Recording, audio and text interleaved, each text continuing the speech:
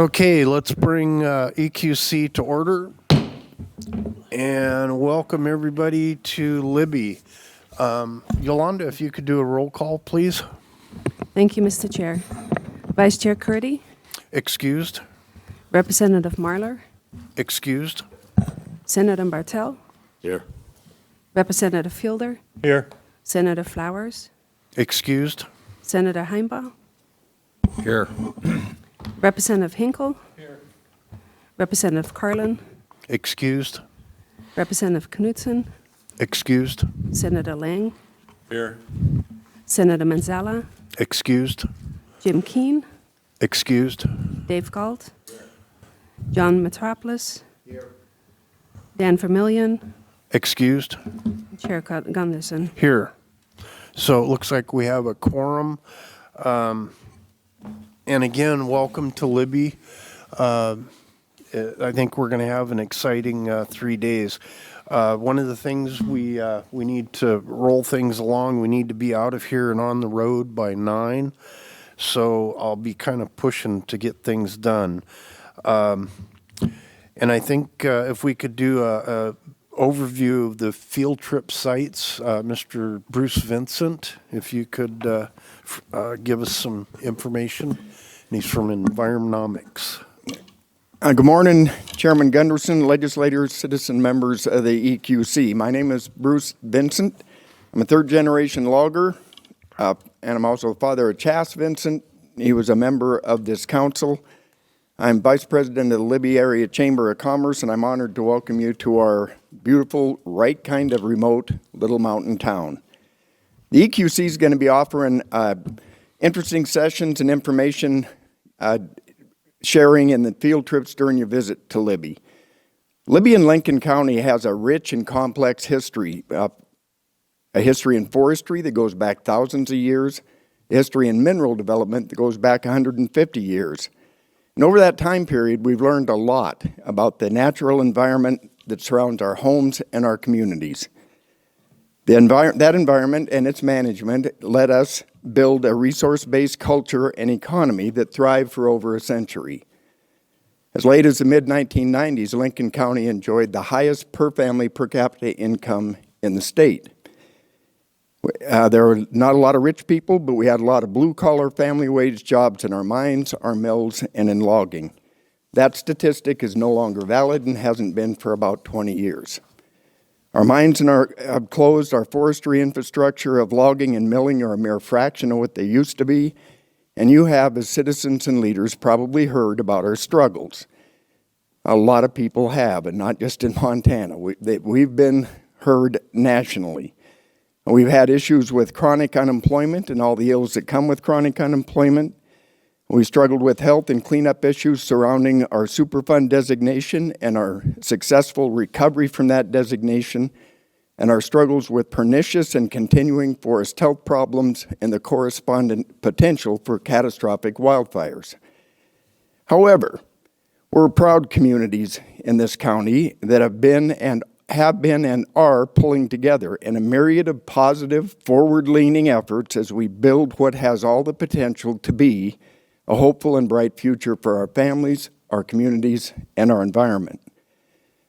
We have leaders in the public sector, our elected legislators, both state and federal, our county commissioners, the Forest Service, the DNRC, Montana Fish, Wildlife, and Parks, U.S. Fish and Wildlife, the private sector of both small and industrial private land owners, the area's mining companies, our downtown businesses, the leaders in our school systems. We are all pulling on the rope that's going to help define a tomorrow for us and allow us to broaden our economic base, care for our families, our communities, and the environment that we live in, work in, play in, and love. The focus of the field trips and the information that we're going to share with you prior to those trips is pretty straightforward. It's a straightforward look at both the lessons learned in our past and our efforts and our hope as we build our future.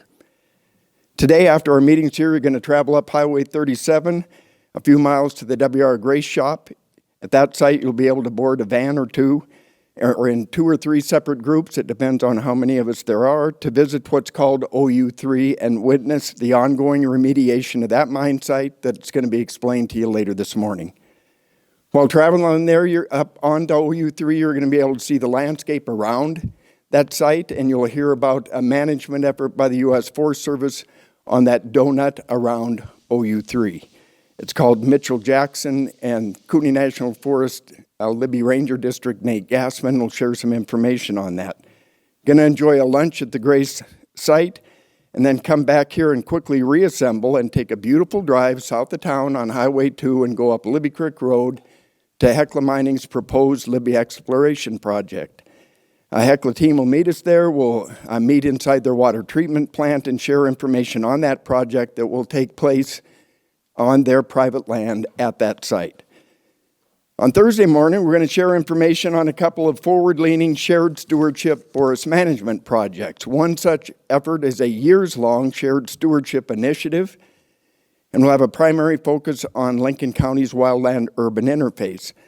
It involves partners that include the U.S. Forest Service, DNRC, NRCS, large private, small private landowners, Lincoln County, and others. The other project is a public-private partnership that's doing forest research to see whether or not we can manage the forest in a way that improves grizzly habitat efficacy. Partners in that Kootenai Stakeholders Coalition project include Hecla Mining, Vincent Logging, Montana Fish, Wildlife and Parks, U.S. Fish and Wildlife, Kootenai National Forest, the Rocky Mountain Research Station, and others. The field trips on Thursday will include going down Highway 2 to Highway 56, going to beautiful Bull Lake, having lunch at the halfway house, and then going a couple of minutes farther south to see the Grizzly Research Project. We'll walk out into it a little bit. When we're done with that, we'll go 5 minutes north, go to the world-class Troy Mine Reclamation Site, and get to look at what they are doing to reclaim their now closed Troy Mine. From the Troy site, we'll come back here and we'll take a quick drive through an area just north of Libby, just on the other side of the river, where we have a project called Pine Flats. And it's an analog of the type of project that will be worked on by our Shared Stewardship Initiative. You'll have some information shared on that before we go out there and look at it, and then we'll have dinner at Gunderson's place. A lot has been packed into a couple of days. And the reason that has happened, I believe, is because we have a lot of good, hard work that's being done by partnerships of a lot of good, hardworking people and institutions. We're all pulling together on a collective effort to find our tomorrow. I hope you leave here with a good understanding of our area's past and our current and hopeful efforts to find tomorrow.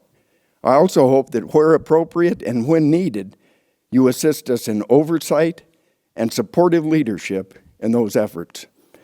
Thank you for your service on this committee, this critical committee for areas like us. Thank you for your leadership, and thank you for visiting our beautiful little chunk of earth.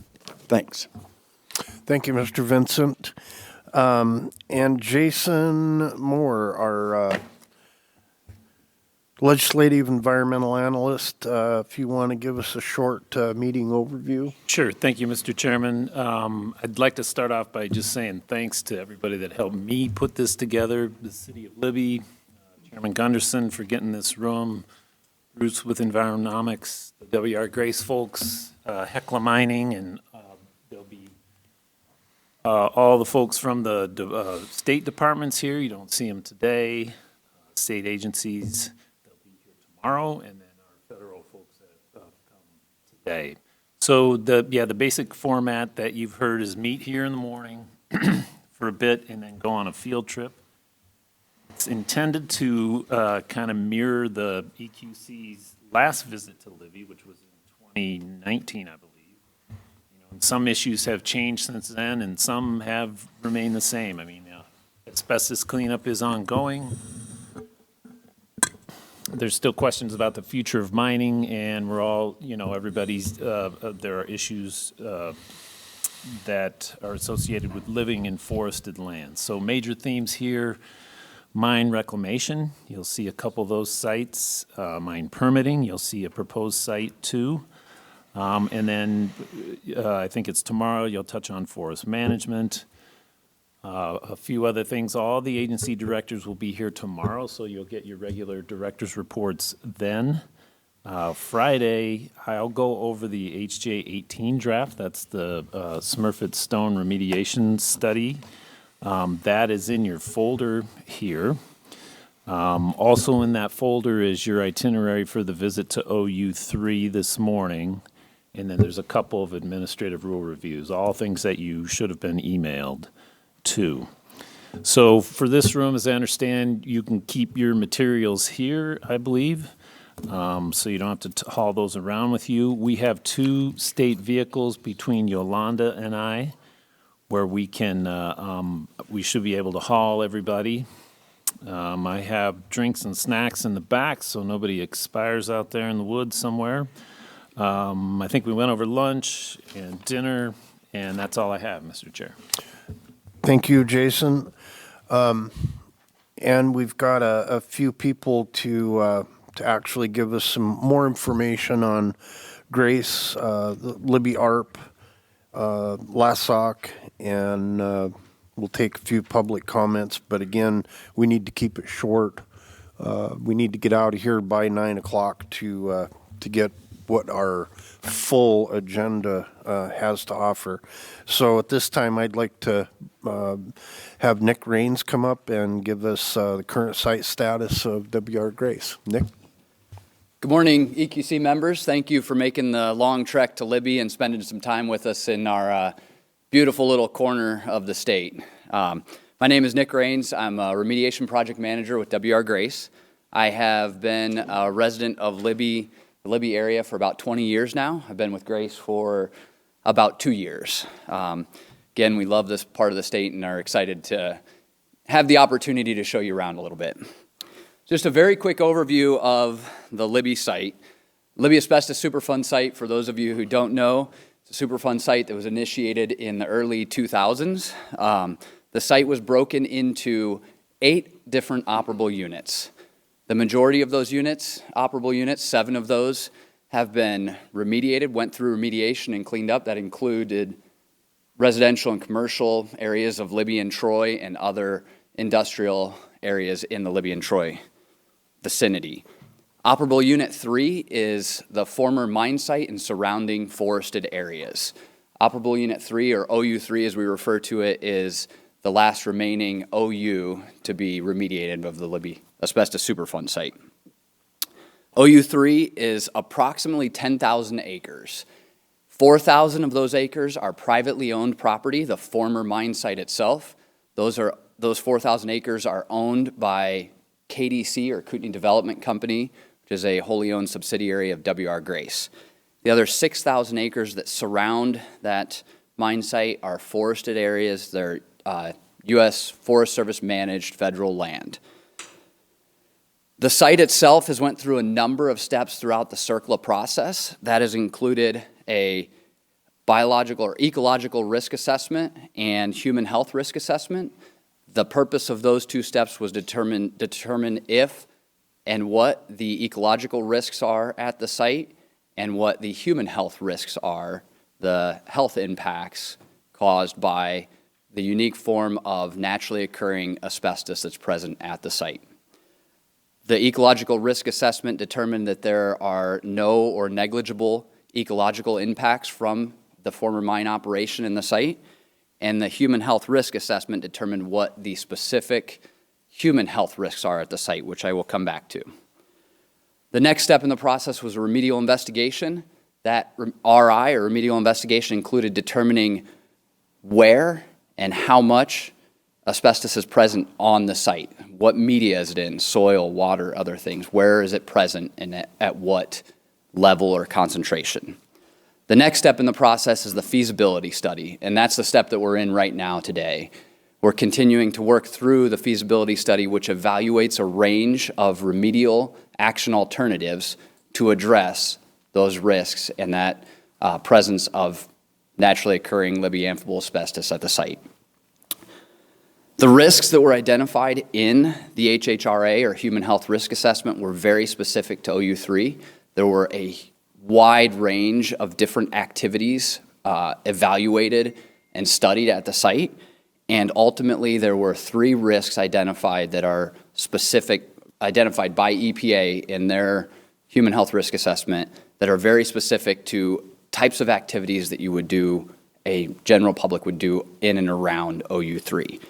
That includes commercial logging activities very specific to hooking and skidding, wildland firefighting, dry mop-up, and a rock hounder that would enter the property onto private property and be seeking unique specimens, geological specimens from the site. Those are the 3 activities that were identified in the EPA HHRA Human Health Risk Assessment as a risk of exposure to asbestos at the site. There are a range of other activities that were not identified as a risk. Everything from camping, ATV riding, building fires, collecting residential firewood, hunting, fishing, shed hunting. All of the activities that would typically be done in the forested areas around the site were not identified as a risk. Just as a reminder, about 4,000 of those acres are private property, privately owned and controlled by Grace. As I mentioned, we're making our way through that feasibility study today, and we'll continue that process until the FS is done, and then ultimately EPA selects a final remedy for the site, which will be implemented into the future. So a couple things to keep in mind today while we're heading up to the site. One, be really good to keep in mind, as I mentioned, those very specific risks that were identified, those risks that are specific to OU3 and activities that would be done within OU3, and all of the activities that are not a risk, the things that can be done on OU3 that are not a risk on at least the public land in and around OU3. Again, we're working collaboratively with EPA and state agencies, Montana DEQ and DNRC, on the site itself, in particular working on the feasibility study, and we look forward to continuing that process, continuing to work with the agencies to get to a final remedy. And then lastly, I just want to say thank you again for making the trip to Libby. Thank you for your request to visit the site and your interest in the site. We're really excited to spend some time with you, get to show you around a little bit and show you what the site really looks like, which may be a little different than what folks have in their mind or comes to mind when you think of the Libby Asbestos Superfund site. Once we head up to the site, we have a shop up there. We'll set up, go through a little bit of a safety briefing, and then we'll break into separate groups because we can only take about 10 to 12 people up at a time. We'll break into separate groups. We have some refreshments and some other information at the site, and a few of our folks will be around and available to chat while we're in between tour groups. Thank you again for your time, and we look forward to spending a little more time with you this morning. Thank you, Nick. Also, keep in mind that we'll kind of refrain from asking questions until we get up in the vans. It's more appropriate to take up that time when we're traveling. So if we could move on to the U.S. Forest Service, management of forested areas adjacent to OU3, and we have Nate Gassman. Nate? Good morning, everybody. Nate Gassman, the district ranger here in Libby. I've been here for the 10th summer. Yes, measured in seasons because they all seem to be different, and it always has a unique presence. So, Nick, I'm just going to build on really what Nick had to say. The idea that we have the 10,000 acres that is the operable unit, we are talking about the national forest lands surrounding that area. So essentially you're looking at, if you put a pin right in the center, we're looking at about 2.5 miles that goes outside of that area. And we've got about 15,000 acres that we're looking to treat. Why are we looking to do that? We're looking to do that because of why Nick mentioned the idea that we have risk to firefighters, we have risk to the public because of fire that has potential to release asbestos. So we, as the Forest Service, are working with our EPA counterparts to make sure that the stuff inside the zone, the 10,000 acres, is being addressed. We, as the Forest Service, has a responsibility to everything outside of that. And so part of that responsibility is to try to treat that landscape. Landscape doesn't necessarily mean One thing at one time, in this instance, we are talking about the opportunity for fire to spread into the zone, potentially releasing asbestos. So we're trying to do things outside of that area as kind of that buffer, that concept, to provide firefighters the opportunity to get in, do their jobs, be effective, and get out as soon as they can so they're ready for the next one. So we've got a suite of treatments, and we'll be able to hand out some stuff to you guys to see a map of what that looks like, as well as we're going to be building a lot of, not a lot of roads, we'll be improving a significant number of roads so that the access is provided to the firefighters, again, to get in as best they can to address the concerns about fighting a fire. So it's pretty straightforward as far as what the concepts are.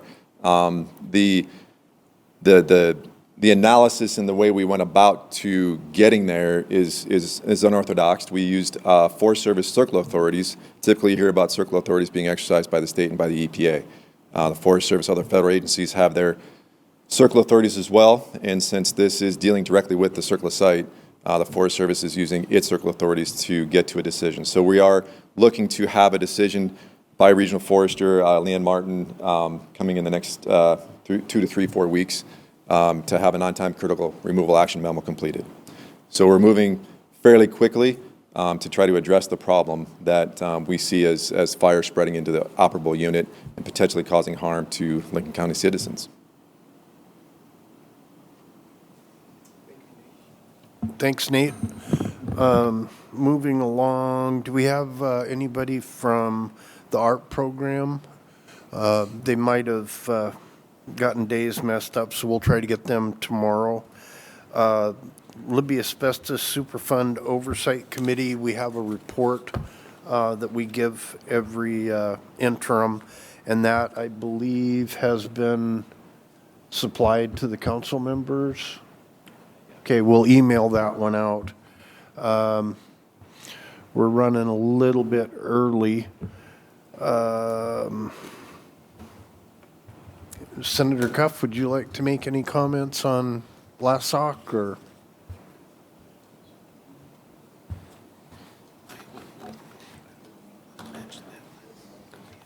Just very briefly, Chairman Gunderson and members of the committee, and I want to welcome you to Lincoln County. And Libby Asbestos Superfund Oversight Committee, I believe, has done exactly what the legislature intended to. And we put together, and sometimes we did a lot of struggling and wrestling to get to the point that we are with, and including partly the changing personalities and members of the state government that are part of the committee. So we are part state, part county, part private, and the full intent. There was promises made that no individual property owners would be left stuck with the bill of cleaning up the asbestos in the aftermath of the Superfund thing, that the tragedy that happened here.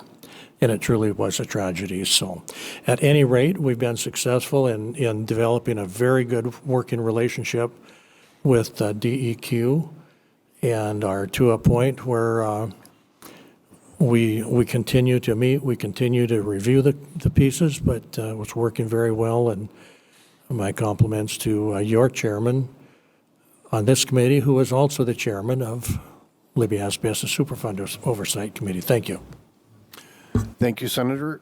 And again, like I say, I'll get someone from ARP to give us an overview of the asbestos response program that works hand in hand with LASOC. Guess I'll open it up to public comment. Is there any public comment? And again, we're running a little bit early, so do we have any committee questions? No questions. So I guess we're at a point where we can start mingling towards vehicles. So let's recess. Representative Fielder. I was going to save these questions for later on the tour, but I don't know that much about this asbestos project here and the problems. I'm learning that it's a natural element that's out there. And what is the actual health risks? Can we just have a quick overview of that? Nick, could you Please. help us on that one?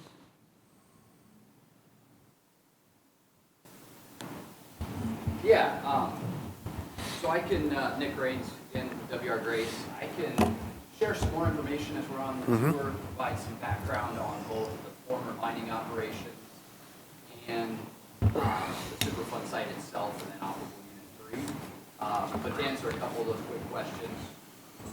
Thank you. To answer a couple of those questions quickly, so the asbestos that is present at the mine site is a naturally occurring asbestos. The former mine site, it was not operated as an asbestos mine. It was a vermiculite mine. Unfortunately, there's a naturally occurring unique form of asbestos that's present in the geology in and around both the mine site and outside of it that was unfortunately processed with the material that was being mined. That unique form of amphibole asbestos, as I mentioned, it does present health risk to humans if inhaled. Again, it's based on, the health risk is based on the activity that you're doing in material, disturbing that material, causing it to become airborne, and then breathing it in over a specific duration and frequency. The health impacts can range from non-cancerous asbestos-related disease, things like thickening of the pleural lining around lungs, up to mesothelioma, which is an asbestos-related cancer.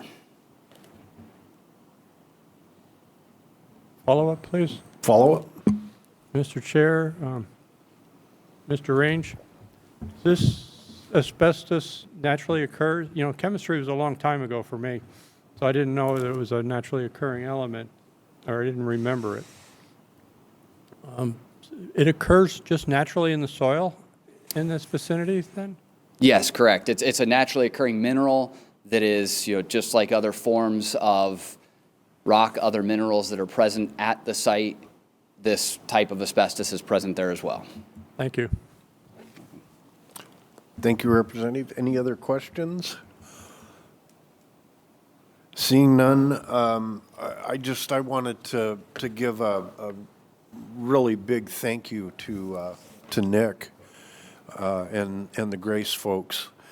This is a unique opportunity that I think Bruce and I talked about many, many, many times over the last few years, and we've just kind of got an alignment of the stars to be able to make this unique trip up to OU3 possible. And it's a very unique alignment of weather, fire conditions, and an immense amount of extra work by the Grace folks. So again, thank you for making that possible. And on LASSOC, I think I would really agree with Senator Cuff that it's been an ongoing work of art, I guess you could say. We went from hearing a lot of no's and disagreements up until the last Director Dorrington, where I think we finally trained him to say yes rather than no. And we look forward to working with our new DEQ Director, Sonia Nowakowski. And welcome, Director. We look forward to working with you. I guess we're far enough ahead where we could actually just start heading up there. So let's recess and we'll meet up at OU3.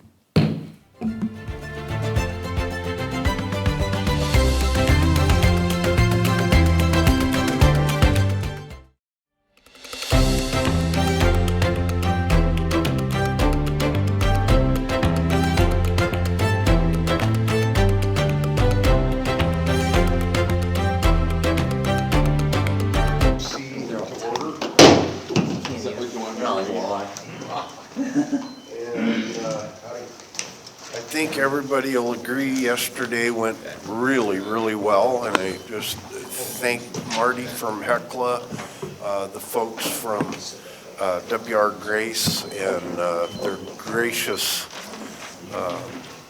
show of support for us on our tours.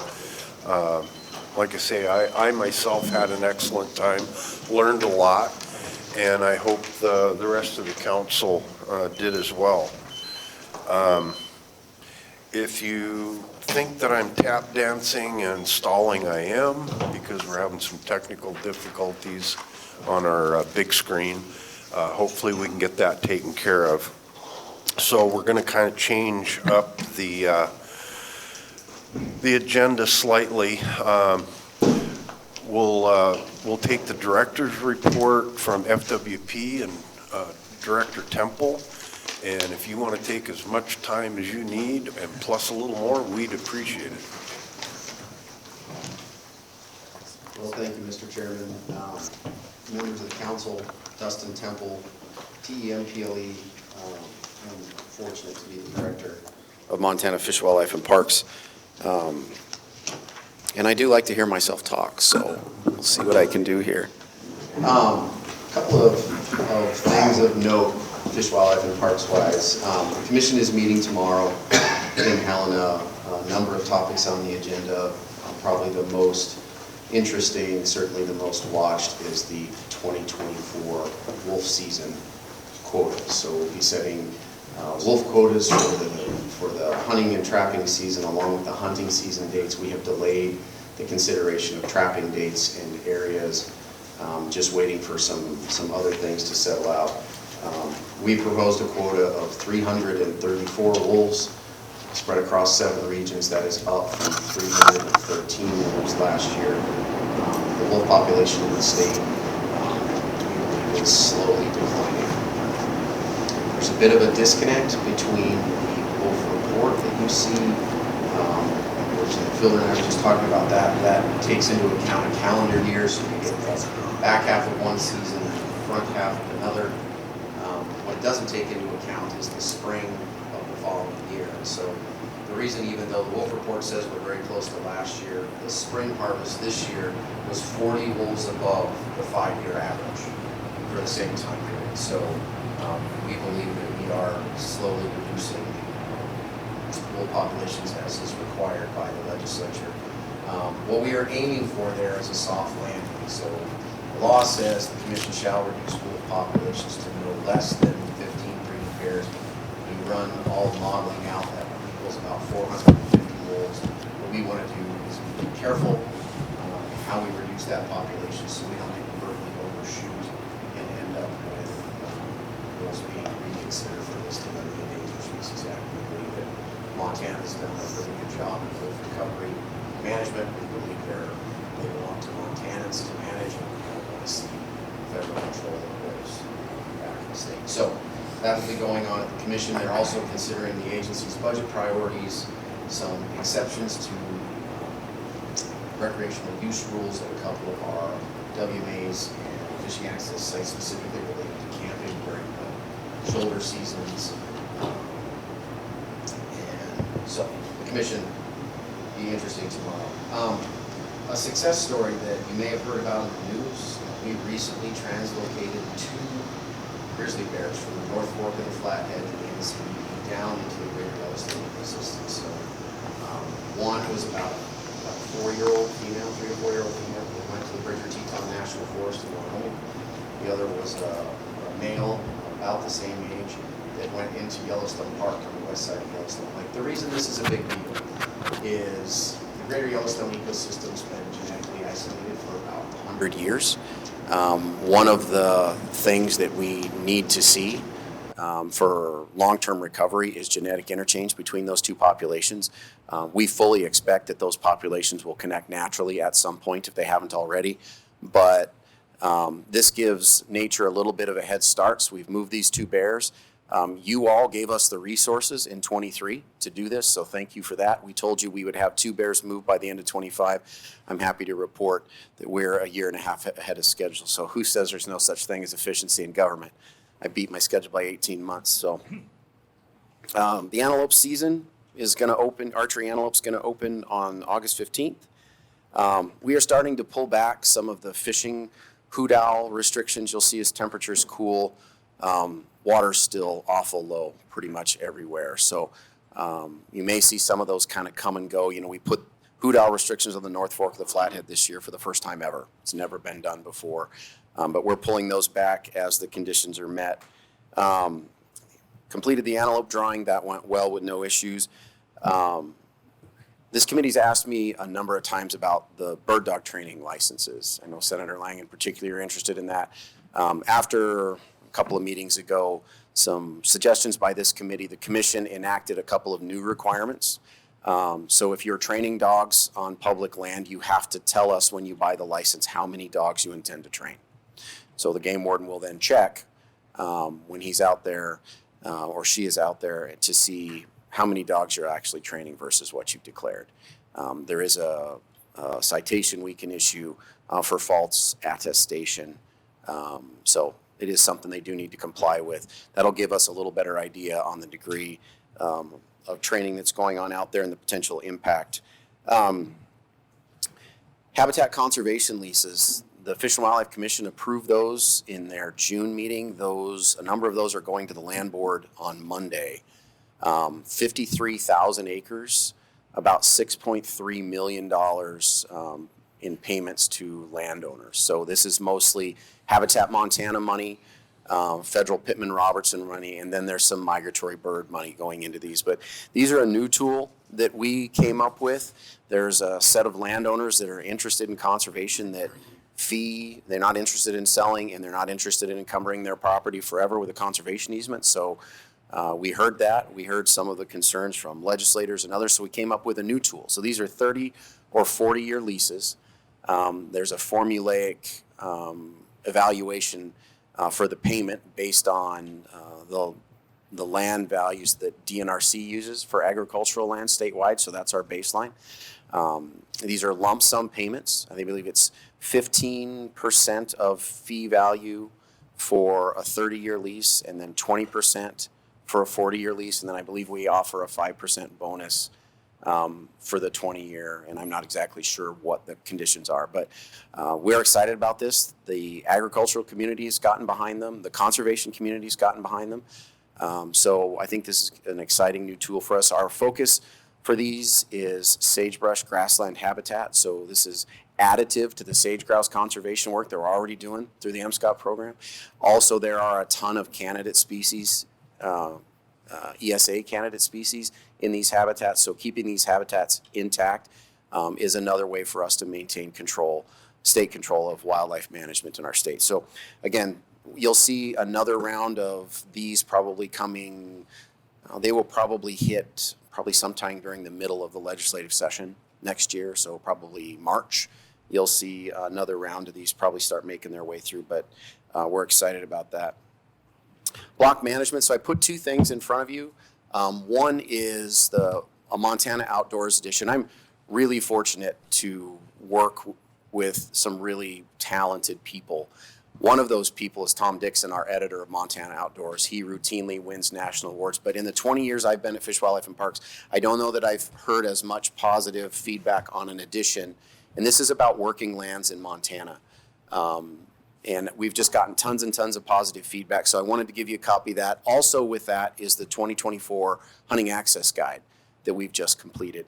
So we've got nearly 7 million acres enrolled in block management this year. That number had been falling. Your 900 block management areas, 1,325 cooperators across the state. So the legislature saw fit to raise the cap from 25,000 to 50,000 during the last legislative session. We also then raised the hunter-day payment from $13 per hunter per day to $18 per hunter per day.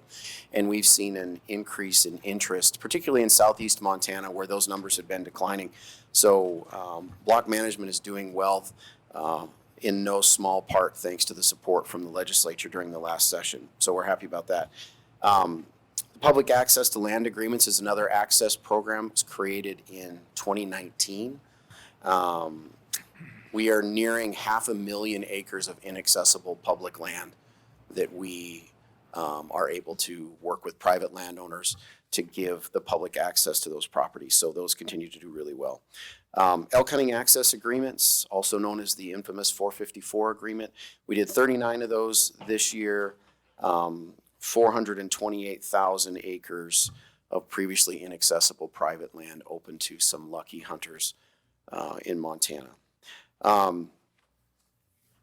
September is Bear Wear Month.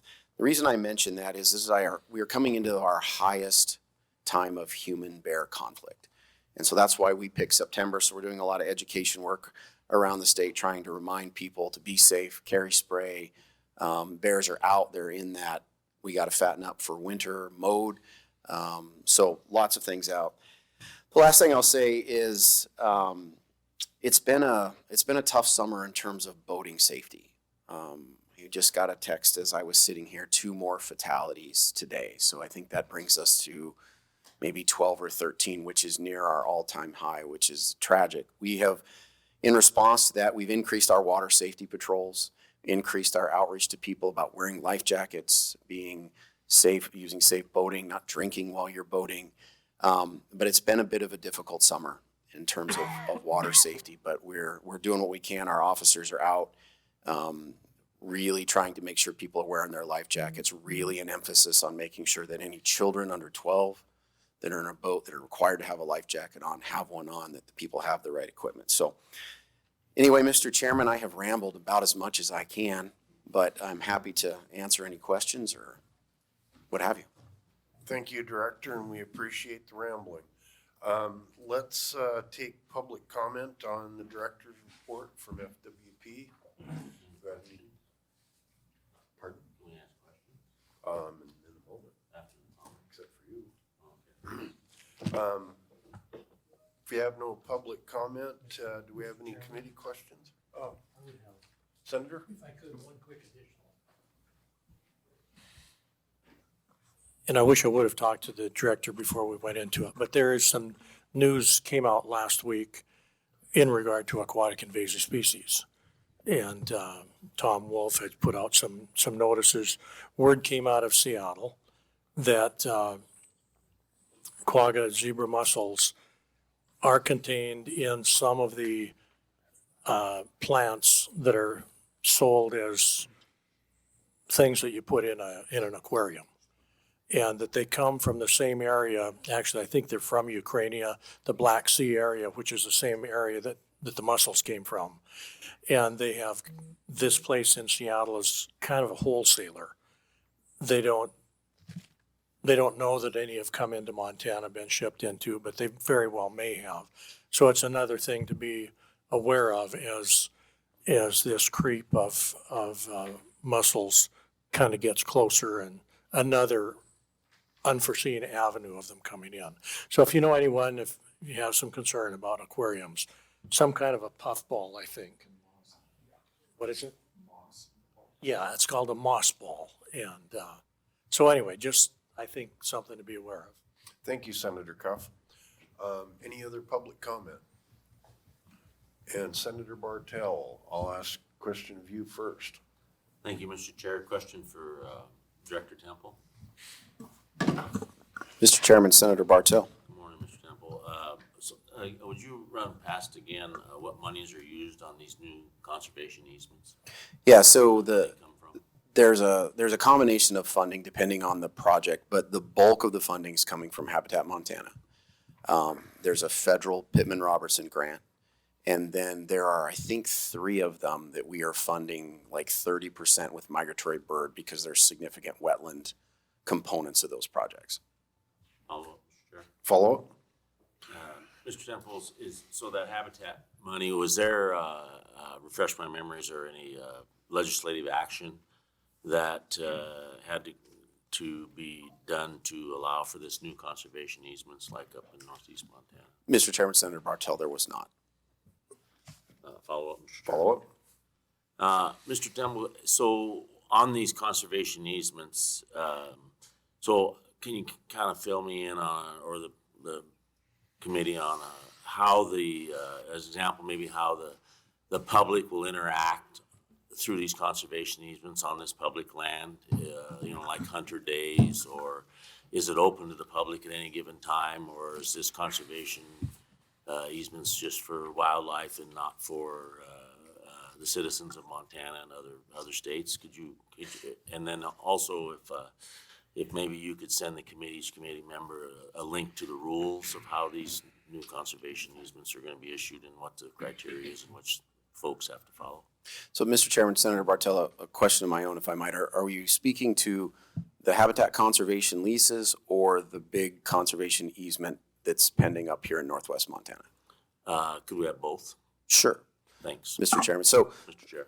I will speak to the Montana Great Outdoors conservation easement that's proposed up here, the big green diamond, I forget, 86,000 acre conservation easement. And this is the latest in a string of these in northwest Montana. And these are all they're all old Weyerhaeuser Plum Creek timber lands that have been, it's private land, which is, people kind of forget that it's private land because it's been open to the public for 100 years. So people think it's public land, but it's really not. It's private land. So the conservation easement being contemplated for that does include a public access component. And I do not believe it's restricted by hunter days. The company that owns the ground, of course, like any other private landowner that we work with, has the right to set rules on what you can do and where you can do it. But, traditionally they've allowed hunting, fishing, camping, those kinds of things. I think they've pushed back maybe a little on some motorized use or wood cutting, things like that. But again, it just depends. So that's the latest. And we've done a couple of these in the Upper Thompson. We've done, I don't know, maybe 4 of these in the last 6 or 7 years. And they're generally large conservation easements. They're all been concentrated up here in northwest Montana. The habitat conservation leases are a different vehicle. They're not a conservation easement. They're a lease. They're term, not perpetual. So there's a way for the landowner to get out of them if they want, which typically with a conservation easement you can't do. Those are focused in central and eastern Montana, sagebrush grassland habitat. What we've done there, and I'm happy to send the committee the materials on these as well as the link on our website where you can learn about both programs. But landowner makes an application, staff go out, evaluate the property, see if it meets the criteria, and then sit down and negotiate with the landowner in terms of what they want. What this primarily does, the risk to these kinds of habitat, Senator Heinbaugh and I had a conversation once about a conservation easement in his country. No one's going to build a condo out there. And that's by and large the case with a lot of these, but the risk to these habitats is primarily conversion from native sagebrush grassland to cultivation. The problem with those kinds of monocultures is they don't support they don't support the diversity of species. A lot of these are candidate species, sage grouse, sprague's pipit, there's a number of these. They don't support those kinds of critters in those kinds of habitats. So the goal here is to provide an incentive for working landowners to keep doing what they're doing. And they haven't converted these habitats. And if there are other pressures, that they might think that they need to convert some of this to a more productive agricultural type, this gives them a way to not do that. So we see this as a way of keeping working farmers and ranchers on the ground. It puts Habitat Montana money to good use for conservation in a way that works for a set of landowners that didn't in the past. Again, a lot of folks were uncomfortable encumbering their property forever with a conservation easement. These don't do that. These are, a specific term, and there is a way out. So those are the difference between the two. There is an access component. It is a common misconception that Habitat Montana is an access program. It is not. In the statute, there is no requirement for access. That said, we don't do Habitat Montana projects that don't include an access component. But your mileage varies. I think Representative Hinkle a couple of sessions ago had us go through all of our Habitat Montana projects and enumerate the level of access we had done. And I believe we still have that product. We could update it and provide it for you if you like. But so there's a certain number of days that we ask for. A lot of it depends on size, how big the project is, what kind it is, but all of them include an access component for the public. Mr. Chairman. Thank you, Director. And yeah, that information would be great to to send out to the council. Yep, happy to provide it, sir. Any other questions from the Follow-up? council? Follow-up? Follow-up? One more question. Sure. Mr. Temple, so do you think there'll be, if you're able to negotiate these easements, conservation easements up, like, let's take an example up in northeast Montana. So each landowner then will be able to negotiate access and different, you don't foresee that being an issue and problematic for the folks that want to access these lands? Because all these ranchers will have different rules and how the public will access. Mr. Chairman, Senator Bartel, it's consistent with all of our access programs. So no two block management areas have the same rules. You know, and that's, I think, one of the beauties of that program. It's one of the things that makes the block management program unique from some similar programs in other states is we recognize that one size does not fit all for private landowners. And so what we do is negotiate. So there are different levels of opportunity, different levels of effort required if you're a member of the public to access some of these properties. But again, we want to respect the rights of private landowners and their contribution to conservation. And again, what we're paying for here is the habitat protection. The access is a benefit for sure that we want to negotiate, and we're going to make sure there's always some there. But the primary purpose of these leases is habitat conservation. Thank you, Mr. Chair. Thank you, Mr. Temple. Senator Heinbaugh? Thank you, Mr. Chair. Director Temple, I'm just gonna, what's your goal? And how far will you go? How many acres do you think you'll tie up, or is there anything, have you projected any of that stuff yet? Mr. Chairman, Senator Heinbaugh, the initial goal was, 500,000 acres we were shooting for. And honestly, that's just a number that comes from looking at the habitat that's out there and what's available. So I think it depends on how you ask the question. Habitat conservation and private land partnerships work best when it works for both, works for wildlife, works for private landowners. And so in terms of how much is enough, how much support do we want to provide for working landowners?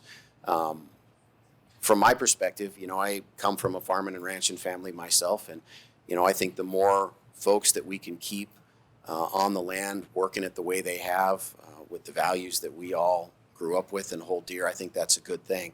What we're trying to do with this tool, Senator Heinbaugh, is find a way to do that in partnership, whereas I think some of our efforts in the past have been viewed a little more controlling, perhaps, a little more prescriptive. And again, I've been fortunate enough to be to your place, but I don't know what it takes to make that place go, but you do, right? And so there's a lot of folks that I think if it works for them, we're there to partner with them. But really, the private land owner is going to drive how much of this we do. These are places generally that, we're not out beating on doors for this. We put out a call for projects. All of these came to us from private landowners. So we certainly have some areas of concern. We know where sage grouse core habitat is. We know there's some places we'd like to do, but in terms of, I think we hear this question a lot in terms of how much land should we buy, which I think is a different question and maybe a little fairer one. But in this case, how much interest is there among the agricultural community to do this? Does it work for your operation or doesn't? I want to be there for those folks that think this works for them. So I know that's a little bit of a slippery answer, Senator Heinbaugh, but it's what I got. Follow-up? Thank you, Director Temple, and I appreciate you listening to us. And, we have a lot of concerns about perpetuity and, because who knows what happens in 30 or 40 years versus forever, But and what I think it does is ties up a generation, multiple generations. This one probably ties up one, but it ties up multiple if we go perpetuity. So thank you for listening to us on that part. I was just going to ask, what is there some marijuana money in this habitat stuff? Mr. Chairman, Senator Heinbaugh, so House Bill 701 in 2021 directed 20% of the remainder, I don't remember the exact formula, into the Habitat Montana Fund. So yeah, conceivably, there's about $6.5 million a year of license revenue that flows into Habitat Montana. I think 8 or 9 of 701 money that flows into the same account. So, yeah. Thank you. Thank you, Senator. Any other questions? Senator Lang. Thank you, Mr. Chairman, Director. A couple questions. How things that have happened, I guess, at the FWP or Commission as of late. Give me your take on why Montana is paying money to preserve prairie dogs in central Montana. I think it was 2,000 acres. We are paying them not to disturb the prairie dogs. Mr. Chairman, Senator Lang, I knew you were going to ask me that question, and I honestly, I don't. I've been told there's a reason. I don't have it off the top of my head, but I can get it for you, Senator Lang. Why we did that lease? Okay, I guess I probably still won't agree with the lease, but we'll go from there. Next thing I hear out of University of Montana, I don't know if it's out of University of Montana, but we're going to study antelope because we don't know enough about antelope in Montana. What have you heard about that? Paying some money. Is that from U.S. Fish and Wildlife? Mr. Chairman, Senator Lang, I'm not exactly sure what project you're talking about. We do a lot of work with a lot of species with the universities.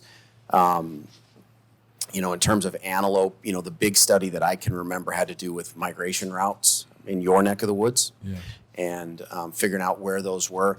I don't know if this is our study or not. Can certainly find out for you. Yeah, please do. I think it was in the Outdoor magazine is where they were talking about it. And, personally, the way I look at that, we're giving some college student or some professor a lifetime job to study that stuff. And I think if you come out and talk to the farmers and ranchers, you'll find a hell of a lot more than those guys can give you anyway. That's just my opinion. Next thing, what do you know about the study that I know is coming out of the University of Montana? We're going to study what's going to happen to a beaver when there's no water. Mr. Chairman, Senator Lang, I can't comment on that one at all. I don't even know what that one is. Okay, who in your department knows that stuff, or who okays or proposes to study that kind of stuff? So, Mr. Chairman, Senator Lang, when research projects get proposed, so there's a couple of things that the director's office requires as these projects kind of move. And so it's, we want to make sure there's a management question we're trying to answer. And then this goes through a committee. Ultimately, the final decision on what research move forward is Mr. Kujala, our chief of conservation policy. So, he's the head biologist, for lack of a better word, at Fish, Wildlife, and Parks. And so those kinds of decisions come to Quentin. Again, I apologize to the council for not having the details of these projects, but I'm happy to get them for you.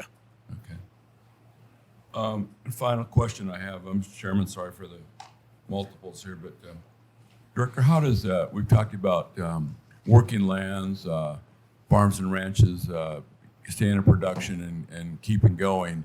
How does the word nonprofit fit into all these equations that we're talking about here? Will a nonprofit qualify for all these programs, and how do you see them fitting in, or where will they fit? Mr. Chairman, Senator Lang, we've not had a nonprofit apply. If a nonprofit's a private landowner, at least on its face, they'd be eligible. We would consider their application like we would any other. Okay. Thank you. Thank you, Senator. Representative Hinkle. Thank you, Director. On these, conservation easements and leases and even block management, you described that there's different details as part of the contract or the agreement, and some may be more liberal, some may be more conservative. Is there any kind of difference in payout based on what that landowner provides the public and the department?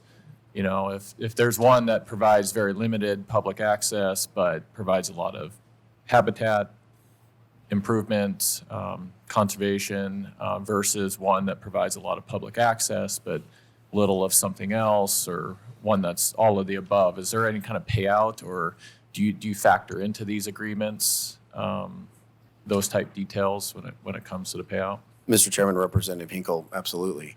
So the rule of thumb sort of is the more opportunity you provide, the more money you get. So typically, and I'll just take block management, for example. If you have two block management cooperators side by side, and one allows you to hunt everything and one only allows you to hunt one thing, the ranch that allows you to hunt everything is going to get a higher payout. There are multipliers that come with additional access or opportunity. So we certainly recognize, I mean, there's a base payment that comes for allowing access. But again, the more liberal the opportunity for the public, the higher the compensation for the landowner. Okay, thank you. Thank you, Rep. Director, I have just a couple questions. Were both of those grizzly bears that were translocated collared? Mr. Chairman, they were when we released them. They weren't when we caught them, but when we worked them up, we put on a GPS collar. They have a different colored ear tag that none of the states use, so that anybody who observes the bear know it's one of these two bears, and they are GPS collared, so we'll be watching them close. The first indicator we're really looking for that these bears are going to stick is to see those collars den. The female hopefully in late November, and the male maybe a month later. But that'll be the first indication that they've sort of figured out their new surroundings and are figuring out a way to make it work. So, but yeah, we do have them collared or watching them close. Okay. What are the odds that they'll translocate and stay rather than coming home? Because we've done this before locally, and within a matter of a few months, they were back home. So, Mr. Chairman, one of the reasons that we chose the bears that we did was this reason in particular. So their age makes them, they haven't probably established strong ties to their own home range yet at the age that they were captured. And so that's why, so we couldn't simply pick any bear and move it. There were a couple of things. We didn't want a bear that had ever been in trouble. So we're no conflict bear. And we didn't want a bear that was too old because it has an established home range and it's likely to do exactly what you just said. But these younger subadult bears haven't done that yet. So we think the odds are good. You know, this was a coordinated effort. Dr. Cecily Costello, who heads our bear research, and her team just did yeoman's work on this along with the Interagency Grizzly Bear Committee. And we've come up with a protocol with our partners to say, okay, here's the right bear. And so all of those kinds of things are factored into it. You know, reproductive age. We didn't want a bear that had likely already reproduced. You know, and the first evidence of success here, hopefully, will be in a couple of years if we can observe that female in the greater Yellowstone with cubs at side, then we will know that bear's been successful. The male will take a little bit longer. It will take a genetic profile of another bear before we know if that bear is successfully reproduced. So, well, I hope good luck for that program, because that will definitely help us alleviate the problems that we have helping recover the grizzly bear locally. Are there any other questions, Representative Fielder? Thank you, Mr. Chairman. My question is for Director Temple, and it's not really a question. I'm happy to hear that you're transplanting bears to spread some genetic diversity from one distinct population segment to another of the grizzly bears. I think that's one of the hangups in getting grizzly bears delisted, is to say they don't have genetic connectivity. So we can do that with this technology we got called the automobile trucks and stuff like that. So that's good. But I want to follow up on Chair Gunderson's comments there and ask if you can keep our council or keep the legislature informed of movements of these bears in the future. My experience with transplanting wildlife is they go where they want to go. We've seen that with grizzly bears. I've seen it with other species that have been transplanted, but I've also seen some really good results from adding genetic diversity to a population. We've done that with mountain goats in Washington State that I was involved with, and it really helped that population a lot. So genetic diversity is a good boost to the population. I don't know that the Yellowstone population of grizzly bears needs a big boost. They're ready to be delisted if we wanted to delist them through the Endangered Species Act. But I like the idea of spreading some genetic diversity between these distinct population segments. So thank you for that idea. Mr. Chairman, Representative Fielder, I appreciate your comment, and you're absolutely right. There's no concern, certainly no short-term concern for the greater Yellowstone population. It is slightly less diverse. The NCD enjoys a connection, as you know, sir, with the Canadian population to the north. So it is more diverse than the greater Yellowstone. And, you know, this isn't required for delisting, but it certainly, in my opinion, it bolsters our case for delisting. And to me, it's a further representation of the commitment that the state has made with your support, with the governor's support, in terms of resources, laws, policy, commission rule, to tell everybody that's interested, hey, Montana's ready to catch grizzly bears and they're gonna be just fine. And you're right, there's over 2,000 bears in Montana between the Greater Yellowstone and the NCDE. They are ready for delisting. In our opinion, the service has an obligation to delist. That's the law. That's what the Endangered Species Act says is supposed to happen. And so we're working hard to make sure that we've held up our end of the deal. We think it's time they hold up theirs. Follow-up? Okay, any other questions from the council? Seeing none, we're going to take a short 5-minute break. Thank you, Director. Take a short break for technology here to work some wonders.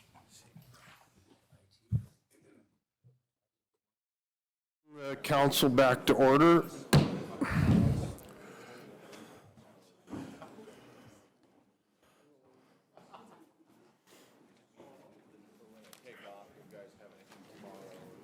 Oh, okay, thanks. Okay, RU3.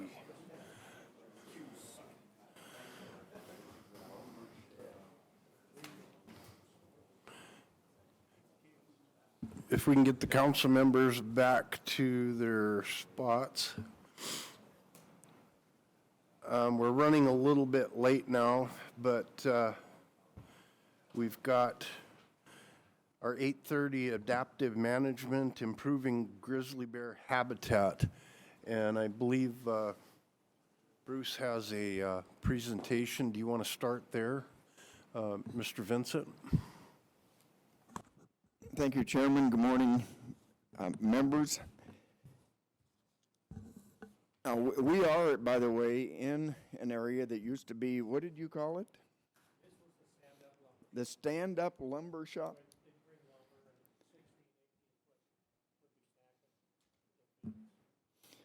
Stand-up lumber shop. There were 1,200 folks working in this area at that time in the sawmill stuff. They're not anymore. And we're going to discuss some of that this morning, how we're looking at, we forge anew tomorrow. Part of that is an interesting twist on what we do and why we do management. We call it adaptive management. If you want to turn around, I've got a PowerPoint. And I'd like to discuss briefly with you this morning how adaptive management may benefit at-risk forests, wildlife, and communities. If you could go to the next slide there. It's way up on top. I've used this presentation elsewhere. You know where you're at. You're in the home of the Libby loggers. Next slide. We aren't the only ones that live in our forest. We share our ecosystem with a great deal of charismatic megafauna, and central to today's discussion is the grizzly bear. Go ahead and click it again. You're going to be doing a lot of clicking there, Jason. I'd like to talk with you a bit about the Northwest Montana forest landscape. 15,000 years ago, it did not look like this. 15,000 years ago, it was covered in about a mile of ice. As the ice was receding, the Native Americans were moving in. The Native Americans were managers of this forest for thousands of years. How many thousands, we're not sure, but we do know from bog digs and boring that they were burning a great deal of our forest every 10 to 12 years. That burning stopped when they were removed from the landscape. Not just they were removed, but their management.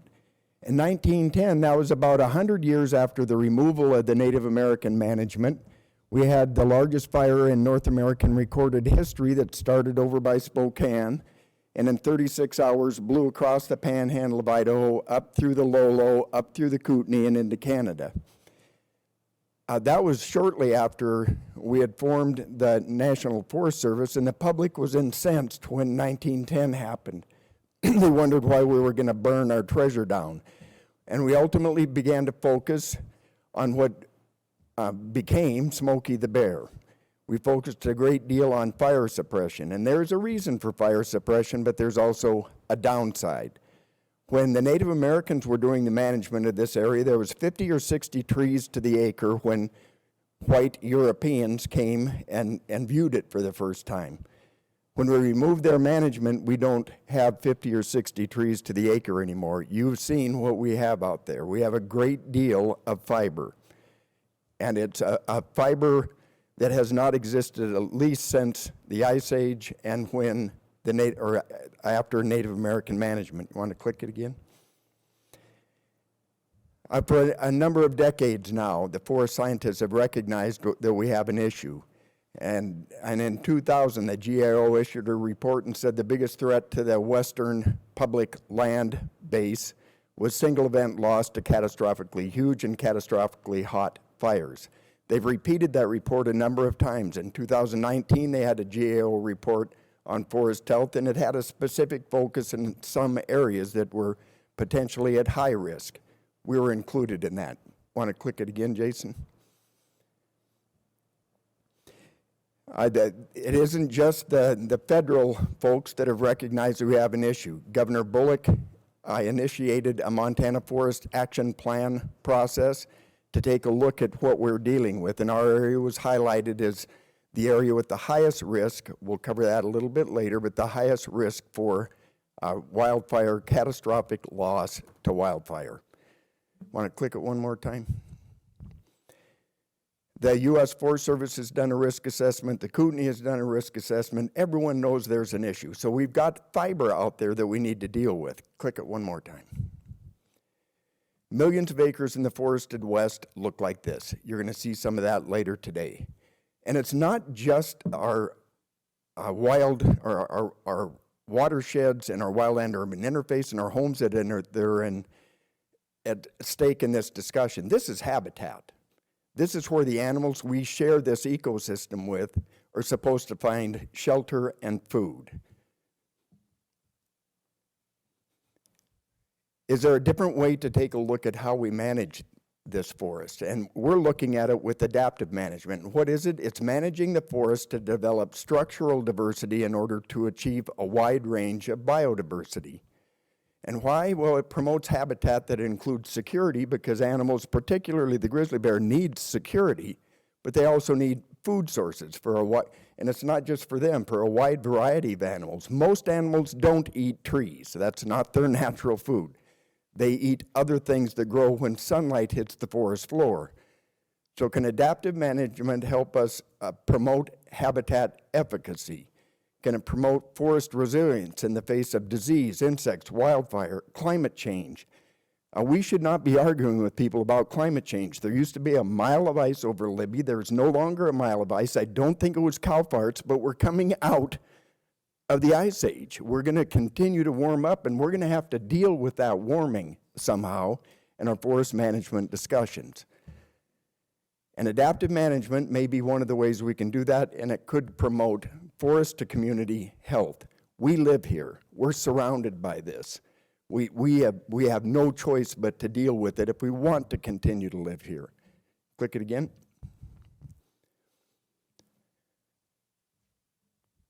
Keep it poking. The grizzly bear is the center of this discussion for adaptive management right now. The Kootenai ecosystem was defined as a distinct separate population base in the late 80s, and they began a system of augmentation, bringing bears in to supplement the small population that was here. As we were doing that, we began to first address security issues, because we have a number of roads out in the forest, so we began closing roads. In some cases, our ranger districts have closed up to 75% of their roads to protect the bear from human-bear interface. And that's great. We protected security, but those security measures have also changed the way the management acreage inside the grizzly bear management units can be approached, how often they can be approached, and the management acreage on the Kootenai has diminished during the last 40 years. As that's happened, the canopy is closed, the forest density has increased, the sunlight is not getting to the forest floor, and there's, holy crap, you went fast. And the big question now is, what's that doing to the habitat for these species, and particularly for the grizzly bear? What's the habitat efficacy? We have population numbers that we want to hit with the bear, but they've got to have food. So as our canopy is closing, how do we develop a food source for them? Okay, there should be a bar at the bottom of that, and that should be a video.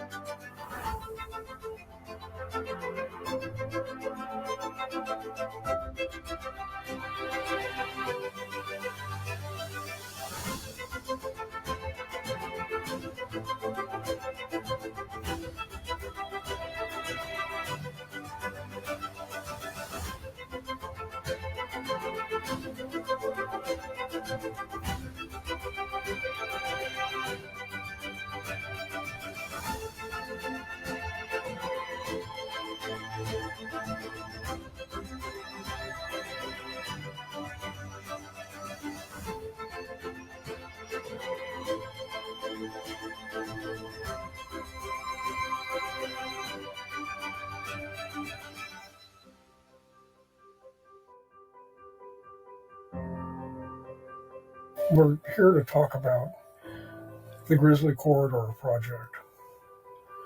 The idea being to actually create travel routes for grizzly bears through forests that are pretty dense, a lot of trees. You've done this on a piece of Hecla ground up the Bull River Valley near Troy. Whose idea was that? Well, the Hecla project originated from a conversation I was having with Doug Stiles when we were talking about firewising their properties in Montana. Mm-hmm. They own a significant amount of acreage here, and they're wanting to be a good neighbor and making sure that that their properties, the fuels are treated on it. But Hecla being Hecla, also wanted to see if there was anything above and beyond they could do while we were treating their property. Mm-hmm. Particularly with regards to grizzly bear, if there's any way to enhance or maybe even create some habitat that would help in their recovery. And so Chaz came to us and said, hey, you guys should probably really thin this. I'm like, yeah, we should. And you know what we're trying to do here. Our goal for the facility was wildlife. Mm-hmm. And so we're like, what can we do to enhance it? What can we do through the thinning to essentially enhance the overall wildlife habitat of the area? So, and Chaz really kind of took that and ran with it. He said, well, I'll get Wayne on the phone and let's talk to Wayne. I said, that is a great idea. Let's do that. Chaz called me, and I've been here for a while. I've met Chaz in other venues, opportunities, other sorts of things. And so he knew me as the grizzly bear biologist. So he asked me to come out and take a look at a logging job that he was doing on some Hecla land, and just asked me for some opinions on some things. What'd you tell him? And he looked over the property and determined that while there was a great amount of security on the property, there wasn't a lot of forage. Looking at plant communities that might benefit bears or other species, some of the things need somewhat moister conditions. So we talked about where there's depressions, drainage areas, try and leave some additional cover in that, leave some of those spots. And while you open up the canopy a little bit so that sunlight gets in, you might stimulate some growth of some things in those wetter spots that might benefit deer, elk, even bears, berry production species, as well as things that grow in the understory that might provide forage. So we talked about how best to create that forage, with a pretty big problem in that area because there's what they have right next to adjoining the western pieces of their property is Lake Creek Road. And that is the access to a high-use recreation area, Spar Lake, up the valley. So you have a lot of traffic in there, and that's one of the things that the biologists were concerned about. Misidentification of bears during hunting season is one of the biggest problems that they worry about. A couple of the suggestions that I gave him, I said, try and do things in a patchy manner. Don't do the same prescription overwear. Leave some clumps of cover.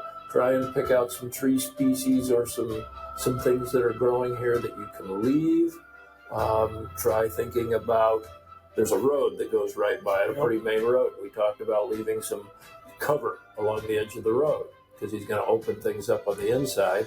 And in terms of sight lines, for people being able to see into that, I'm pretty sure it's a popular deer hunting or hunting area.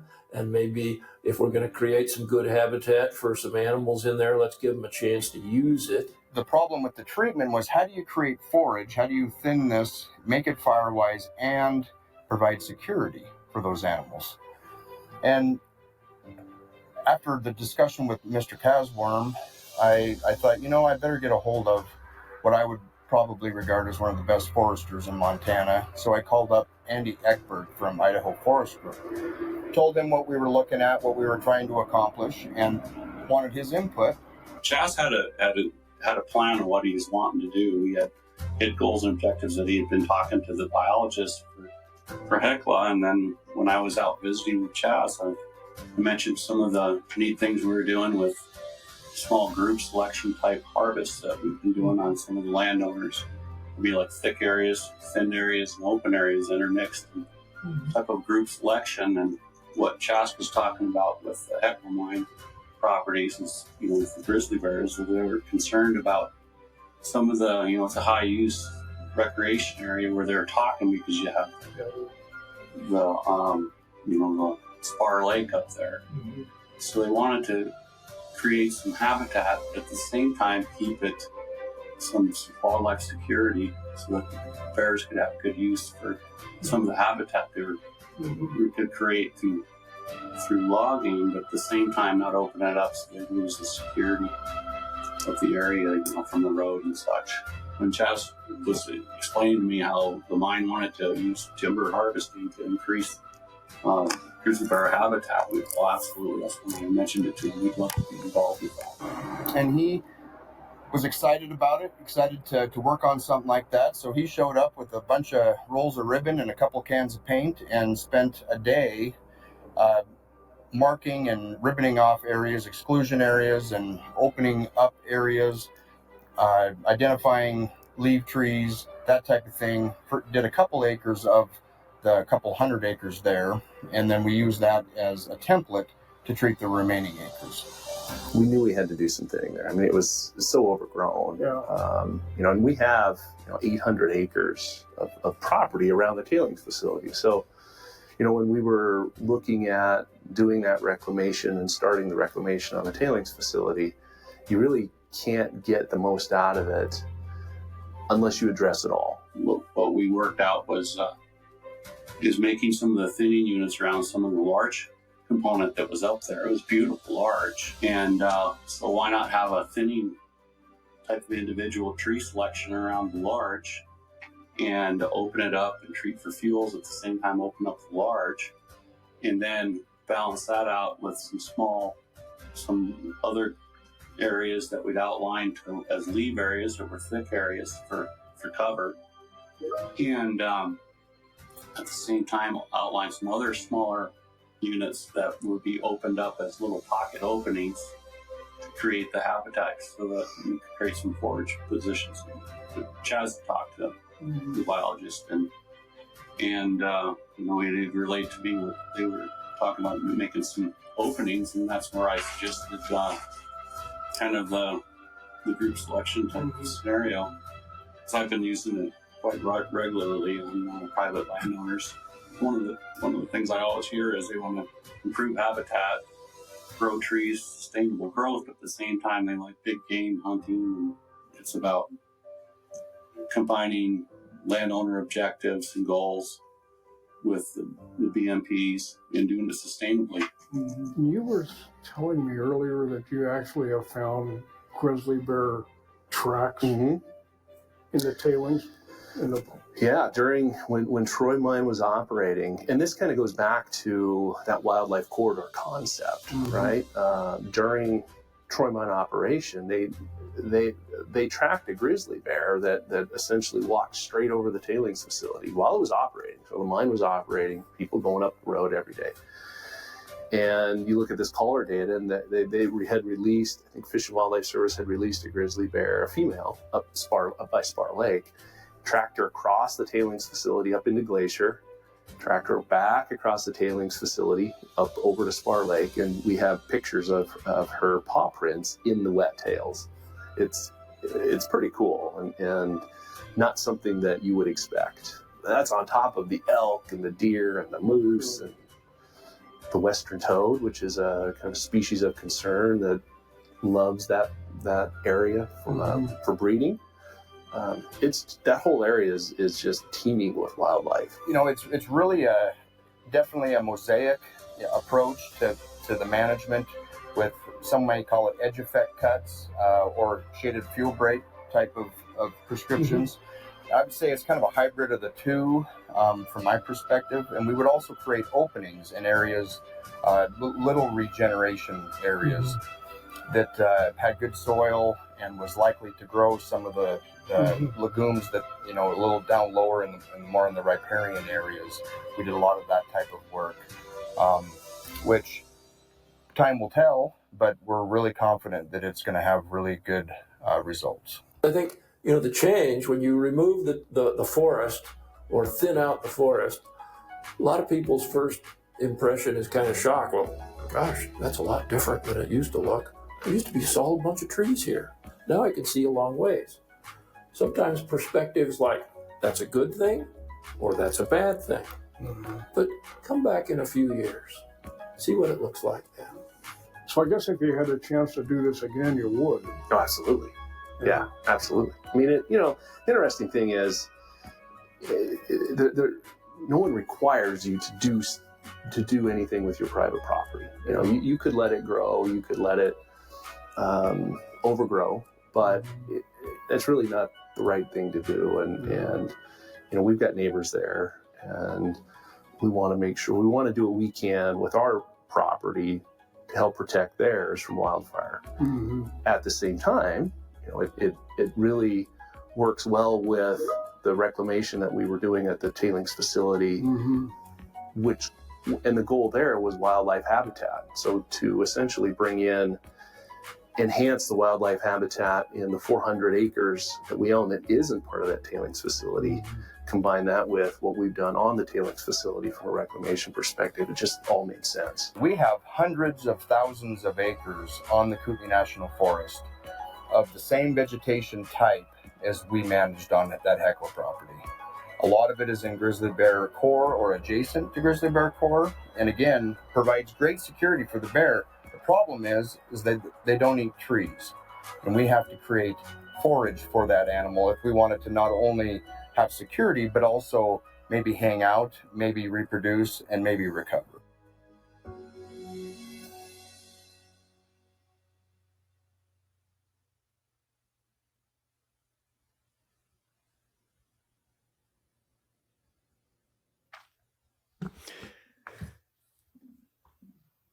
The video was put together by the Evergreen Foundation, who are here today, and funded by the American Forest Resource Council and others. And I'd like to thank them. You want to punch the next thing? It was interesting when Wayne said, up is next slide. Yeah, it's up on the top there.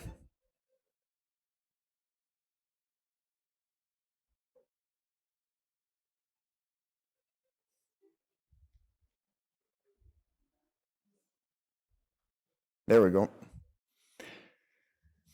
Trees do grow, regenerate, and this is regeneration with an objective. Might as well get back up there, Jason, sorry. That picture on the right is 3 years later. The next slide is a brief 40-second video of what the area looks like 4 years after management. Oh, no, go back. That's a video. Yep. There we go. We had a drone fly.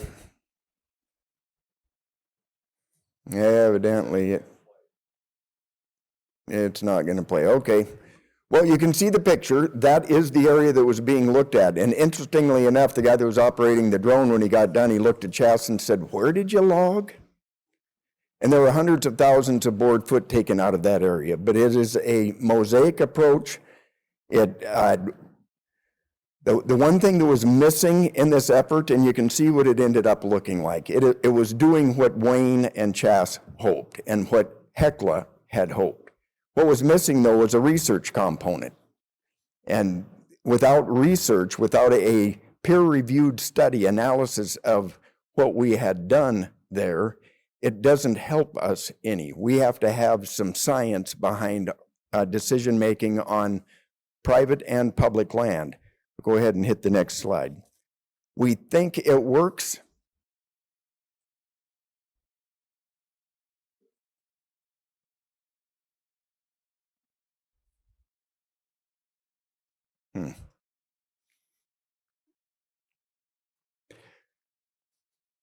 Oh, there we go.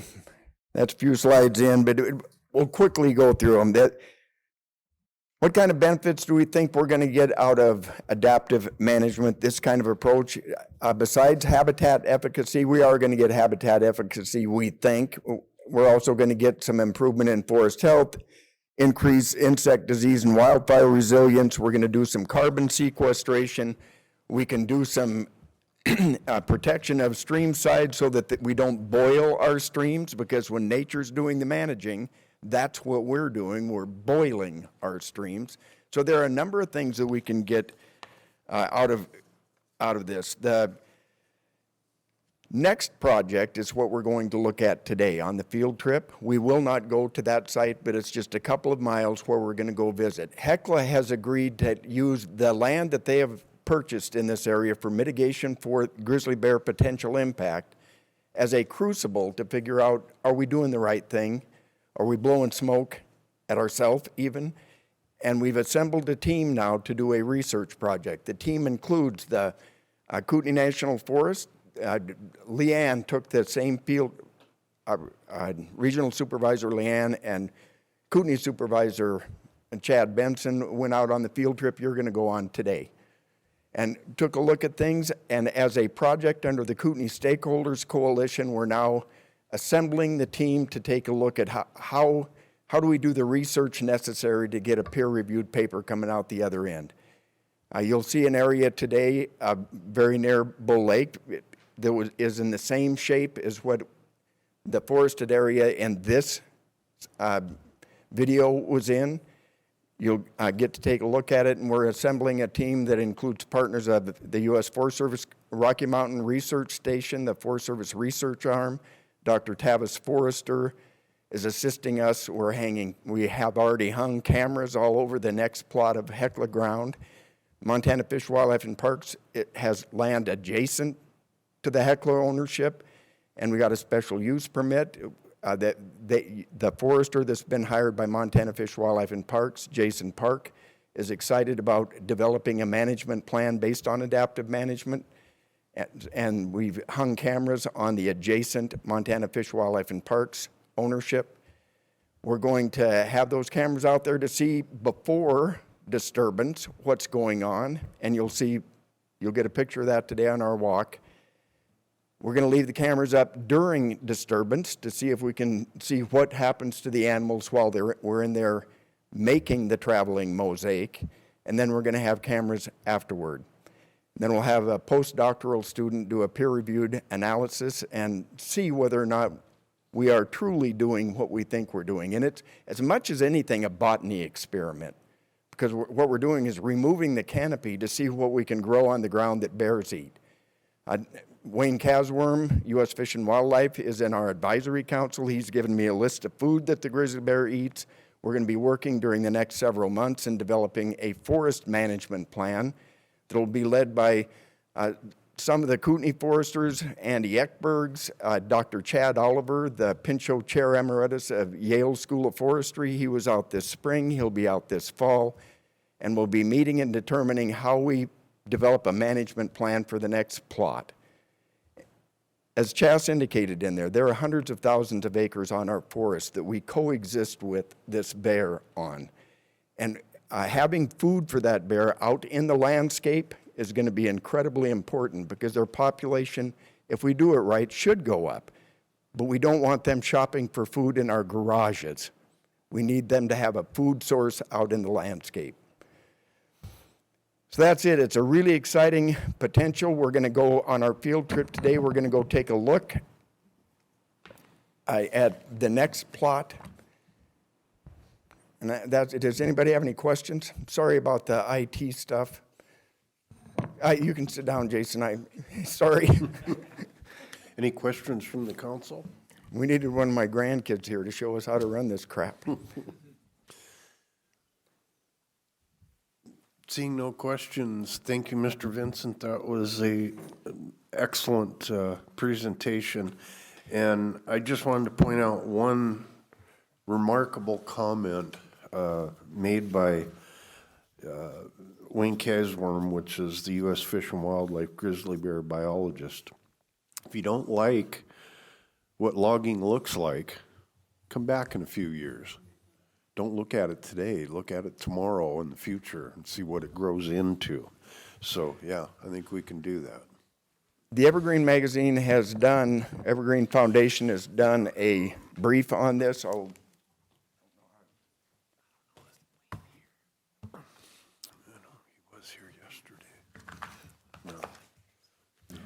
Thank you, Chairman. Thank you, members. It's going to be fun to take a look at this afternoon. Do we have Fish and Wildlife here? No, they were listed as partners but not presenting. Okay. And same with FWP? Yep. Okay. So is there any public comment on our adaptive management presentation? Director Temple.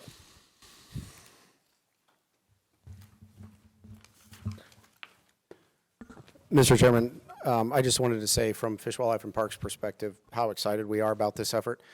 Senator Vincent, I know he's no longer Senator Vincent, he'll always be Senator Vincent to me, but called me, I don't know, 6 or 8 months ago about this, and so we're excited to serve as the control for this initial effort and hopefully learn a bunch of things. We know the cabinet yak, the recovery goal there is 100 bears, and while I know Representative Fielder and I have our opinions on whether or not it's the right number, despite our best efforts, it seems to stick right around 55 to 60 bears. And so anything we can do to improve habitat, to make things better for grizzly bears, and continue to show the Fish and Wildlife Service and other that Montana, to include its private landowners, is ready, willing, and able to make sure grizzly bears thrive into the future, we're happy to participate in. So we're really excited about this project. Thank you, Mr. Chairman. Thank you, Director Temple. Are there any questions from the committee? And I would kind of forewarn we are running late. Any questions could be asked out when we're out on the site. Okay, seeing none, let's move on to Shared Master Stewardship Agreement and the Good Neighbor Authority. And we have Lincoln County on the first part. Sorry. Is everybody here? Yeah, we're here. Okay. We've got a few presenters on this discussion, and I'll just kick it off. Chairman Gunderson, members of the EQC, I briefly covered the forest health issue in the last segment. The issue is real, it's pernicious, and since we indeed are coming out of an ice age, it's going to continue. The issues surrounding forest health are not going away anytime soon. And the Kootenai is a classic example of what's going on in areas throughout the West. It's a classic example of what's at stake and the need to find solutions sooner rather than later. Libby, Troy, Eureka, Fortine, Trigo, our communities are embedded in 2.2 million acres of national forest and then several 100,000 acres of private industrial, another couple 100,000 acres of private small landowners. And many of our homes are not in our towns. They're out in that forested area. According to the Montana Forest Action Plan, our county has something like a little more than 150,000 acres of wildland-urban interface. And hundreds of thousands of acres of that ownership are just folks like us that have 5 or 10 acres. That's one issue. We have large private industrial owners. That's another issue. And we have public land. But all of those put together give us a fire problem, a potential problem that is recognized. In 2019, a wildland-urban interface study, a national study, indicated that we're in the 97th and 98th percentile for potential wildfire risk. According to the Montana Forest Action Plan, we have the largest WUI in Montana and the largest percentage of primary and secondary homes in the wildland-urban interface. This is an issue, particularly when you couple it with the Forest Service inventory analysis, their lab where they do the projections on what is and what's going to be in the forest. It shows that more than 364 million board feet of the timber in those forested acres are dying each year. And if you put that into BTU equivalents, that's about 226 million gallons of gasoline that's getting stacked around our communities every year. That's an issue. The whole thing reminds me kind of my study I did. I was going to school at Gonzaga getting a civil engineering degree, and in 1979 I looked at New Orleans and did a white paper. And using Corps of Engineers data, decades of data on the management of the levee system in that city, it was recognized at that time that if a Category 3 or higher hurricane hit the leeward side of Lake Pontchartrain, the levees are failing and the bowl is going to fill up. And in 2005, I was at a logging convention in Vancouver, BC, and stayed up all night watching my white paper come true. This sucks. Well, just like the levee system weaknesses in New Orleans, the forest health and wildfire crisis information is not news to those that study the issue. Our partners in managing to alleviate this know it. The Forest Service, the DNRC, the NRCS, small and large timberland owners all know we have a big, big problem. Insurance companies know we have a big, big problem. I can't get fire coverage on our office. The federal government knows the issue is real and growing, and recognition of the wildfire crisis and dealing with it is now nonpartisan. In fact, billions of dollars for dealing with the issue is dedicated to the Forest Service in the bipartisan infrastructure bill. The Forest Service has a 10-year wildfire crisis plan they're attempting to implement, and within that planning structure, they identified 10 forests that needed focus first. The Kootenai was one of those 10. The issue is real. The state of Montana knows the issue is real, and under Governor Bullock, he initiated the Montana Forest Action Plan process. Governor Gianforte, shortly after being elected, called for an aggressive quadrupling of the management efforts. And the DNRC, with funding approved by the legislative body, is continuing to build capacity within the Good Neighbor Authority for management opportunities with their partners, their federal partners. Our county knows the issue is real. The county hired a county forester. We have become fire-wise communities. We have a fire-safe council that's developed and updated our community wildfire protection plan. We work with the NRCS to provide grants to small landowners to do fuel treatments on their lands inside prioritized areas. The efforts are needed and are important, but the county soon realized that we needed to do more, and to do so in a coordinated, prioritized manner across ownerships and into perpetuity. This is going to be like painting the Golden Gate Bridge. When we're done doing the management necessary to protect our community, it's going to be time to start over doing the management. These trees are solar powered. You can't make them not grow. So we looked at a Forest Service management program that was largely focused on landscape and watershed management projects. These projects are large and they're needed because if we don't protect, or we need to protect the WUI, but outside of that also needs addressed. And the Forest Service has a programmatic design to address those landscapes. It's tough to get them through, though. So there are smaller areas within the wildland-urban interface that also need treatments, and those are the areas that are our first and last line of defense for protecting people and properties. So we began looking at those smaller WUI-based acreages that consist of multiple public and private ownerships and tried to figure out how we could become a better partner with our federal and state managers and focus on those WUI acres. The Lincoln County Commission, at that time led by then Commissioner Mark Peck, began searching for creative solutions. While the search for solutions was moving forward, Lincoln County, the DNRC, Stimson Lumber, and Green Diamond Resource Company joined forces, engaged the Evergreen Foundation. I'll give you one of these. Every box holder in Lincoln County got a magazine called Counties on Fire, and what it was a discussion with the population. Every box holder in Lincoln County got one of these.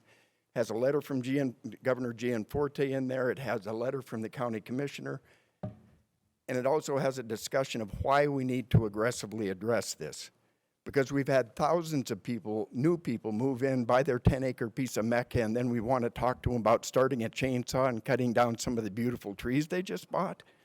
So we had to talk with the public about why this is necessary and what's at stake. The Evergreen Foundation printed this. I'll give you a copy of it. The early leader in all these efforts was Mr. Peck. He was then a commissioner. And I'd like him, where'd he go? There he is.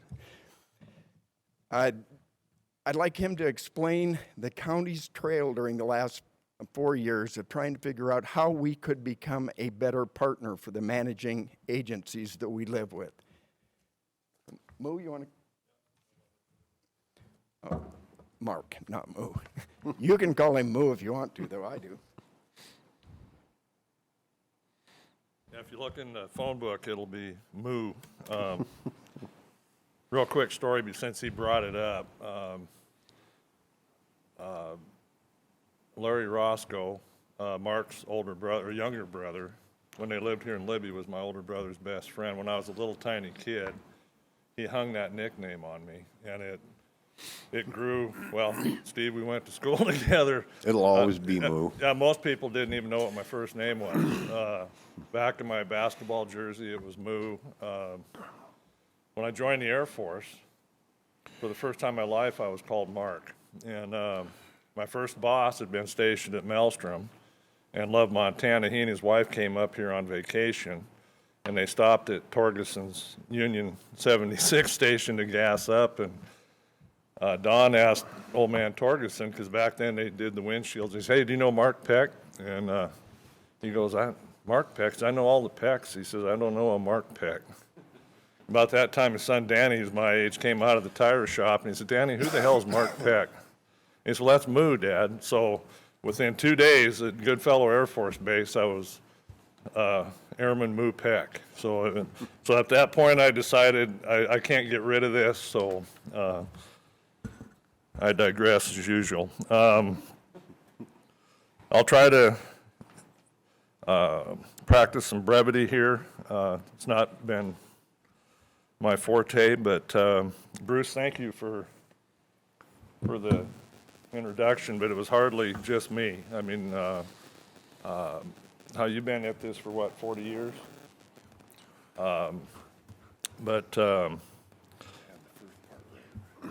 Yeah, what I'd like to do is just talk about a little bit of recent history and the growing process. You know, anytime you launch into something like this, where you've got county, state, federal government agencies with different jurisdictions trying to come together, when there's not good understanding, of what the other group is facing. It's been a rocky road. It's been a good road. But when I think about this process, I think about my dad, who was a logger with this group. Everybody knows what White's boots are. Well, when you ordered them and you wore them, when you first put them on, it took a good 3 to 4 or 5 days to break them in. And I remember the first time I told my dad I was in love, and he just laughed. He said, "You don't have any clue." He says, "Love's like a pair of white boots." He says, "They look great. You can't wait to put them on." And he says, "Then you wear them for a while, and they kill your feet, and you just," he says, "but once you get through that break-in period," and he says, "they fit like a velvet glove." He says, "When you get to that point, that's love." He says, "You haven't even bought a pair of boots yet." So you probably wonder why I'm telling that story, but from a relationship standpoint, I think that's where we're at with the state, the county, and the Forest Service. Everybody's pulling from the same, on the same rope from different directions. But Bruce alluded to the group that the commissioners put together to really help the county understand what the Forest Service, especially the local Forest Service folks, are up against from a policy standpoint, from budgeting, from, I mean, it's bad enough with state agencies bureaucratically. But when you step up to the federal level and then you're trying to implement down here on the ground, it's a hell of a haul. And we just have tremendous people on the Kootenai National Forest that are dedicated and trying to do the right things. But they're fighting battles that we didn't understand, that I think we have a much better understanding of. But yeah, in 2017, I think we made a really key decision as county commissioners. We made the decision to engage in the process from a positive standpoint. Instead of sitting on the sidelines, bitching and complaining, said, okay, 74% of our county is national forest.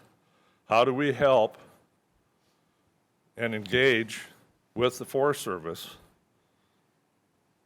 for positive outcomes for them, for the county, for the state, but particularly for the citizens that live here? That was a big shift, and we really looked at, you know, our responsibility as county commissioners. And it goes beyond just bitching about the federal government or bitching about the state government. It's stepping up and say, what are we doing? You know, we're, you know, arguably probably not enough, but we are getting PILT money. We're getting Title III Secured in Rural Schools money. How are we investing any of that in ourselves back into the process? And at that time, we weren't. We were taking that money, and it was, and our budgets are terrible here. I won't get into that with Commissioner Teskey, but we were using that money to cover other things. So it was a tough decision to decide we're going to take some of that money and we're going to invest. So in 2018, we hired, I think it was 18, doesn't matter, but we hired a full-time county forester to start focusing on these things for the county. Now, that was paid out of Title III, so it wasn't county tax money that's paid for that position. And then in the meantime, we started developing what we call a shared stewardship plan. And that's what's a way that you know, we can bring the county, state, and Forest Service together. And that's right when the Montana Forest Action Plan was being developed, and the new shared stewardship concept under Chief Christensen at the Forest Service was coming out. I think that you heard the terms all hands, all lands, or there are several, and then we had an opportunity because of Senator Cuff set up a breakfast meeting with Chief Christensen in Spokane at Penworth, I believe, wasn't it? And so we had the opportunity to sit down with her one-on-one over breakfast. And we gave her a briefing. I briefed her on what our concept was for shared stewardship, and obviously she made no commitments, but she said this is exactly the kind of entrepreneurship that we're looking for. And so anyway, we left from there, refined the project more. It was, we coordinated with the state. DNRC folks were really helpful with this.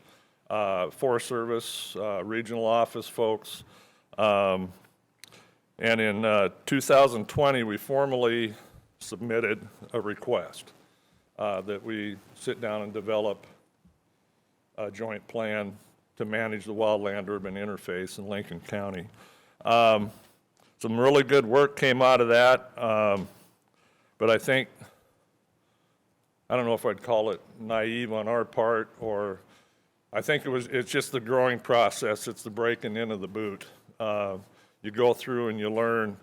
We went to the GNA program and had them sign a separate GNA agreement within the statewide Good Neighbor Authority agreement with the Kootenai to manage, to do this work. And that was really unfair of us to put that onto the GNA program. That's not what it was designed to do.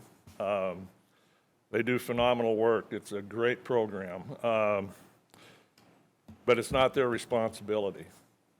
It's the county's responsibility to manage its urban interface. And to expect the state to take on just Lincoln County when we have, 23 or 26 forested counties, you can see how that would have to grow to impact every. So anyway, we kind of stumbled through that, and it wasn't working well, and I take the blame for that because, but there's really no blame. I mean, it was just a growing process, a learning process, that was not the right way to do this. So August of last year, the commissioners put together an advisory group, and the purpose of that advisory group was to really educate the commissioners. Bruce alluded to this, and the people involved in, we had a couple of retired Forest Service folks, one retired regional forester, some industry folks. We had state was involved in it, but to really sit down.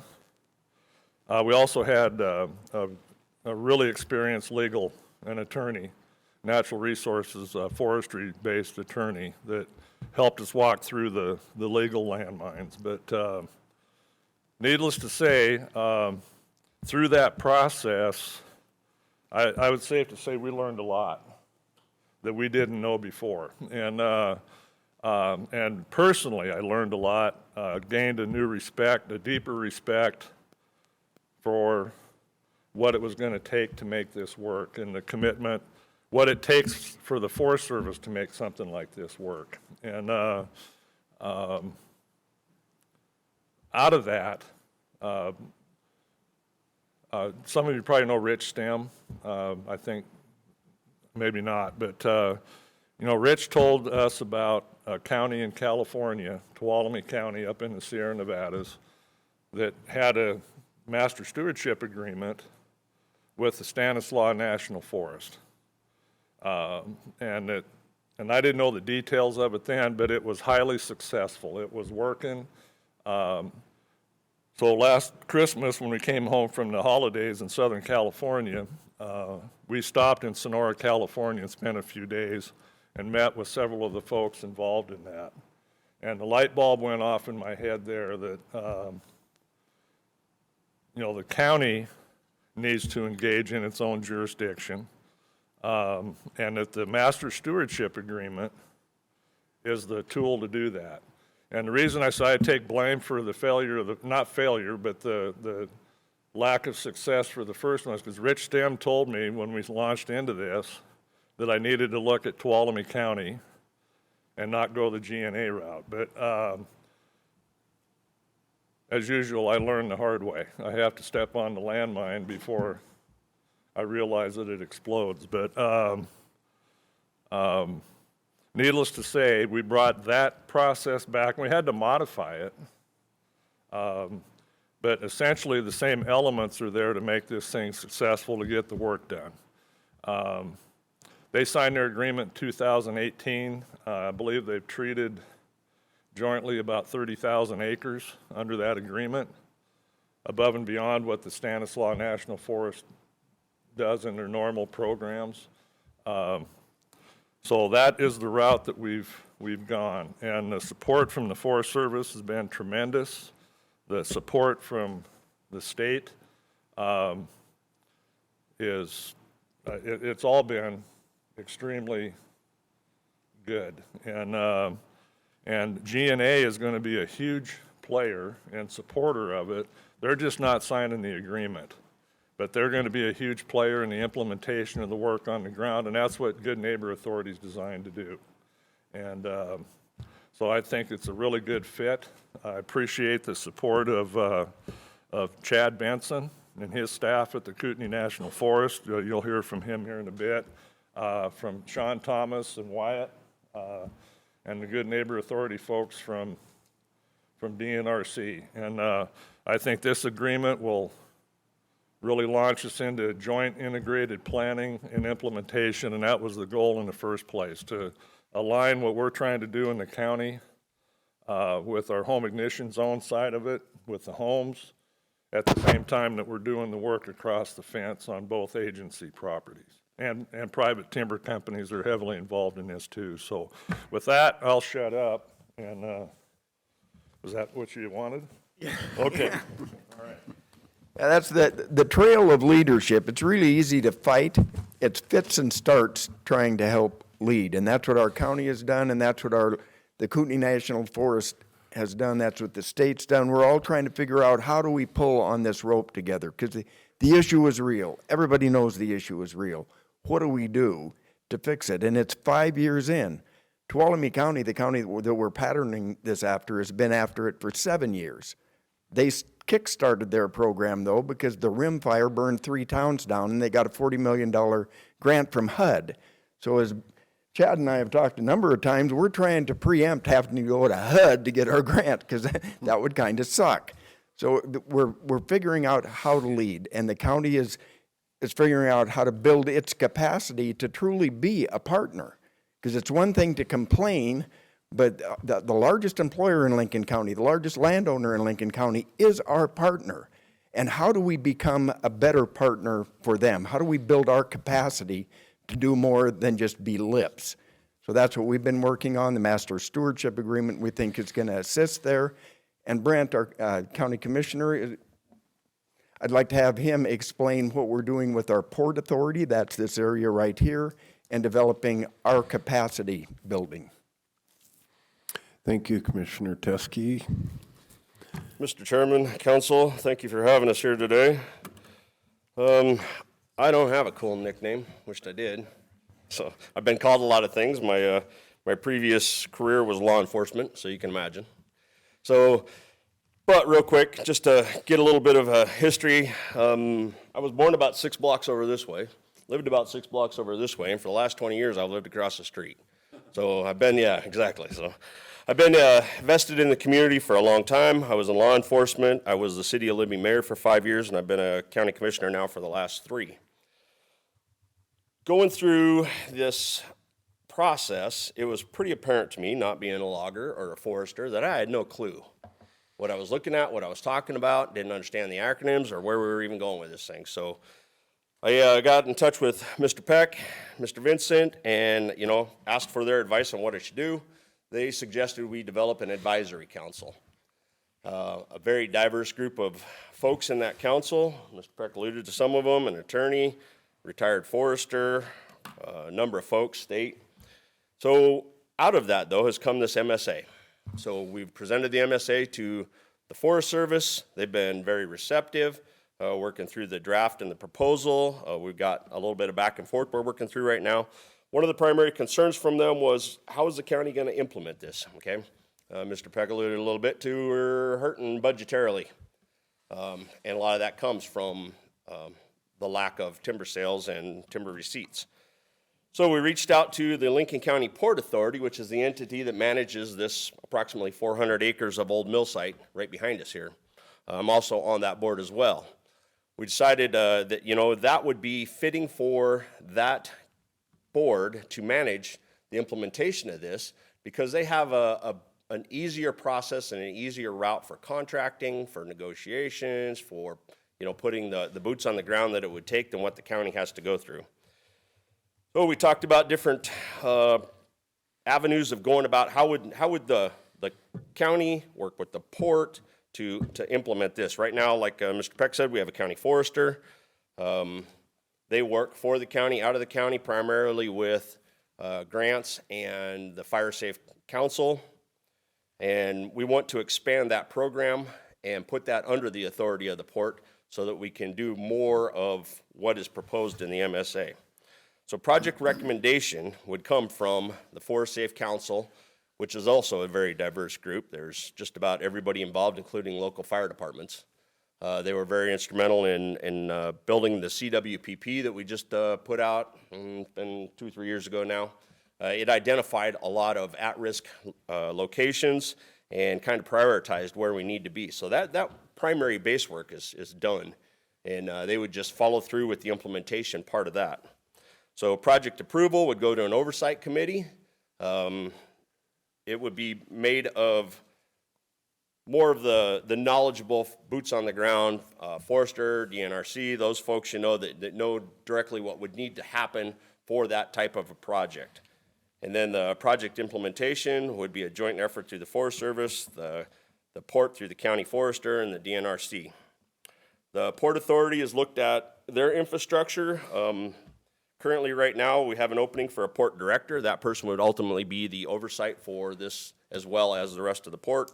Grants administration, contracts, that would be a position that we would fill. Again, we have the county forester. They would basically transition over to there. And a big part of the forester right now is the home ignition zone coordinator. So it would take the forester out of that, put a person into the home ignition zone coordinator position and the Fire Safe Council. So all of that costs money. The port has recently sold some of this property over here. It's all for sale if you're interested. But with that, the money has to stay at the port and has to be invested into the port. So between what the county has sitting out there, with the funds that Mr. Peck talked about, with what the port has, I don't see us having an issue with funding the initial startup of this project and then seeing, you know, what we can do to build the capacity and the funding for that. I know that's been a concern of the Forest Services. You know, they didn't want to have to come out and put a bunch of money into it. We have gotten some preliminary guidelines from some of the congressionals that there might be some money out there through them as well. So I don't want that to be the hang up. Again, as far as implementation of it, I think we've got a pretty good package put together. There's a very expansive knowledge base here that's been helping me get through this, and I appreciate it. And I'm confident that we can do this. For me, you know, it's you've heard about forest health, wildlife. I'm sure you hear from industry. For me, it's public safety. Okay. Having said I lived across the street, you go out in the parking lot, you do a 360, you can see the forest and the condition, how thick it is out here, with the exception of a few burn scars.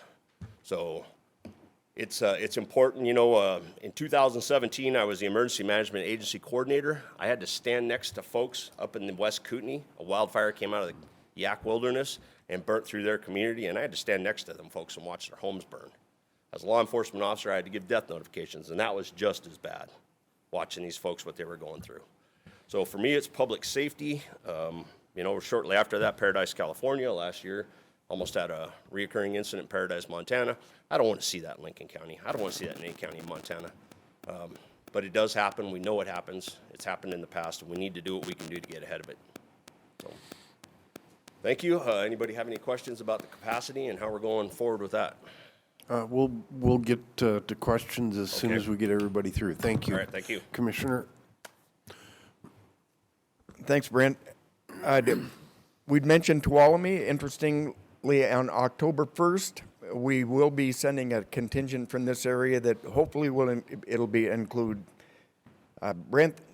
chairman of the board of our port. I'm going to be down there. Some of the advisory council is going to be down there. We hope that the travel ban is done with the Forest Service and they can be down there. But we're going to go down to Tuolumne and see what they've learned in 7 years. They've been doing this a while. So what landmines can we avoid as we move forward?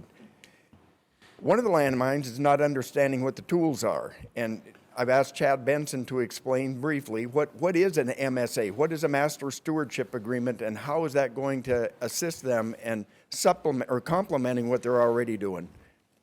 Chad, would you like to give just a primer on that tool and the tools of use for the authorities that have been given to the agency to actually engage in the fuel treatment? Welcome, Supervisor Benson. Thank you. Good morning, Chairman, members of EQC. Chad Benson, I'm the Forest Supervisor here on the Kootenai. Been here since 2019. I think it was maybe the first couple of weeks I was here last time we had a chance to talk when you were in town last, so hopefully I have a little better handle on what's going on up here, which I feel I do. I think you've heard it's been a long time getting to where we are here today with this master stewardship agreement and how can we move the needle in our community and our forest. So the master stewardship agreement, I think it's been alluded to, really is another tool for us to try to move this faster.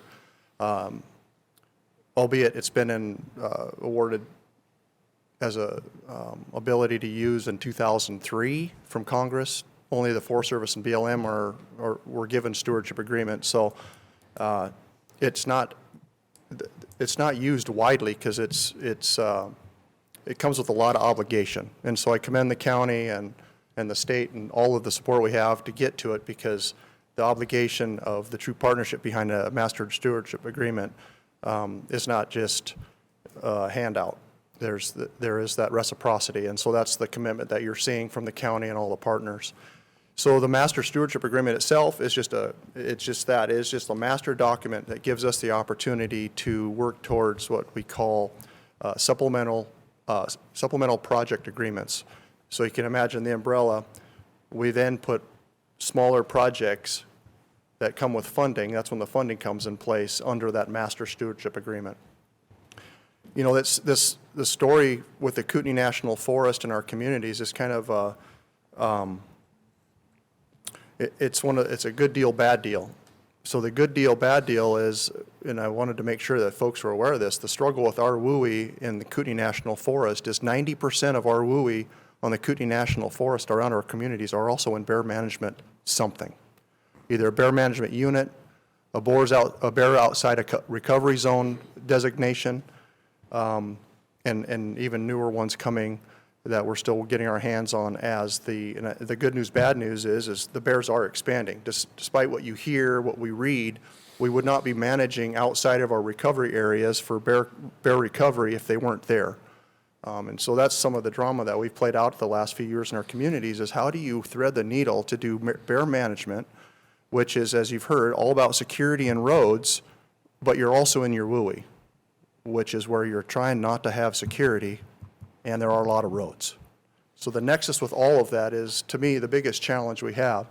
Our WUI also happens to be probably the most expensive treatment acres we have. There are a lot of its second, third return intervals. They don't have the big trees, overgrown, and a lot of that is hard dollar contracts to get our way through that. And so that is the beauty of what we're trying to do here. It gives us another avenue to look at funding sources through partners, nonprofit, industry, Forest Service, federal money to bring into the county through this master stewardship agreement to allocate towards another partner to help move the needle and add capacity. The thing that was mentioned a little bit that I think Mr. Vincent mentioned is we are not able to disregard our obligations set to us by Congress in form of, fuels management, timber management, and I'll just call it a spade, which is an obligation to have a product come off a national forest in the form of board feet for mills and financial obligations. So this added capacity helps us manage keeping our larger projects in the queue and on pace, but also add another component of really bringing on WUI treatment and WUI management, which is the crux of what we are trying to move the needle on. And so like was mentioned, we're close to getting this agreement signed here, I would say probably in the next month or so. There are a lot of people pulling on it. I think the county's got a great plan to get some support from their side of the fence. We've got support from the federal side lined up as well. And at the end of the day, finances, bringing in priority areas around the county, working with our cooperative wildfire protection plan, and defining those areas as a group of interested individuals and agencies in this county is what will generate and drive where we go. And I think that is already all in place. I guess I just wanted to assure everybody that I think the ducks are in a row. And we have a few more things to take care of, but hopefully if we have a chance to present to this group in a few years, we have a different story. Thank you. Thank you. We look forward to that in a few years. Thank you, Chad. You might notice we've talked a couple of times about this is 400 acres of what used to be a processing plant, and the discussions we're having, whether it's an adaptive management or in this master stewardship agreement to manage the wildland-urban interface, fiber is going to be coming off, and a lot of the fiber that's coming off is small stuff. And there is no processing plant here. And with $4 diesel, you don't have very far that you can ship that stuff to do something with it. And short of piling it and burning it, we hope we are doing a field of dreams type of thing. When we develop a management process in our partnership and we're all pulling on the rope, the free market will decide whether or not there's a steady enough flow of this fiber to actually put something down here in the port and start processing it rather than burning it in football-sized fields. Or football field-sized piles. So we're hopeful.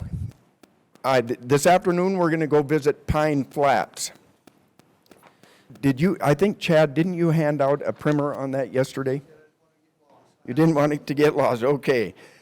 As we were working on this, late in the spring, we went to the forest and asked Chad, is there an area that we could take a look at as a step one, an analog of what we're going to be doing in the future? A project area that fits the regime of overlaying the Community Wildfire Protection Plan, Kootenai planning, and the wildland urban interface that we could engage in a shared stewardship project.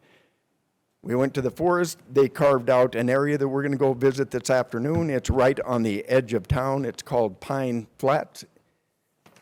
Do you want to hand that out now? We'll hand it out now so you can take a look at it. Bring it with you this afternoon. We're gonna go look at it. It's private land. It's federal land. It's in our wildland urban interface. It's intermixed with homes. There's been a little management. It's prioritized as a line of defense by the Forest Service, and it's prioritized in our Community Wildfire Protection Plan. We'll drive through it this afternoon, and you'll get an idea of the type of plan, the type of project that we're going to be looking at as a special project agreement under our umbrella master stewardship agreement. Thank you, EQC. I hope you notice.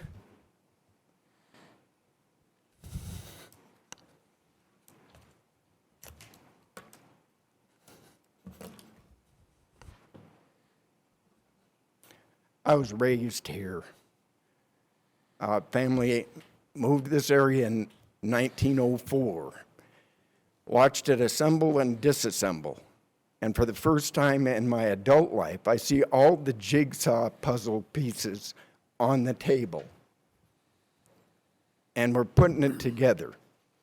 And it's not a single effort. It's taking everybody, the federal agents, the state agents, the private landowners, pulling on the rope. And for the first time in my life, I think we have a shot at getting there. And I think it is a field of dreams. I think if we do the right thing in the forest management and there's fiber coming off our lands, private and public, I think someday we're going to have a plant down here, and maybe the next time you come here, we'll get to go take a tour of that, whatever the hell it is. Thank you, EQC. Thank you, Mr. Vincent. Did DNRC want to touch bases on GNA?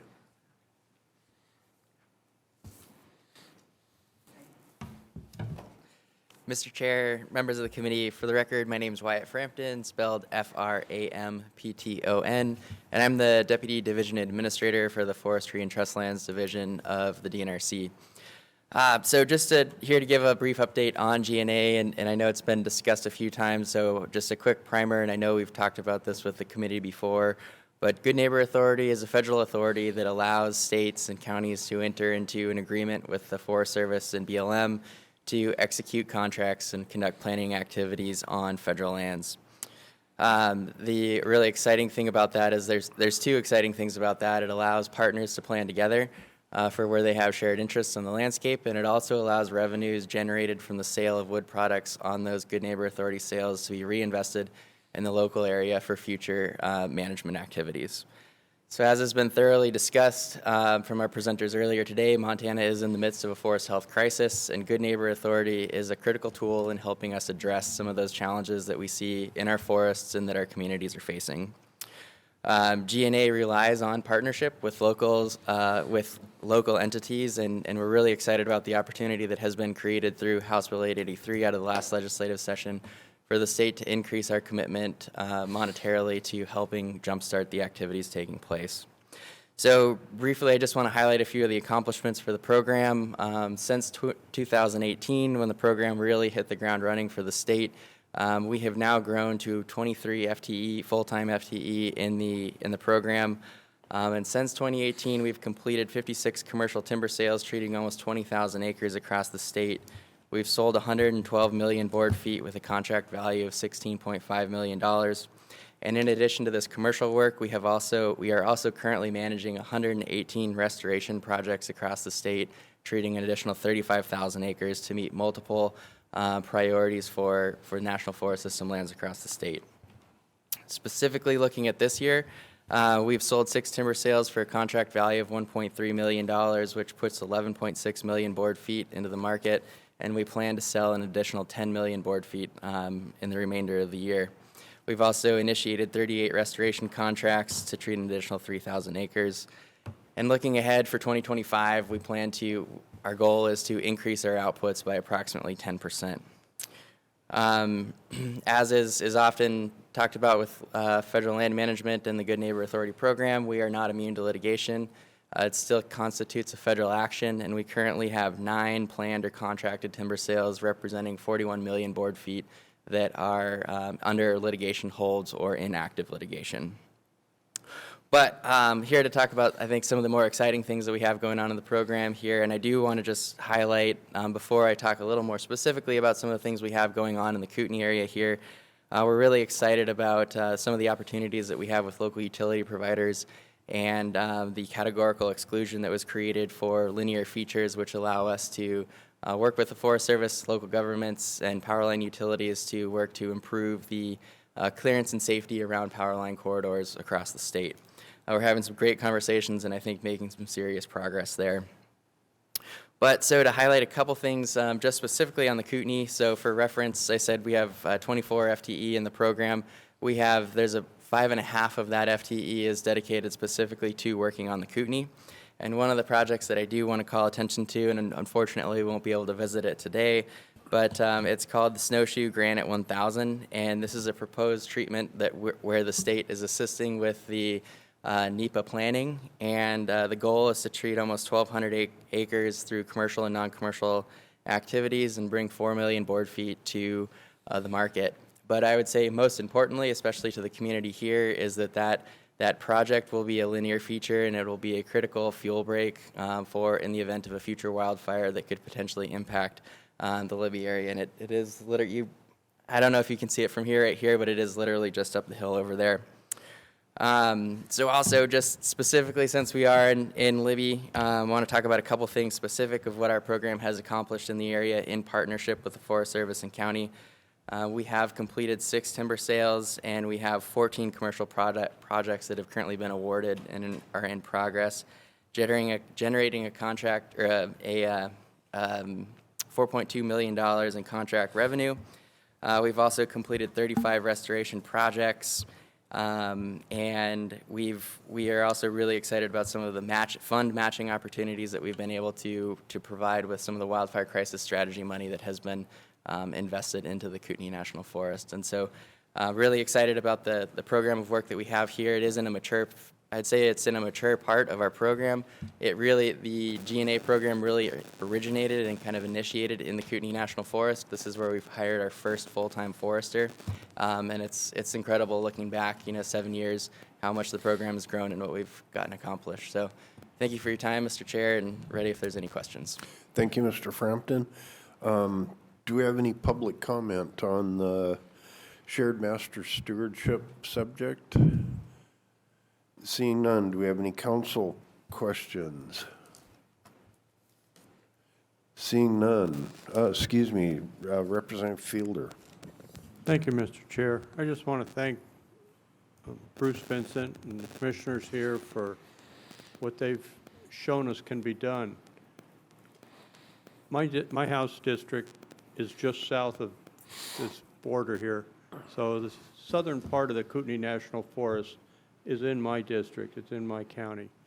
And we share the same concerns and issues and problems in Sanders County as Lincoln County is facing here. And you guys have done a good job in paving a way for what can be done. I appreciate the eye-opening information you've shared with us. You mentioned PILT funding. And in this western part of the state, according to the federal government, it's PILT, P-I-L-T, stands for payment in lieu of taxes on federal lands. We refer to it as pennies in lieu of trillions when we look at the forest resources and the mineral resources that are tied up that the counties are not getting revenue from, and an economy based on the forest lands. So I appreciate the eye-opening efforts that you guys have shown us today. So thank you much, because we're sharing the same problems in the southern part of the Kootenai National Forest and in Sanders County. Thank you, Mr. Chair. Any other questions from the council? Seeing none, I just want to say I don't know how to thank each of Mr. Peck, Mr. Teskey, and especially Senator Vincent and Bruce Vincent, the many years that you've dedicated to this type of project and kind of bringing Libby back up by its bootstraps. So again, thank you. And I do hope that future chairman decides to come back and revisit and see where we've gotten. So let's move on. Our 1015 is Lake Koocanusa selenium HJ 37. Jason, do you want to give us a summary? Sure, Mr. Chairman. So I will kick off this agenda item here, and my purpose will be to talk about a study that the Water Policy Committee did last interim, and then the Department of Environmental Quality will kind of talk about where it is today and looking forward. So last interim, Water Policy did a study on selenium standards for Lake Koocanusa. I just want to say right out front, the committee did not issue a final report from that study. I did send you a materials page so you can look up all the background materials related to that. So I won't talk about findings, recommendations. Of course, there was no legislation, but I can tell you what happened during the study, and so I'll kind of give some background here. So I'll start with the rule in question.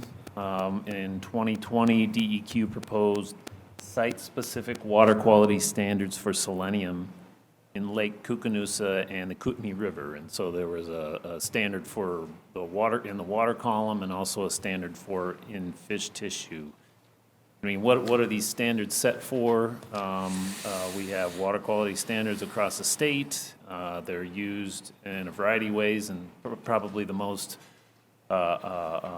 pertinent one is when somebody applies for a pollution discharge permit. You cannot exceed limits for a variety of pollutants. So that's why you set a water quality standard. So after hearing at the Water Policy Committee to review the rule, the Board of Environmental Review adopted it at the end of 2020. And the rule was in response to years of data gathering by state, federal, and tribal agencies.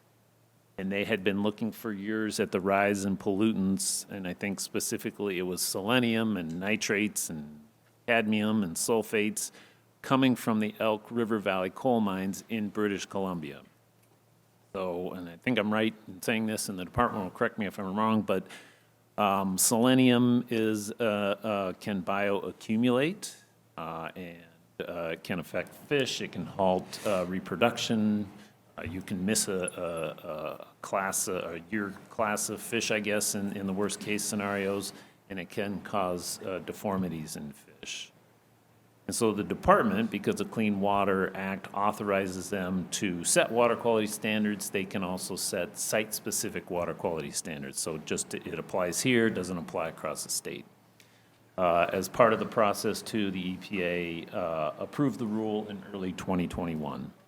So subsequent to that, the Montana legislature passed House Joint Resolution 37, the 2021 session, and that study asked an interim committee to analyze the data and processes used to come up with that rule, and then recommend any changes. So what happened, the Water Policy Committee formed a select committee. It included members of Water Policy and this council, including 4 members of the current council.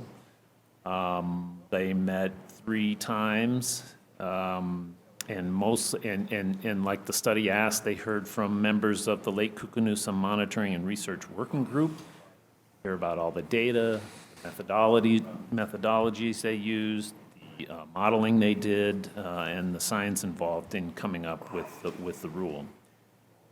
They also heard from the then owner of the coal mine, Tech Resources, and their perspective is the rule was rushed. They didn't think that maybe selenium levels were rising, and the statistical modeling was not calibrated properly, and that perhaps the fish tissue was collected at the wrong time of the fish life cycle. Concurrent to this, the company asked for a stringency review in front of the Board of Environmental Review. Now, state law allows for this, and it's the section of code that applies is the 755203, which says state regulations may be no more stringent than federal regulations or guidelines. Now, if in a case that they are more stringent, there's a stringency review. The law allows the department to respond, offer a written response to that. They did that. The board ordered a rewriting of the rule, but also in 2021, the legislature took away the board's rulemaking ability. So I'm not, it's unclear what the effect of the board's order was at that time, but as I understand, and this is what the department will go through, that selenium standard remains in effect. It certainly is in a federal rule. Now, the standard could be altered if the DEQ's triennial review of water quality standards, a process they're required to do under the Clean Water Act, finds evidence, finds data to change that standard. And the department will talk about how they go about their triennial review. I also want to mention, and this was discussed during the water policy study, the involvement of the International Joint Commission. There used to be a Montana base, I think he was out of Gallatin Gateway, a member of this group.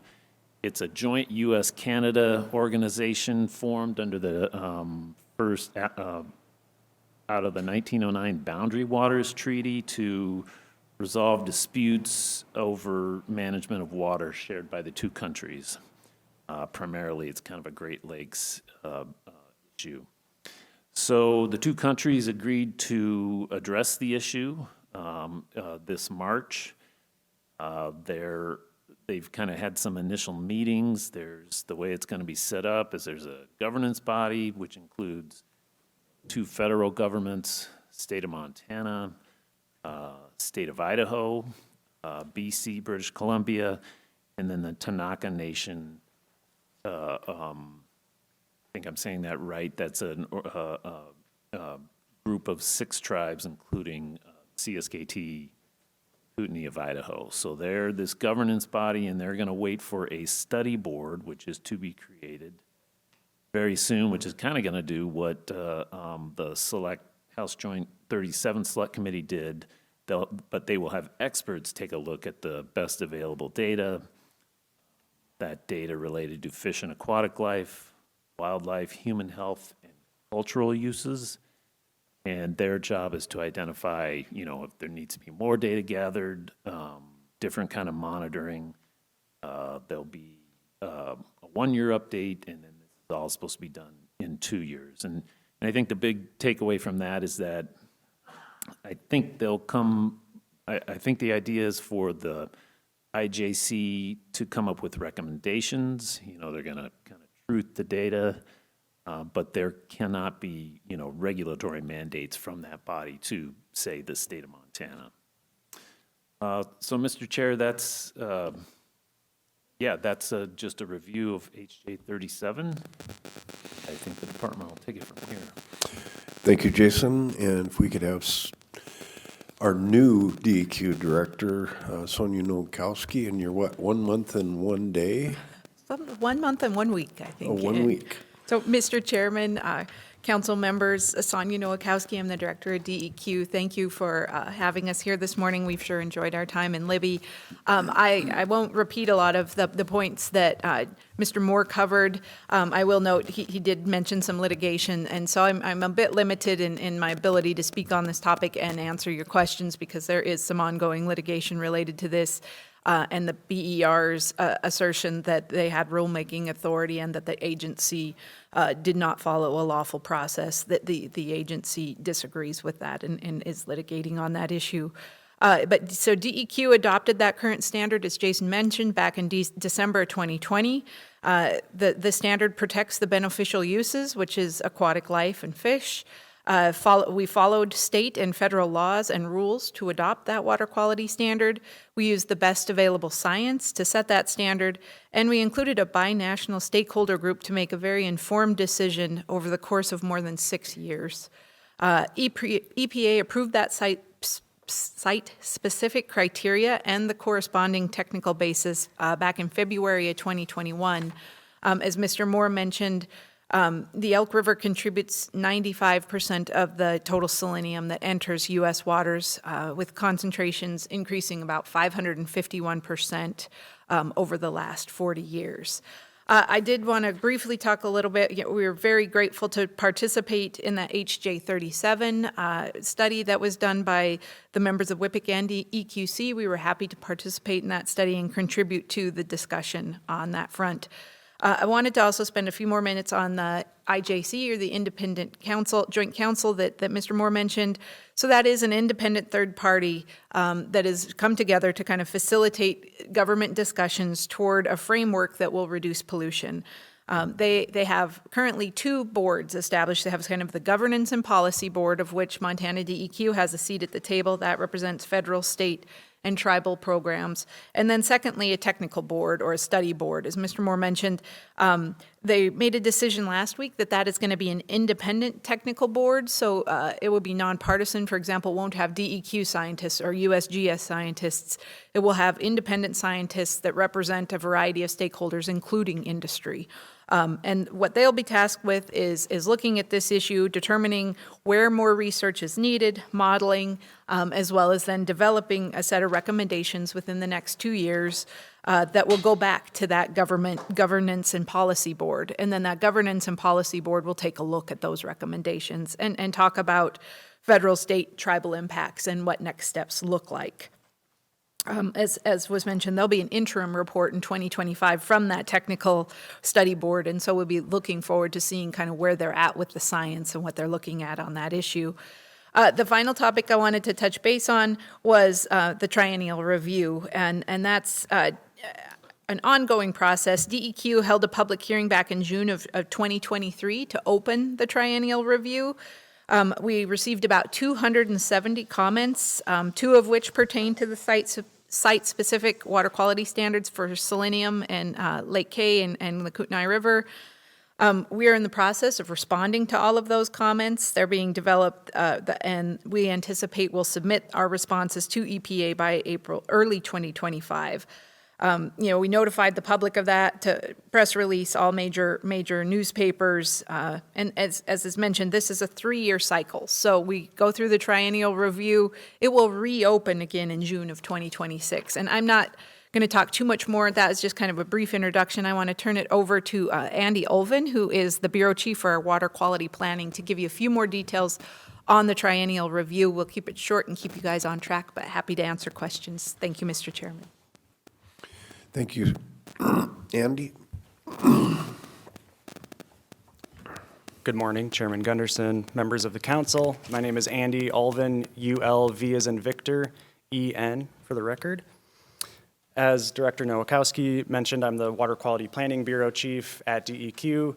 The Water Quality Planning Bureau has 4 different sections, one of which is the standards and modeling section. That's the team that developed the site-specific criteria that we're talking about here today. Director Nowakowski gave a bit of an overview of the triennial review. Just to recap, the Montana Water Quality Act requires that every 3 years we review and, as appropriate, modify adopted water quality standards. The process really consists of a public hearing and a public comment period, soliciting all interested persons on potential revisions to any water quality standards that are adopted. Following this public comment period and the public hearing, a response to comment document is developed and submitted to EPA. And then after that, if DEQ determines that rulemaking is required to address the recommendations, we go through the formal rulemaking process. As Director Nowakowski mentioned, this was completed in June of 2023, and we are working toward completion of that response to comment document. We anticipate submittal in early 2025, and then we'll reopen again in 2026, as this is a continual process to ensure that as new data and studies are completed, that we're able to incorporate those and modify as needed any water quality standards. Specific to the Lake Koocanusa and Kootenai River site-specific criteria for selenium, there were 2 comments that were received, and again, we're still completing our response to comment, and that will be available in early 2025. I think I'll keep it at that, and if there's specific questions about triennial or the International Joint Commission, anything else on this topic, I'll stand by for questions, but that's an overview and an update on the triennial review. Thank you, Andy. And is there any public comment? Commissioner Teskey. Again, Brent Teskey, Lincoln County Commissioner, but I'd like to address you as a citizen of Libby and Lincoln County. So I'm extremely skeptical of a site-specific standard that's going to affect Lincoln County, and I'll explain why. So literally under our feet is a Superfund site that was generated by industry. I believe you took a tour yesterday of another Superfund site that was generated by industry. So I'm skeptical of industry and the waste products and the things that come out of it, but I'm even more skeptical about site-specific issues that don't have the long-term consideration of how it's going to affect all of Lincoln County. For an example, in the late 90s, we were told that a few bears up there in the mountains weren't going to have any impact on industry or recreation. All right? So you're going to tour this afternoon 400 acres of impact from that action. As you tour the area, most of the roads that you can see from town, with the exception of a few over here, are gated, which impact recreation. So in Lincoln County, most of the tributaries in Lincoln County end up in either the Kootenai Reservoir or Kootenai River. There's a few on the far side, but everything Fisher all the way around ends up there. So by this site-specific standard being placed on the Kootenai Reservoir and the Kootenai River, it's going to restrict any future development, any future finds, any future projects for mining, any number of different industrial deals. Currently, we've got a mine that's been in the permitting process for over 15 years, 20 years, specifically for the no effect that we were sold in the 90s.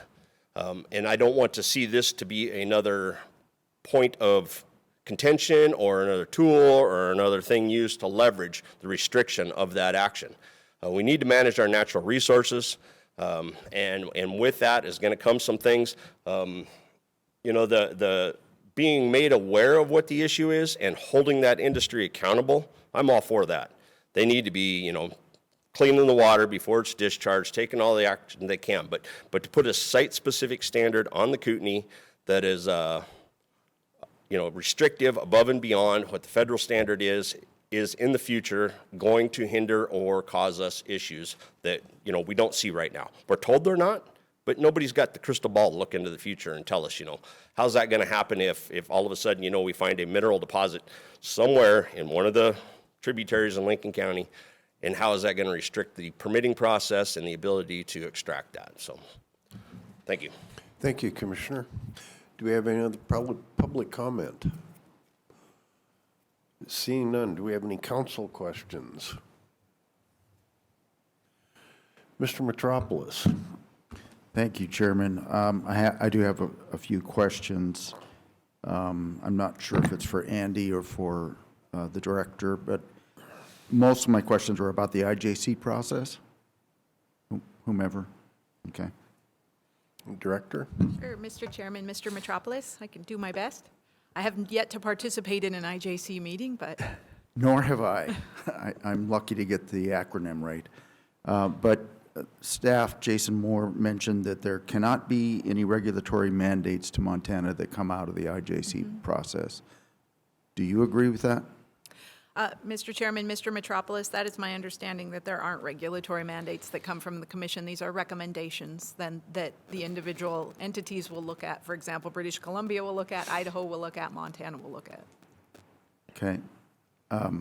Can you tell us what has come out of such similar recommendations in the past in other situations? Mr. Chairman, Mr. Metropolis, I can't. No. Okay. Thank you. I have a couple of others, I think. A follow-up? So is it fair to say, and just tell me if this is just another version of that previous question, will Montana be able to maintain its control over water quality standards in Lake K and the river?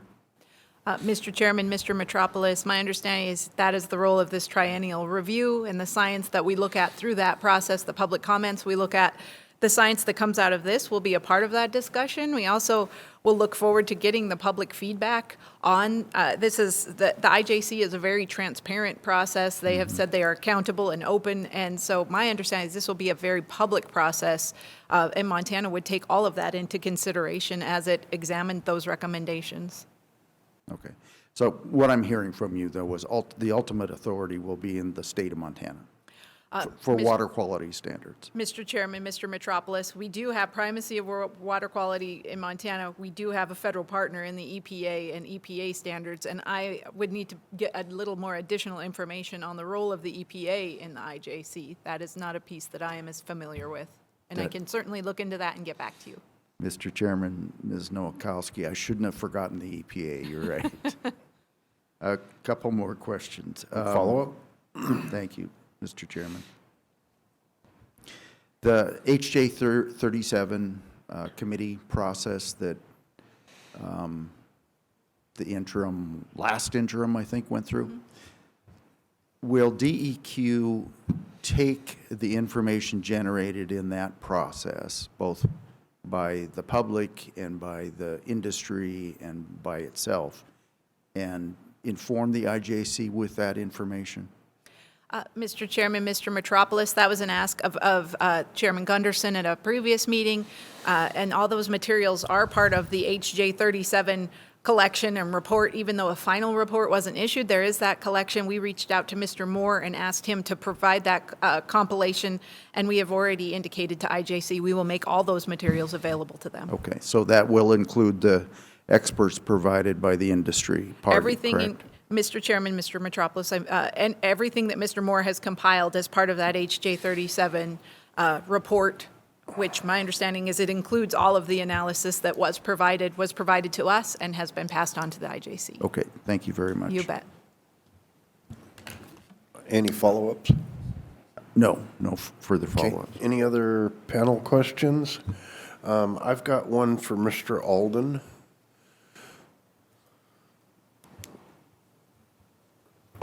Chairman Gunderson? Thank you, Andy. One of the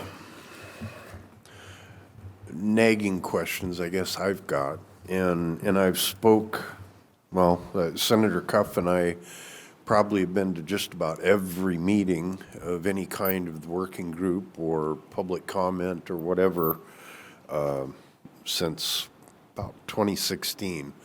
One of the things that's come to my attention in my conversations, especially with Dr. Luoma, who actually did the computer model for selenium, he spoke about confidence levels, and that's part of the data that's input into the computer model.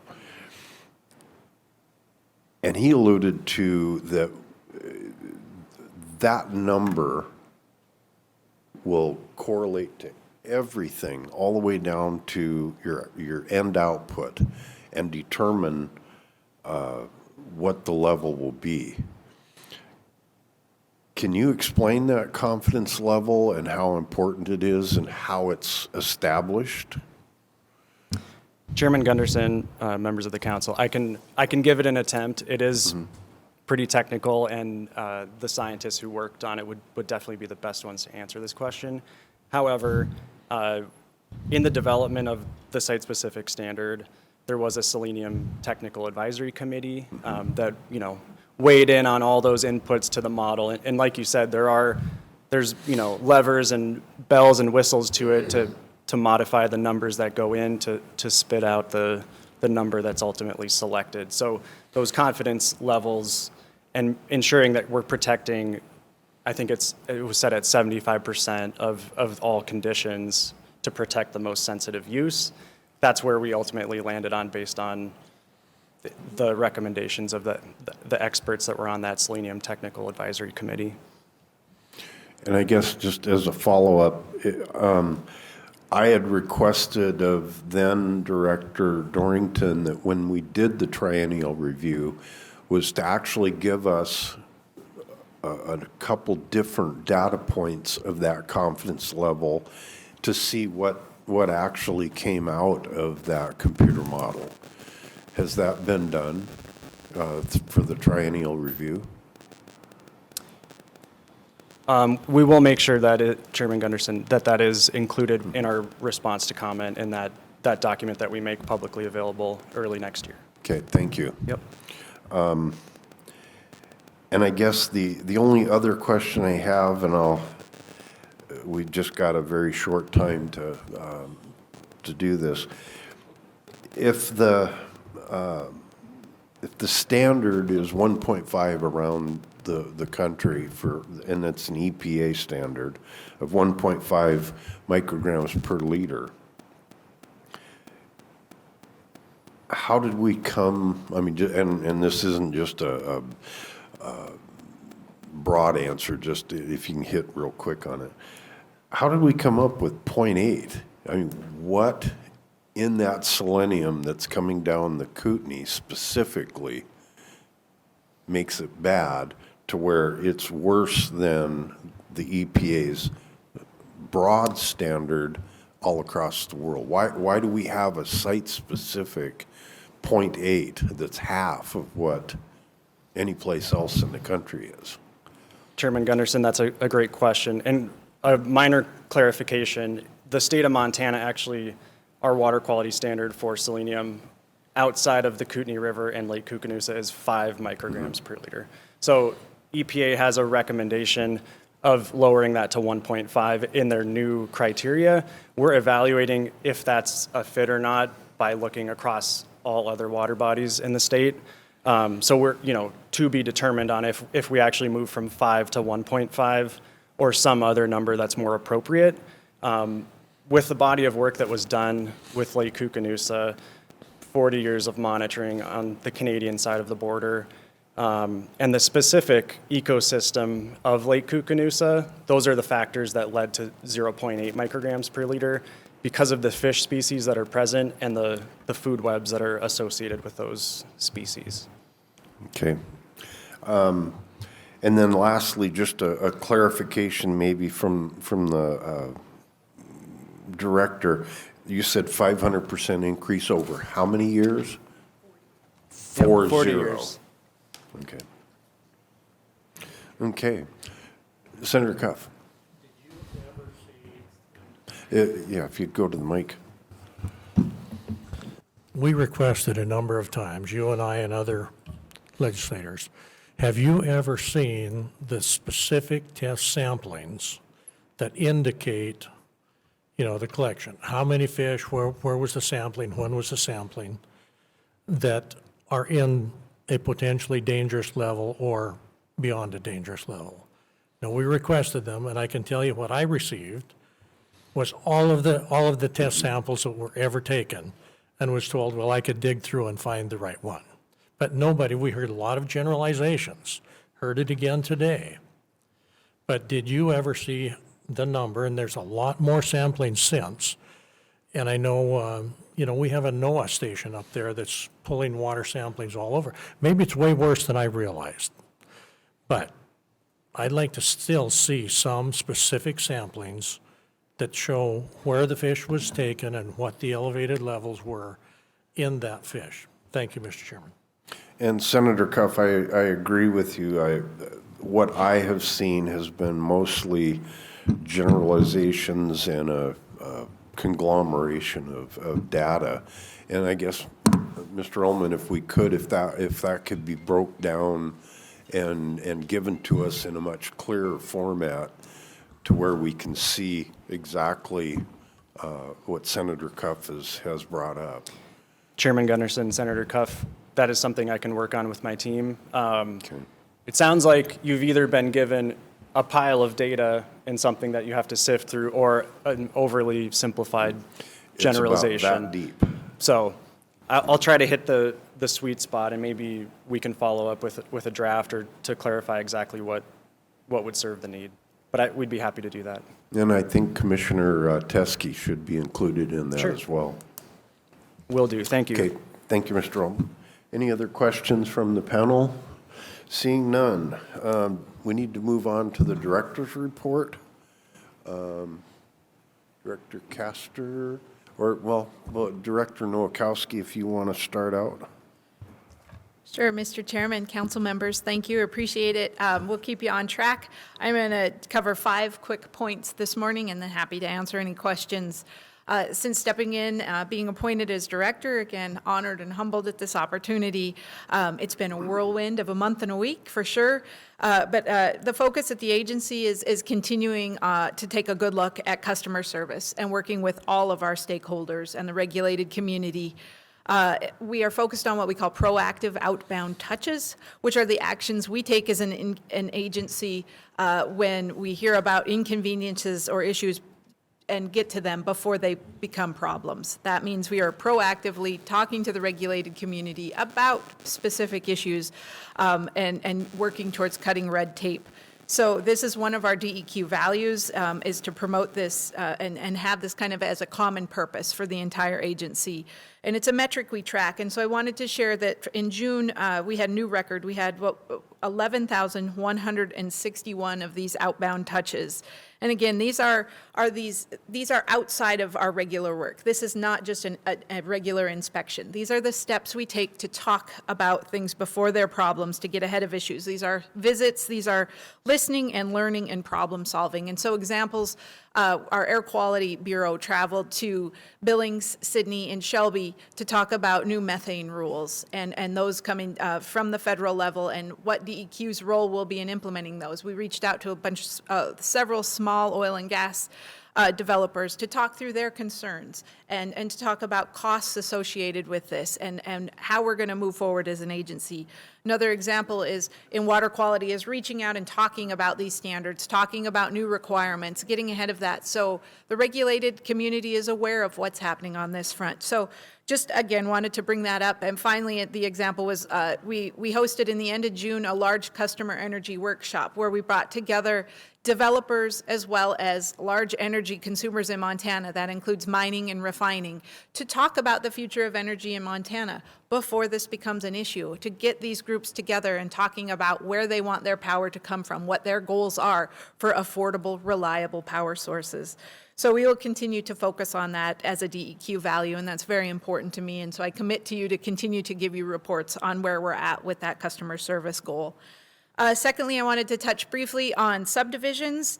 Thank you for your patience, and I think you've received phone calls as well as in the last month. I've received a lot of phone calls. We have several certificates of subdivision approval, close to 50, that are on hold as a result of the Horse Creek Hills ruling in Broadwater County, and we had a rule in place that said in order to get this certificate of approval, you needed to have a predetermination letter, and the court ruled that the predetermination letter, which is something that DNRC issued, was something that couldn't be used any longer. So we went through a process of getting that rule reviewed.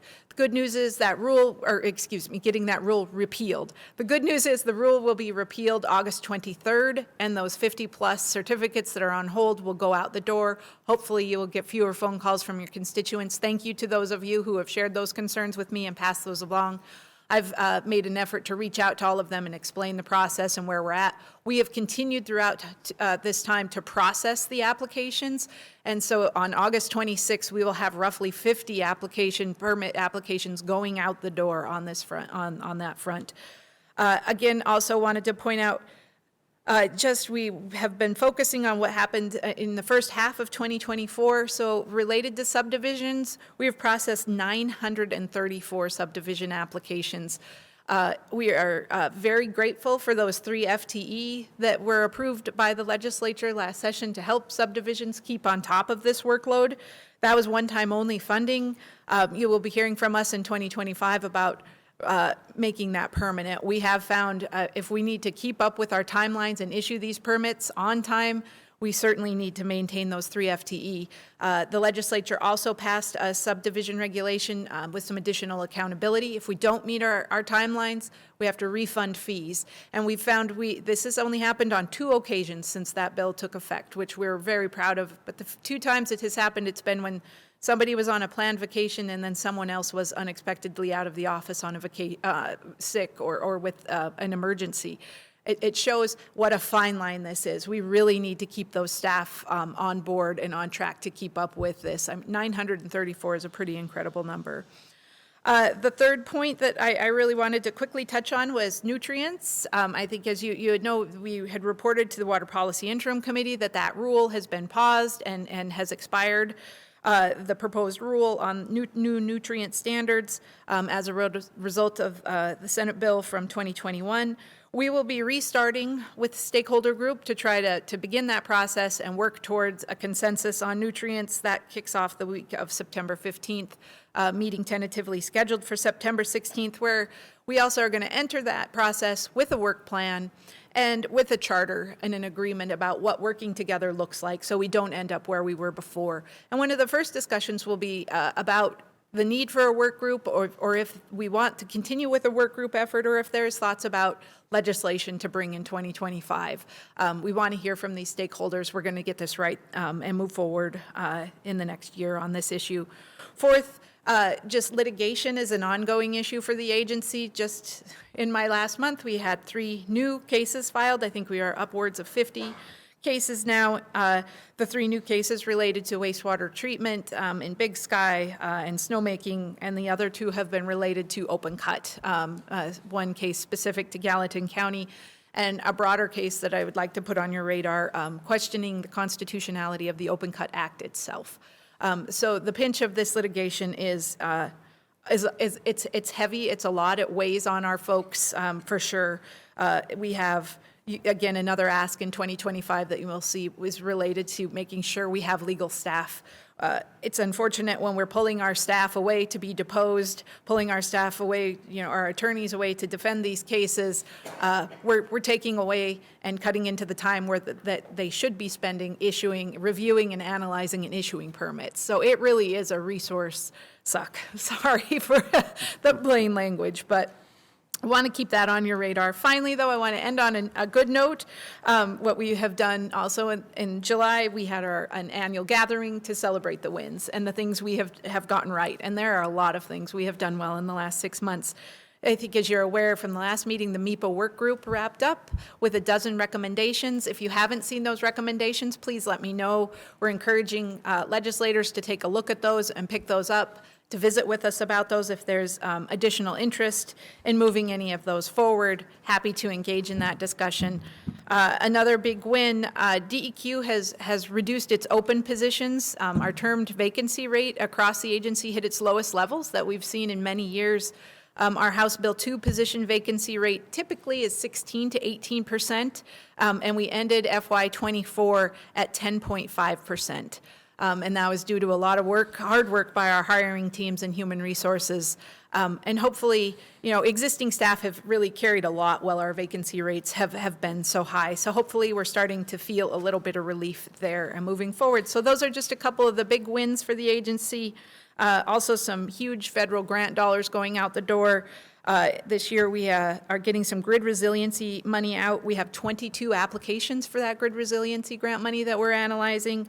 Also in the fall, you should see some movement on $71 million in home energy rebates, and a program that will be working with a contractor to get those dollars out the door, hopefully by the end of the year as well. So, Mr. Chairman, happy to answer any questions. Thank you, Director. And let's move on to Director Castor with DNRC. Director's report.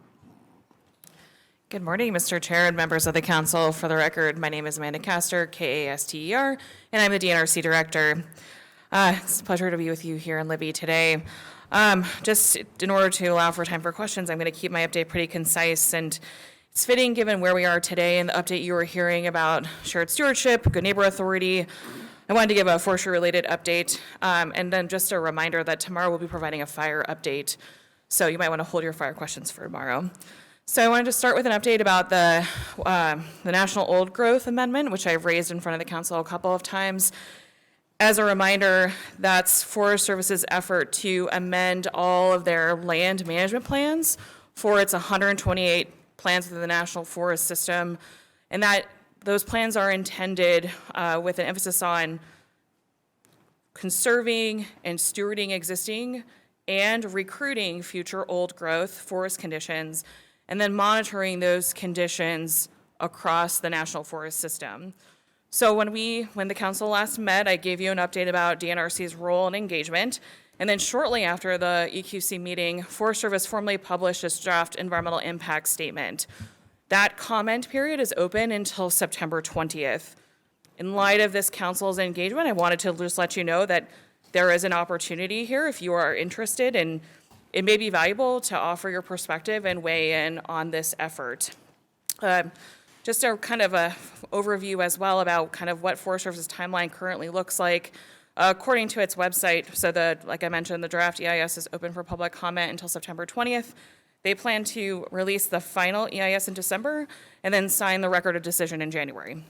So I think those are just important dates to be aware of. I also wanted to share with the council this morning just an update about another issue that the governor and DNRC recently weighed in on regarding the Occupational Safety and Health Administration, more commonly known as OSHA. The governor heard some concerns from Montana firefighters about this OSHA rule and was proposing to replace the existing fire brigade standard with a new, it's called a emergency response standard. And it would really unexpectedly expand OSHA's role over firefighters. So last month, the governor and DNRC weighed in about this proposed rule. We're concerned that OSHA may be undermining wildfire fighting, and it could harm the effectiveness of volunteer firefighters, not in Montana, but across the country. So we, commend the good intentions that OSHA has around firefighter safety. That's always a priority, including for the state of Montana. But there are unintended consequences of far overreaching, one-size-fits-all bureaucracy that we continue to see in every facet of our lives, including here with this OSHA rule. So the governor met with firefighters in Conrad. He heard directly from them about their concerns, and then we were able to weigh in on that issue directly. This rule could cost volunteer firefighters over $14,000 per year. Now, this rule, because of the way that Department of Labor and Industry standards work, it would not apply to firefighters, the volunteer firefighters in Montana, but it would apply to other states. And given the dynamic we have, where we're pulling, oftentimes, if conditions change quickly and we need additional resources, we may rely on other states. That could create a cost there.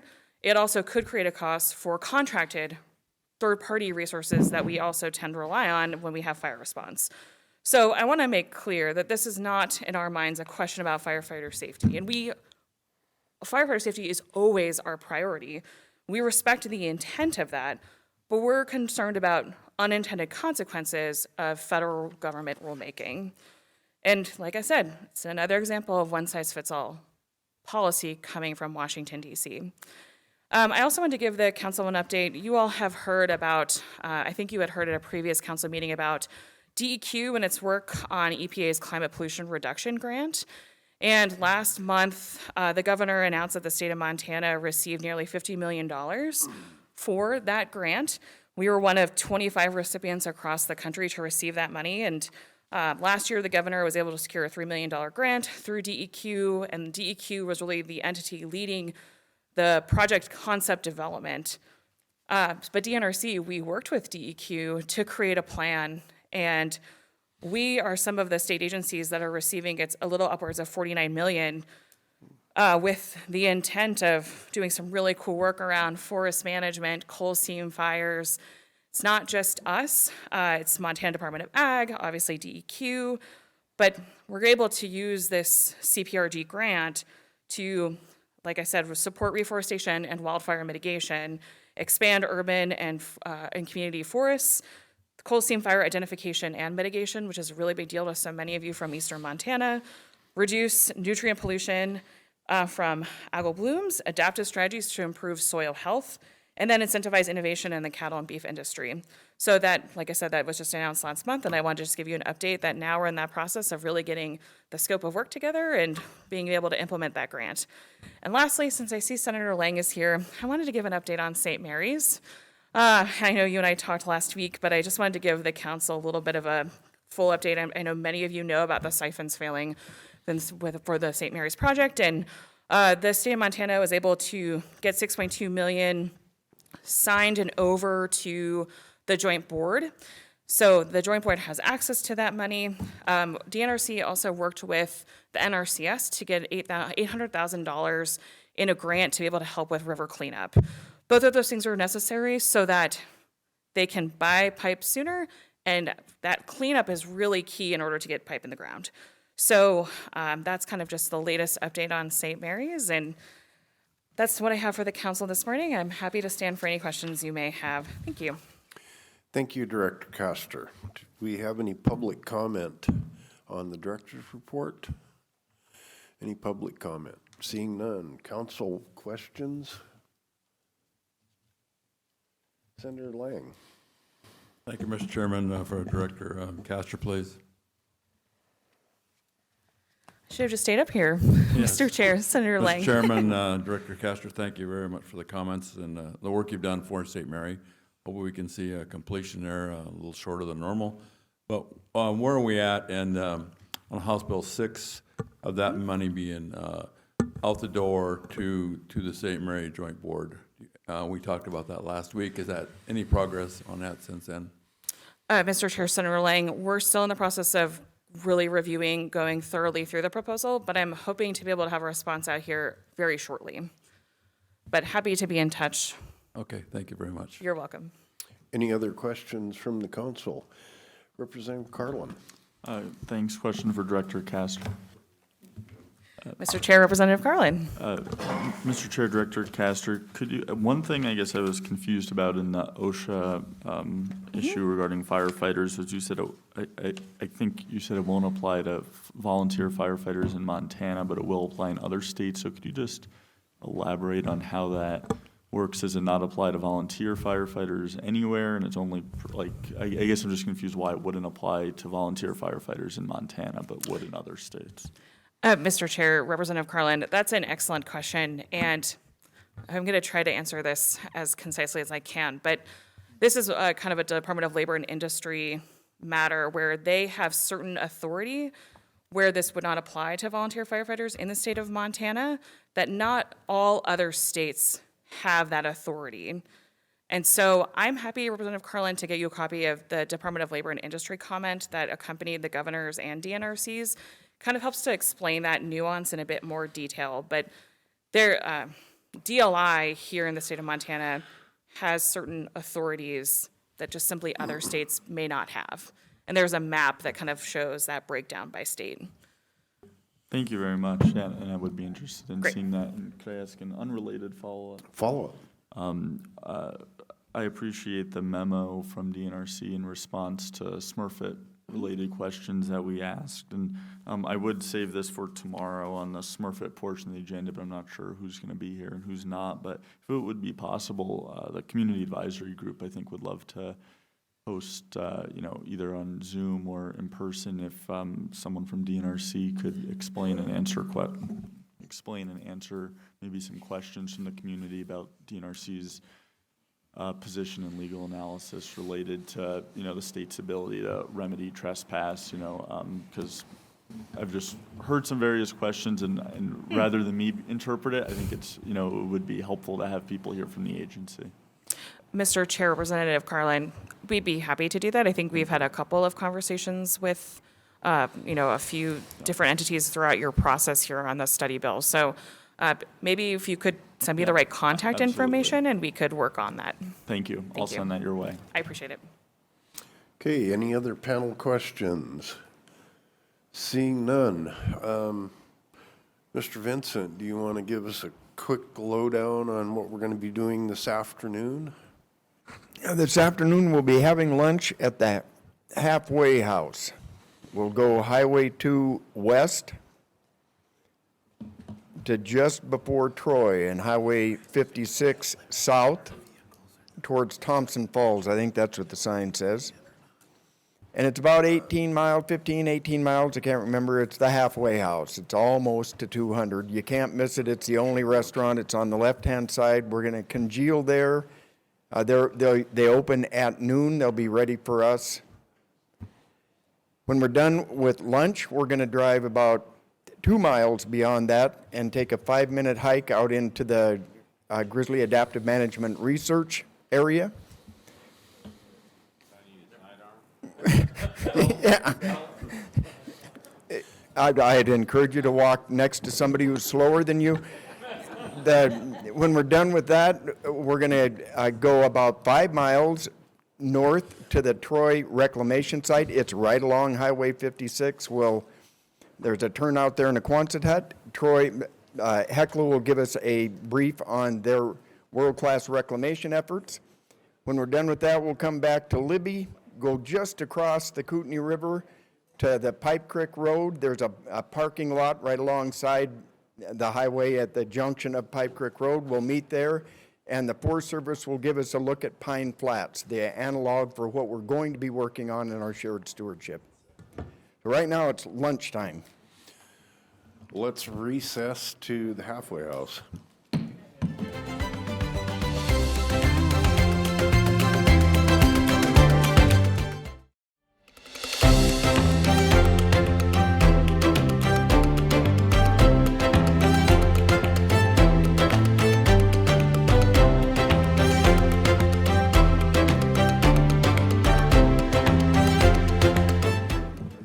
Okay, let's bring EQC back to order. And just wanted to thank everybody for coming over to my place and allowing me to feed you bison burgers and the good networking we had. It was a great time. I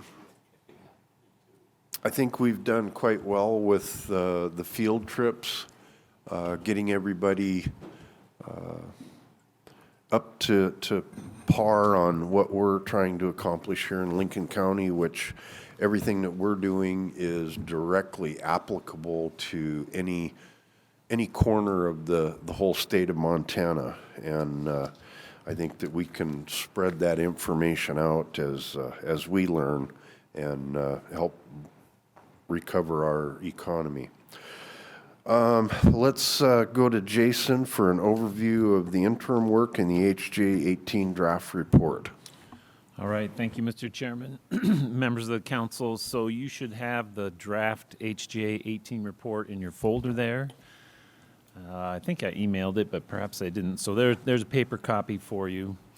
And so, you know, purposes of these reports is to highlight the key information you received and the processes followed by the council on this subject. As a reminder, HJ 18 asks you to examine past and ongoing investigations into site contamination and any proposals that are out there for cleanup. The resolution also asks you to offer recommendations to ensure full cleanup of the site and to consider use of the Libby Asbestos Superfund Oversight Committee, LASOC, as a model for continued legislative involvement in the Smurfit cleanup. So again, Smurfit Stone, it was a liner board and pulp mill near Frenchtown, closed in 2010, about a 5 square mile site.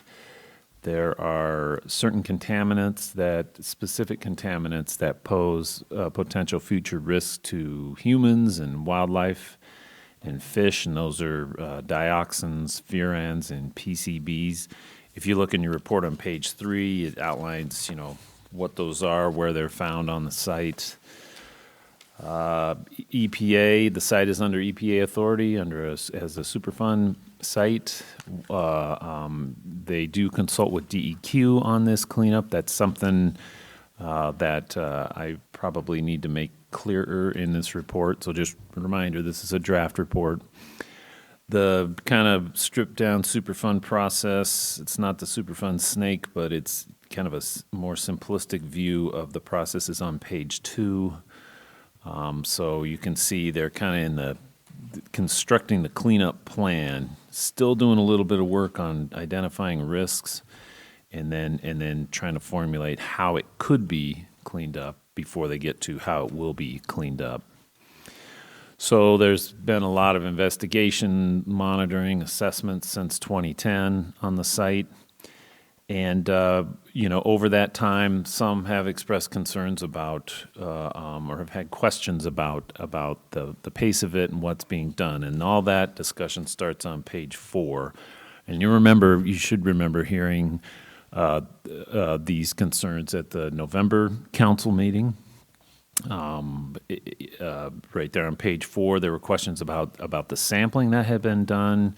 Some asked, was it enough sampling? Did it happen in the right places? Soil and water sampling. A lot of discussion starts on that page 4 on the berms around those wastewater ponds that sit to the west of the actual mill. And you know what is their threat to the Clark Fork River, especially during maybe a major flooding event. We got into, I think you remember, images that the DNRC provided of these old outfall pipes. I think there's at least 6 of these. They were formerly used as wastewater drainage pipes. You know, they had a discharge permit to discharge into the river. How to get those out of there? And there's been ongoing concern about fish health. FWP talked about the current fish consumption advisory, which extends almost 150 miles above the site and below the site on the Clark Fork River. And then there were questions about water rights. There's that's on page 6. There's 46 water rights associated with the site, and just kind of some concerns about the future of those being marketed for, you know, a water bank or sold for the right to use by somebody else.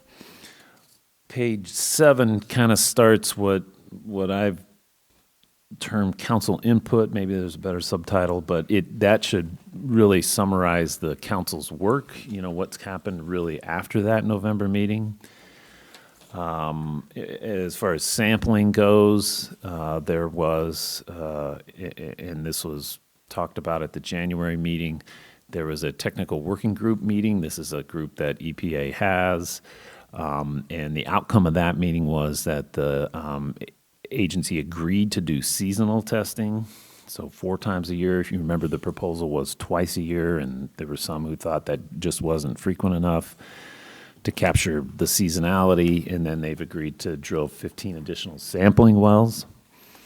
Right there on page 8, that's kind of the overview of if you've got 3 operating units, that attempts to help you visualize what those possible risks are, and that's what they'll be cleaning up. The question of the berms and the outfall pipes was kind of combined into a bigger discussion of trespass in the riverbed. In March of this year, the council asked the DNRC how to mitigate that trespass into the riverbed at Smurfit and maybe beyond anywhere else in the state. I gave to you, I put at your desk, DNRC's answer to that, how they view the question of riverbed trespass specifically at that site.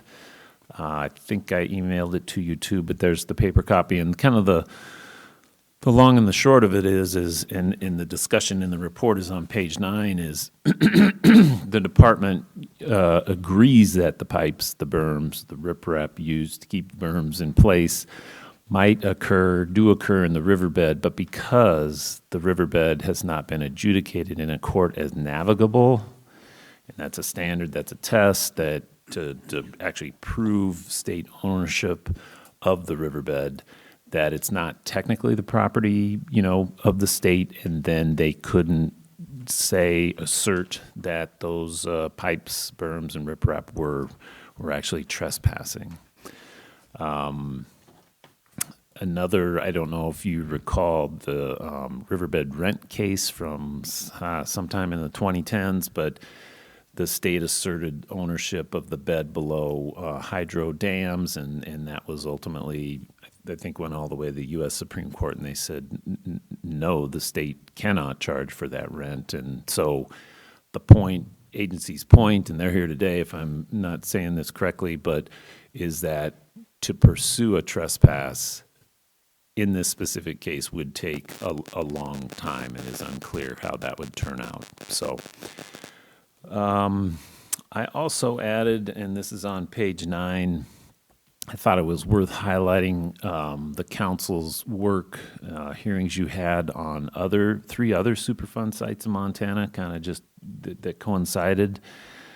The Columbia Falls Aluminum Company, they're further along than the Smurfit site in their plan, but if you remember from, I can't remember if it was the January or March meeting, there's a coalition of folks around there who are asking for a delay in that cleanup plan. So they're close to that final plan.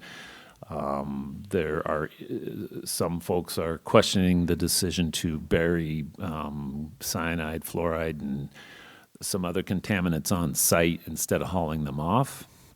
And so the council asked the EPA to consider a pause in building that, in actually getting a official record of decision on the cleanup plan. And the Region 8 EPA office responded that they would have more additional informational sessions and promised to help that coalition with technical assistance. The chairman just received word earlier this week or last week that a couple more of those informational sessions are next week in Columbia Falls, and then they'll have additional sessions in the fall. You also in March had a presentation from related to the Berkeley Pit. That's part of the Silver Bow Butte Area Superfund site. One of the operable units is the pit, but the discussion was about how Montana Resources is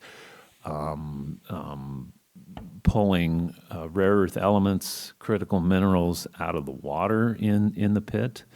I can't remember, actually I'd never heard of some of those elements, but certainly there's a lot of zinc in there, which is defined as a critical mineral.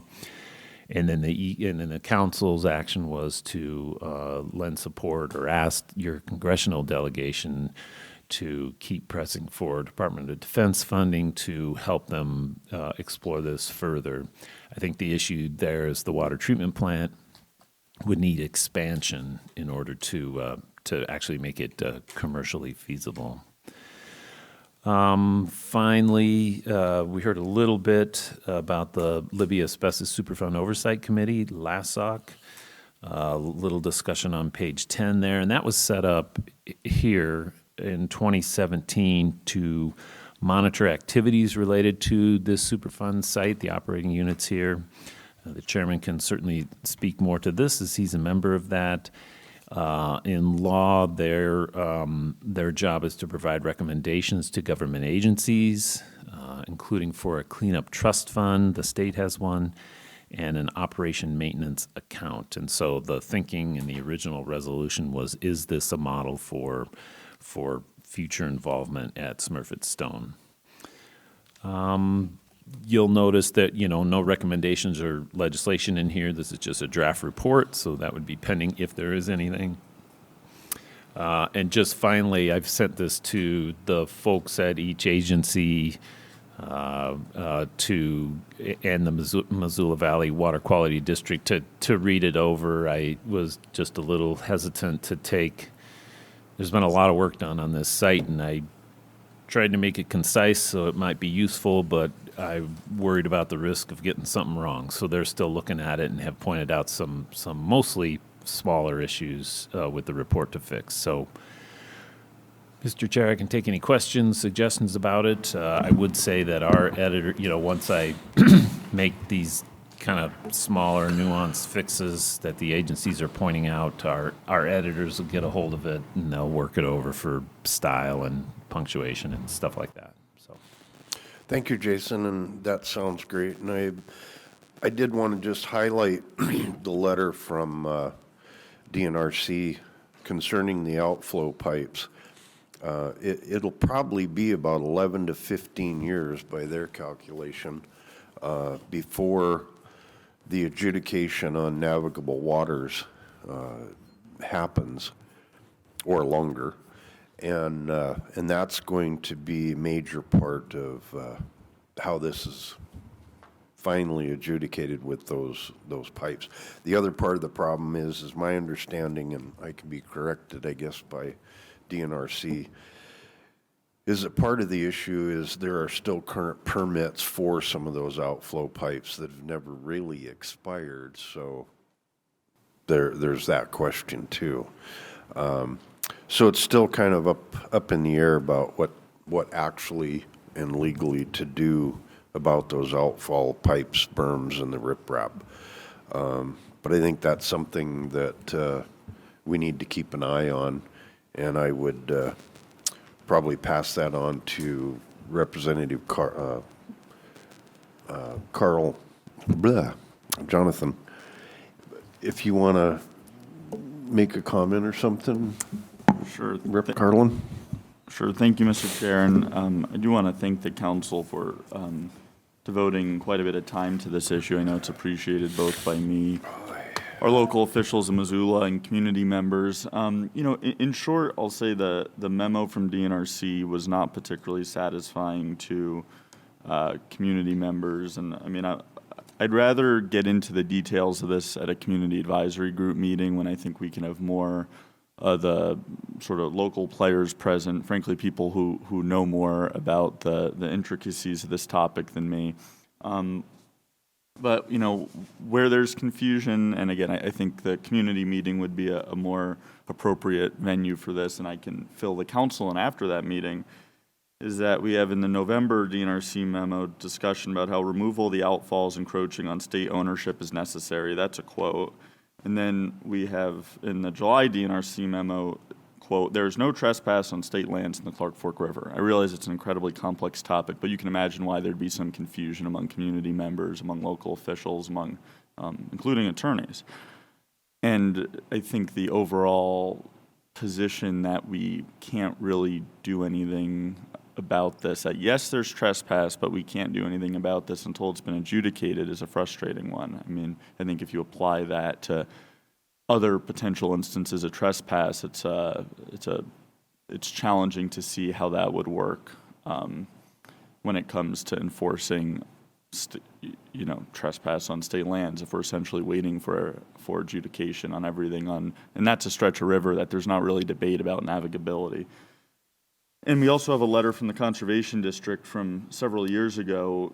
The Conservation District enforces Montana's 310 law, the Natural Stream Bed and Land Preservation Act, saying, and I just looked this up to make sure I was right, that, quote, "The final remedy and recorded decision cannot include maintenance of the berms in perpetuity." So you can see that there's a lot of clashing understanding and views about the path forward here. I appreciate that DNRC said they'll come to a community meeting. That's where we have all the players and I think can have a more robust discussion of this. So I guess where an actionable item for this council going forward, and I've talked to DEQ about this and others, is that we'd like to have a sort of a state commission berm study of the outfalls, berms, riprap.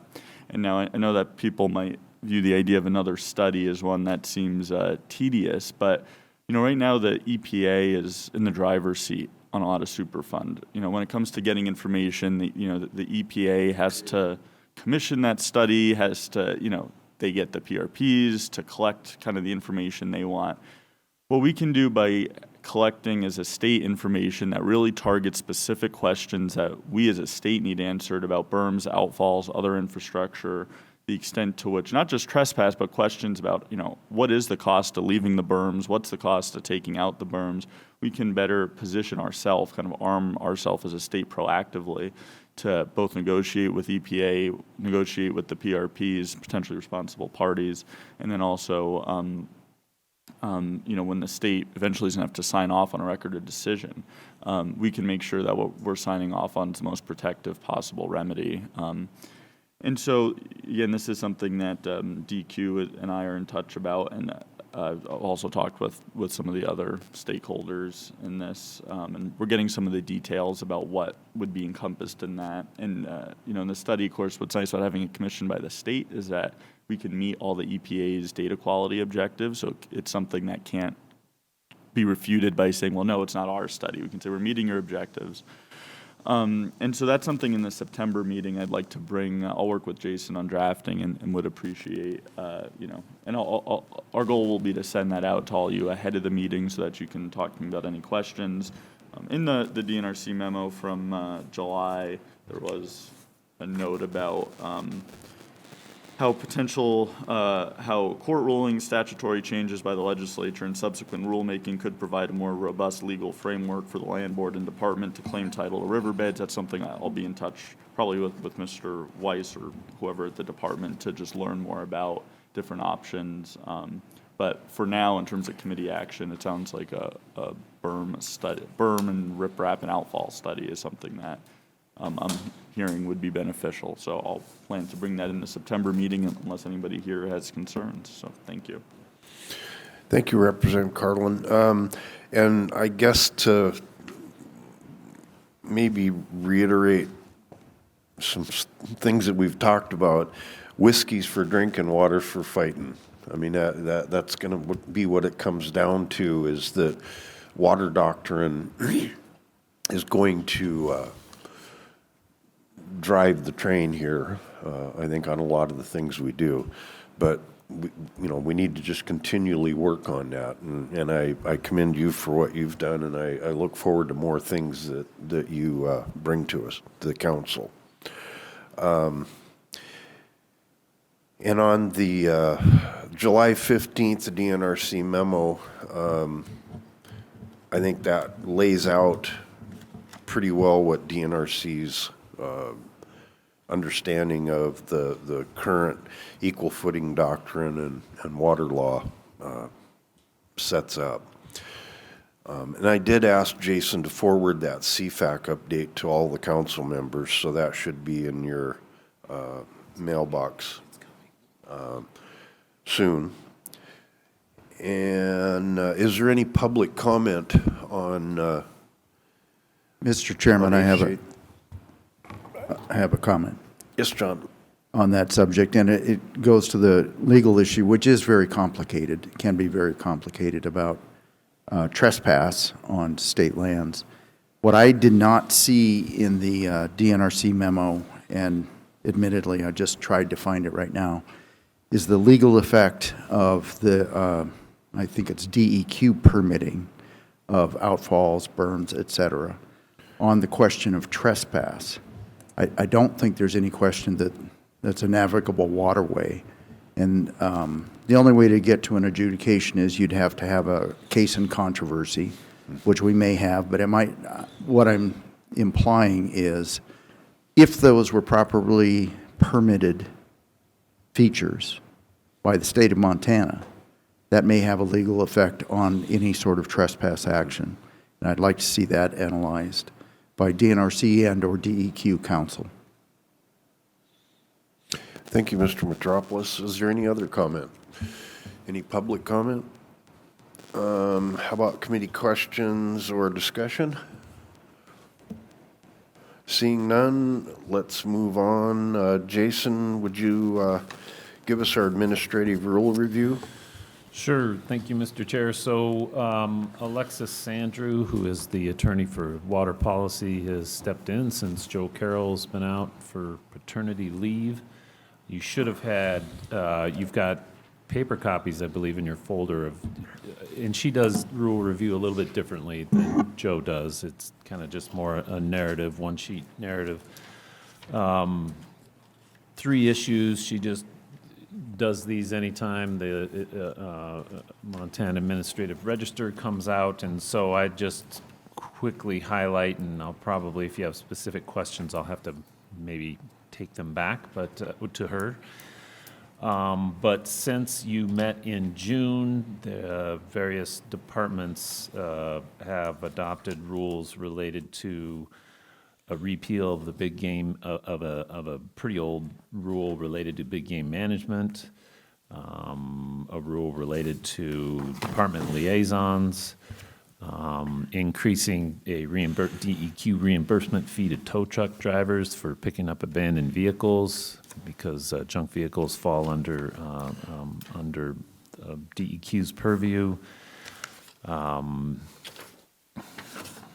Aligning the rules related to the Major Facility Siting Act to reflect legislation, just the standards for identifying, dealing with transmission lines. There were some emergency closure notices, Bitterroot and Clark Fork River, due to down power, the windstorm and concern over down power lines, and then a portion of the Stillwater River due to construction. What's proposed, the FWP has some rules related to super tag hunting license, related to how they conduct the lottery, other limits they have on it, such as how the department recommends specific species for a license year, and the fact that super tag is not transferable. And also rules related to using an electronic tag number during transport. I guess the department staff have noticed that some are transporting animals for somebody else or harvested by somebody, and there's been no requirement that they have that tag, electronic tag, with them, or any are able to produce that. So those are the rules as I understand them, and like I said, I can try and answer questions, but I can also promise you we'll get the best information as follow-up if you have any questions. Thank you, Jason. Do we have any public comment on administrative rule review? Senator Cuff. Thank you, Mr. Chairman. And the question had to do with the tow trucks and abandoned vehicles. And I carried that legislation. And could I get you, could it be possible, Mr. Chairman, to have him repeat that part of it? Yes. I was trying to listen and maybe didn't listen well. Jason? Sure, Mr. Chairman. So the, let's see, this is an adopted rule, so it's reimbursement payments for abandoned vehicle removal. If you remember, there's just kind of a rotation. I actually when I worked for the Legislative Audit Division, I did an audit of the Tow Truck Act, so I know too much about this, but there's a flat rate reimbursement for picking up abandoned vehicles, and that was $125. Lots of questions about whether that was worth their while to do that, and so that fee has been bumped up to $175. So an annual increase of just over $44,000 to the department to pay for this, and will be covered by the junk vehicle fund. Thank you, Senator. Thank you, Jason. Committee questions and discussion? Anything from the council? And seeing none.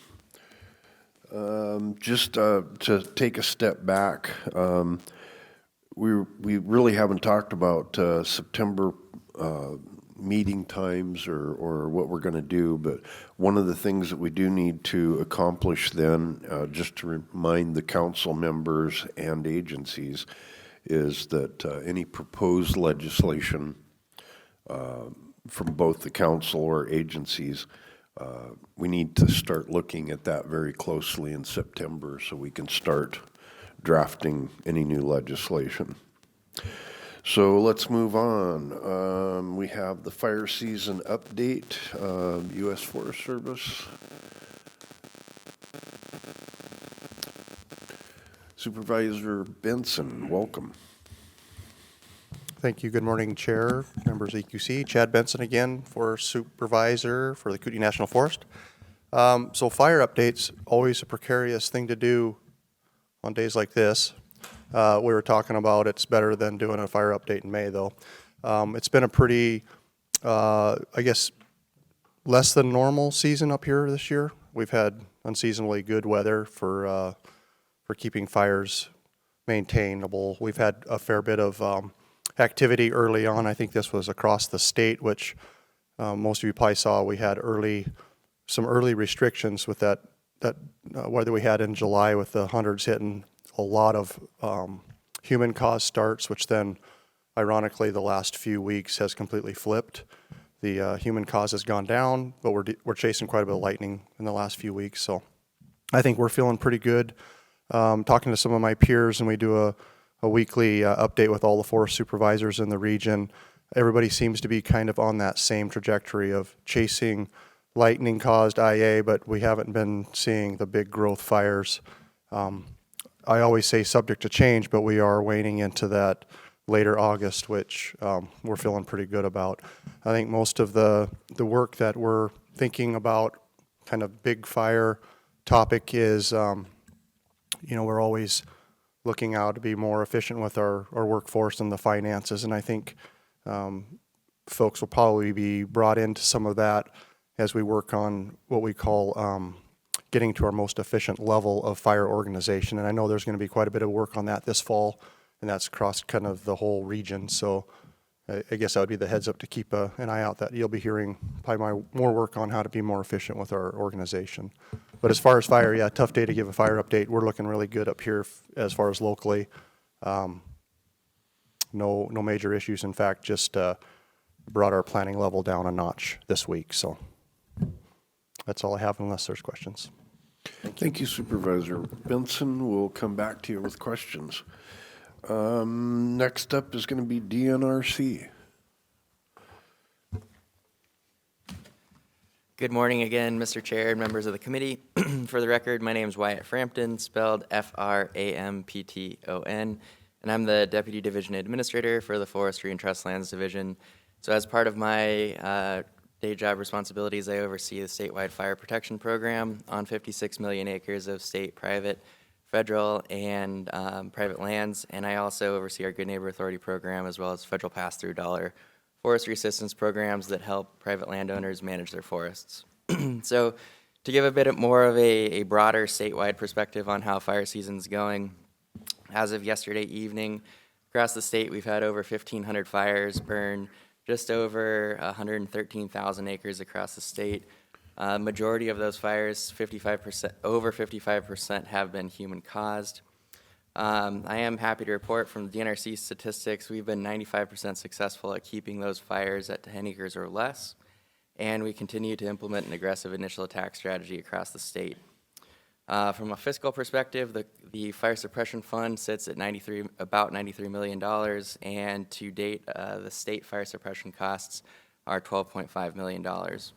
For perspective, for fiscal year 24, the state's fire suppression costs were $42.3 million. So a few other things looking at the statewide picture just to highlight for the committee. As was alluded, we started the season with some pretty significant fire behavior in July. We had prolonged periods of above 90 degrees, a few days of over 100, and the fuel conditions responded very rapidly to those temperatures. And we saw in July, over the course of a few weeks, fire danger across the state moved to very high and extreme as we were stuck under a ridge of high pressure. Fortunately, we've had some very well-timed moisture and some disturbed weather patterns that have moved through, bringing moisture to a good part of the state. But I do want to point out that the moisture has been very beneficial to dampen fire conditions. The majority of the state is still in a drought condition of some degree. Also, as Supervisor Benson alluded, most of that moisture that we did receive also came with lightning. So across the state, we are chasing fires every day as we work to do that. But the days are getting shorter, and we very much appreciate the moisture that we've received. And then nationally, June and July were very active fire. We saw very active fire behavior across the nation in June and July. Fortunately, this weather that we've been getting has been shared across the West, and so we've seen a dip in activity as well, which has allowed resources to head home, recover, and prepare for any future fires that break out. So I also want to just highlight a few things from the DNRC in terms of how we prepared for the fire season, and then some of how House Bill 883 has also helped us increase our preparedness. So as part of our normal scheme of getting ready for fire season, DNRC teaches hundreds of classes across the state to thousands of students of local government firefighters, National Guardsmen, partnering agencies, as well as our own crew. Our program right now, as of today, is about 94% staffed with firefighters and fire managers, which is about typical for us this time of year. On the western part of the state, where we have a direct protection responsibility, we have 66 wildland fire engines that are deployed in the field, as well as 5 MT-205 helicopters that are spread across the state for assisting in suppression responsibilities. Our DNRC equipment development program, which is part of the county co-op program, which is the model that's used for primarily for fire protection on the eastern side of the state. We produce fire engines and water tenders to local government fire departments free of charge. And we have, as of June 30th, we have delivered 14 fire engines and water tenders to those departments, again, free of charge. It's a program we're very proud of, and always happy to, if there's more questions about that, would love to dive in. But so moving into House Bill 883, which is just for the refresher, it's out of the last legislative session. It authorized the department to use $60 million a year out of the state's fire suppression fund to do two things. One, to increase our statewide level of wildland fire response capabilities, as well as to use $30 million to improve forest health and reduce wildfire risk across the state. So since we're here to do the fire update, I'm focusing specifically on what we've done with the fire preparedness portion of that. But the other thing to note is that that bill also modernized the state's fire suppression account by increasing the balance so that we're more able to deal with the severe fire seasons, as well as changed how the fund is filled. So Moving into what we did with that funding for increasing our wildfire preparedness this year is we contracted some additional resources to bolster our capabilities that we typically don't have. So for that, this year, we contracted one large helicopter. It's a Type 1 helicopter that's capable of delivering 2,000 gallons of water in a single drop. We brought on 6 additional single-engine air tankers, 2 20-person hand crews, and 1 large air tanker currently based out of Billings for retardant delivery. So these resources, just so far, we're halfway through August, but so far they've supported over 100 incidents on all land ownerships across the state, and they are all free to share with our state, tribal, and federal partners, and local government as well. So one of the things why bringing these resources on was so important, as I talked about nationally, we really kicked off with some severe fire conditions in June and July. We went to National Preparedness Level 5, which is the highest level of preparedness, and it alludes to there are national resource shortages and severe fire activity across the nation. So having these additional resources in Montana allowed us to better take care of some of our own needs in the state and support our partners in wildfire preparedness in response while there's active large fires across the nation. So again, I just want to highlight that we also had $30 million that we're using to reduce wildfire risk through fields management and increase community protection. And so we're not here to talk about that today, but I also just want to make sure we're doing a lot of front-end work to try to alleviate some of the conditions that we see from some of these large fires across the state. And so to close, I would also just like to encourage you all, if you have constituents who are curious about what's happening during fire season, mtfireinfo.org is our go-to site. There's information about what landowners and homeowners can do to prepare themselves and their families for wildfire season. There's also a real-time updating fire map, which shows where fires are located across the state. And it also has just some general tools and tips for how you can deal with fire season. So thank you for your time, Mr. Chair, and I'll be ready if there are any questions. Thank you, Mr. Frampton. Do you have any public comment on fire season update? Seeing none, committee questions and discussion. Representative Fielder. Thank you, Mr. Chair. I have a question for the man that just made the presentation, please. Mr. Frampton. Mr. Chair, Mr. Frampton, you went through an awful lot of figures there. I was wondering if we might be able to get a copy of your notes or basically your discussion that you just gave there so we can spend a little time looking at some of the funding sources and some of your data. Appreciate that. Thank you. Mr. Chair, Representative Fielder, we'd be more than happy to do that. And thank you. Thank you, Mr. Frampton. Also, I've got a question for you. When can we anticipate an update on the loss of the seat, the single engine air tanker, the loss of that pilot and plane? Mr. Chair, so that single engine air tanker, scooping air tanker, the pilot Juliana Turchetti, who was lost July 10th fighting the Horse Gulch fire, NTSB has conducted a preliminary investigation, and I believe, and so the findings from that preliminary investigation are public. We can share that with you if you'd like, and then they anticipate, I think they said it will be between 60 and 90 days before there's a more detailed report on what happened. Yeah, please do. Please keep us informed, and if you can send that out to Jason or just send it out to the council, we'd appreciate it. Thank you. Absolutely. Any other questions? Senator Lang. Thank you, Mr. Chairman. For Mr. Frampton, please. Mr. Frampton. Mr. Chairman, Mr. Frampton, as you highlighted in your conversation, the legislature has given more money to the fire fund as the last session, especially. All of us are concerned about that, especially what we've been through in the past years. We're very blessed with what's happened this year. At this point, what do you see as a request of DNRC for the fire fund in the next session? Can you give us a number at this point? How much will we need to fill back?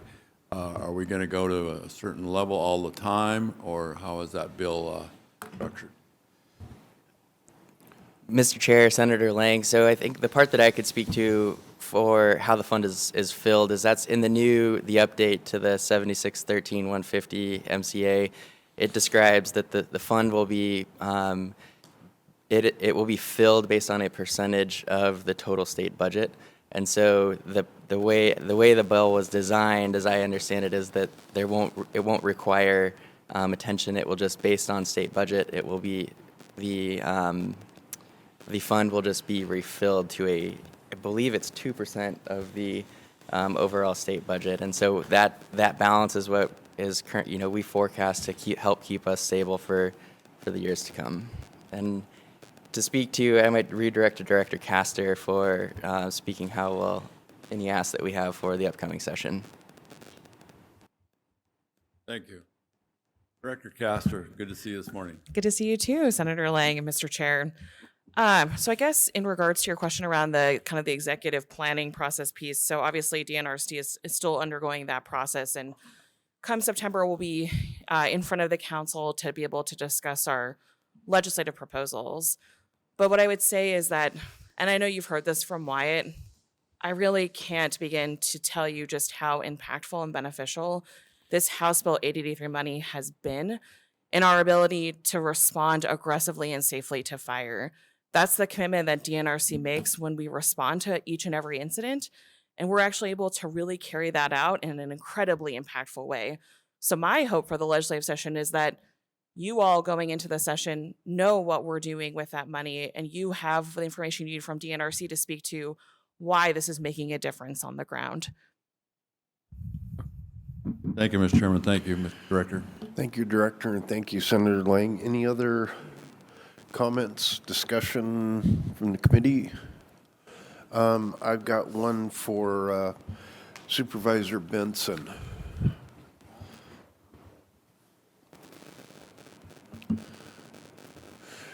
Thank you, Chad.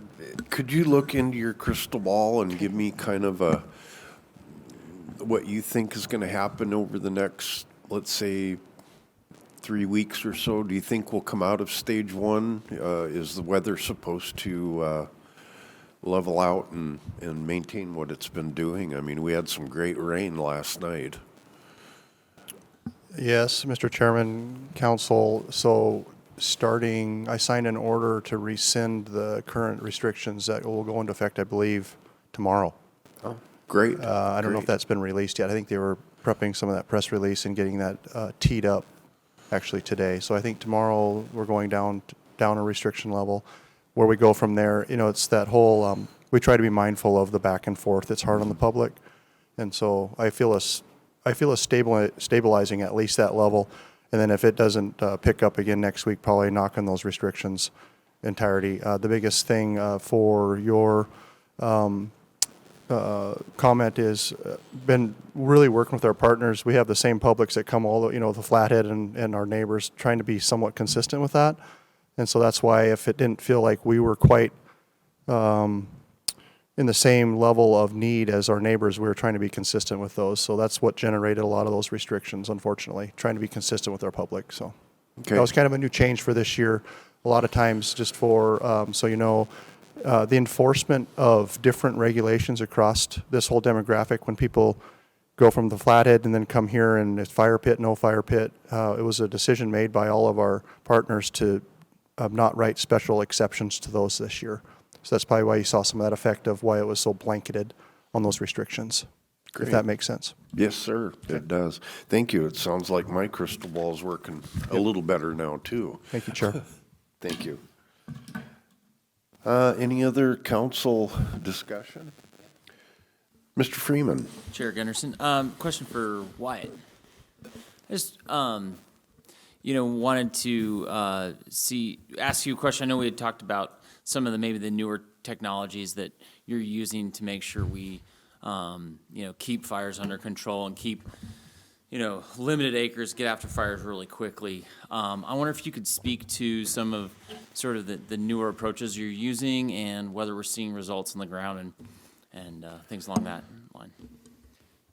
Absolutely, Mr. Chair, Mr. Freeman would be more than happy to talk about that. So one of the very cool things that we have done specifically because of the funds authorized to us through House Bill 883 is we contracted with an aircraft that's capable of flying at night, and it has an extraordinarily high-resolution thermal imaging camera on it.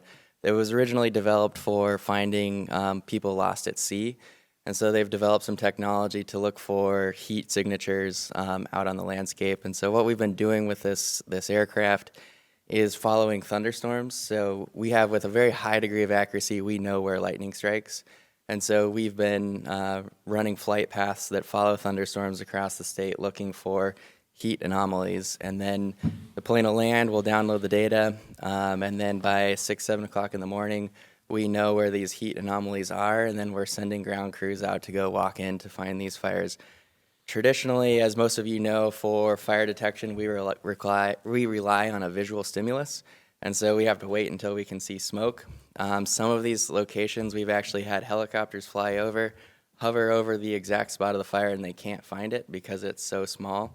And so, this has been extraordinary in terms of how to more safely deploy firefighters across the state, and that, for suppression activities, and that they're going to the fire when it's still cool, humid in the morning, and they're able to have the fire wrapped up by early afternoon before any additional resources are needed. And so it's this is the first, we've really started to kind of dive into this in the last 2 weeks, and the results are pretty extraordinary so far.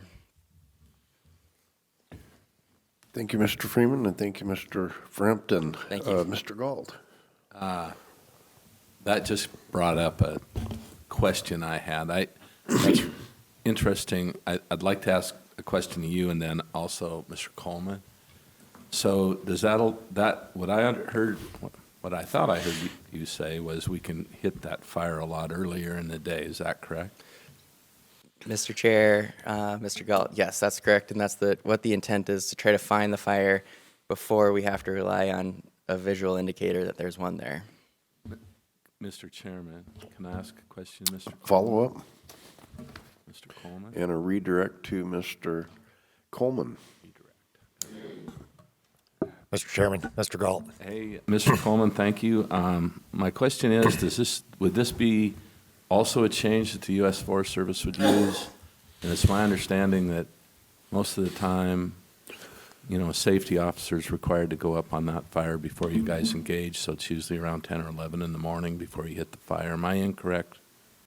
Mr. Chairman, Mr. Galt, Supervisor Benson would be in a much better position to answer that. Okay. Sorry, Mr. Benson. No problem. Chairman. I didn't quite catch it. It was something about sorry, I was trying to catch it, but My can you repeat it? understanding in the past is that when the service was on a fire, that they sent a safety officer up in the morning early before they engaged in a fire, usually resulting in not really hitting the fire till around 10 a.m., which is about when the wind starts. I'm just curious if this technology that Mr. Frampton talked about is allowing you guys to hit fire earlier, or perhaps I'm totally incorrect. So it's kind of a two-part answer to your question. The first part, we've been doing IR flights for years, infrared, and we'll get a map in the morning after that flight. Usually it is, once I get up and get that flowing around the whole area, it is probably that 10 o'clock, and it does show those hot spots to have us focus for that day. But as far as crews, those crews are deployed at pretty much any hour.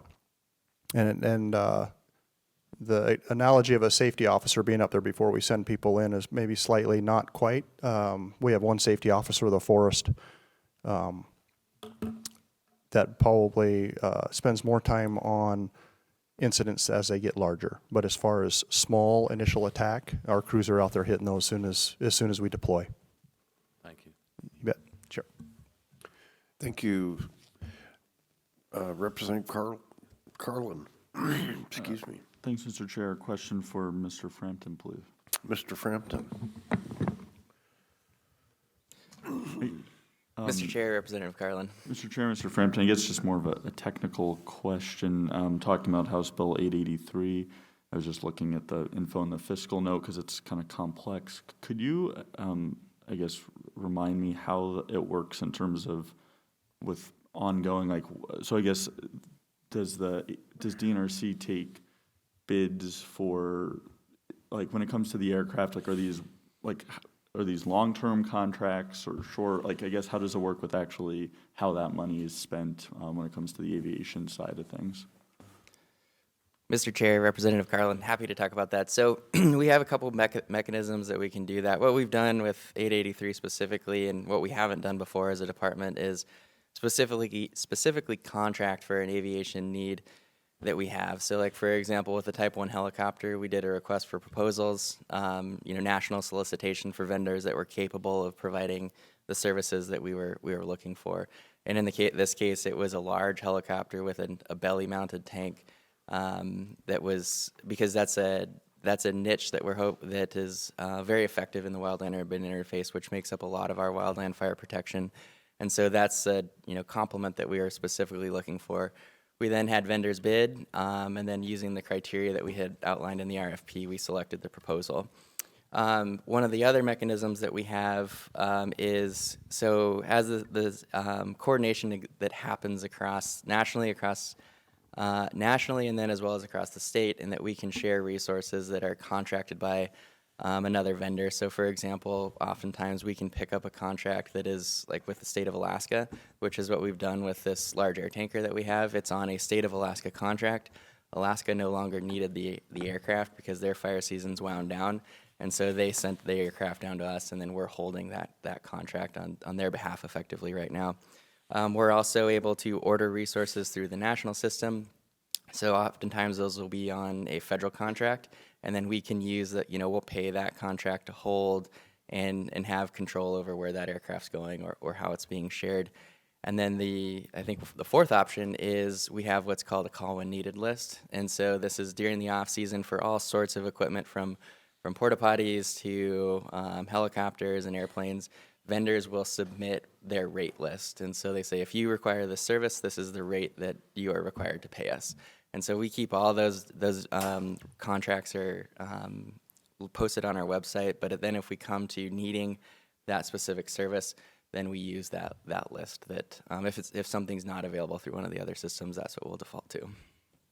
Thank you. It's complicated but interesting. So so you said we could find kind of which companies receive the contracts just on the DNRC site or on the state procurement site? Mr. Chair, Representative Carlin, so that's all the contracts that we hold. It doesn't mean that we use them. So with a call when needed contract, there's no obligation that we use the service. So some, we'll have those posted just so that for public transparency of what those rates are. And then for any of the contracted aircraft that we have as well, happy to share those contracts and who they're with, anything of that nature that you're interested in. Thank you. Appreciate it. Mm-hmm. Okay, are there any more council questions? Any discussion? Seeing none, let's move on. And on our 10 a.m. Wildlife overpass funding, we've been asked to delete that. That will come back as a later discussion. There's been some changes in funding and things like that. So we may hear more of that during our September meeting. And so let's move on, and I think we'll take a short break. We're waiting for the folks from WRH to make it in. So I'm going to recess this for a little bit until they show up.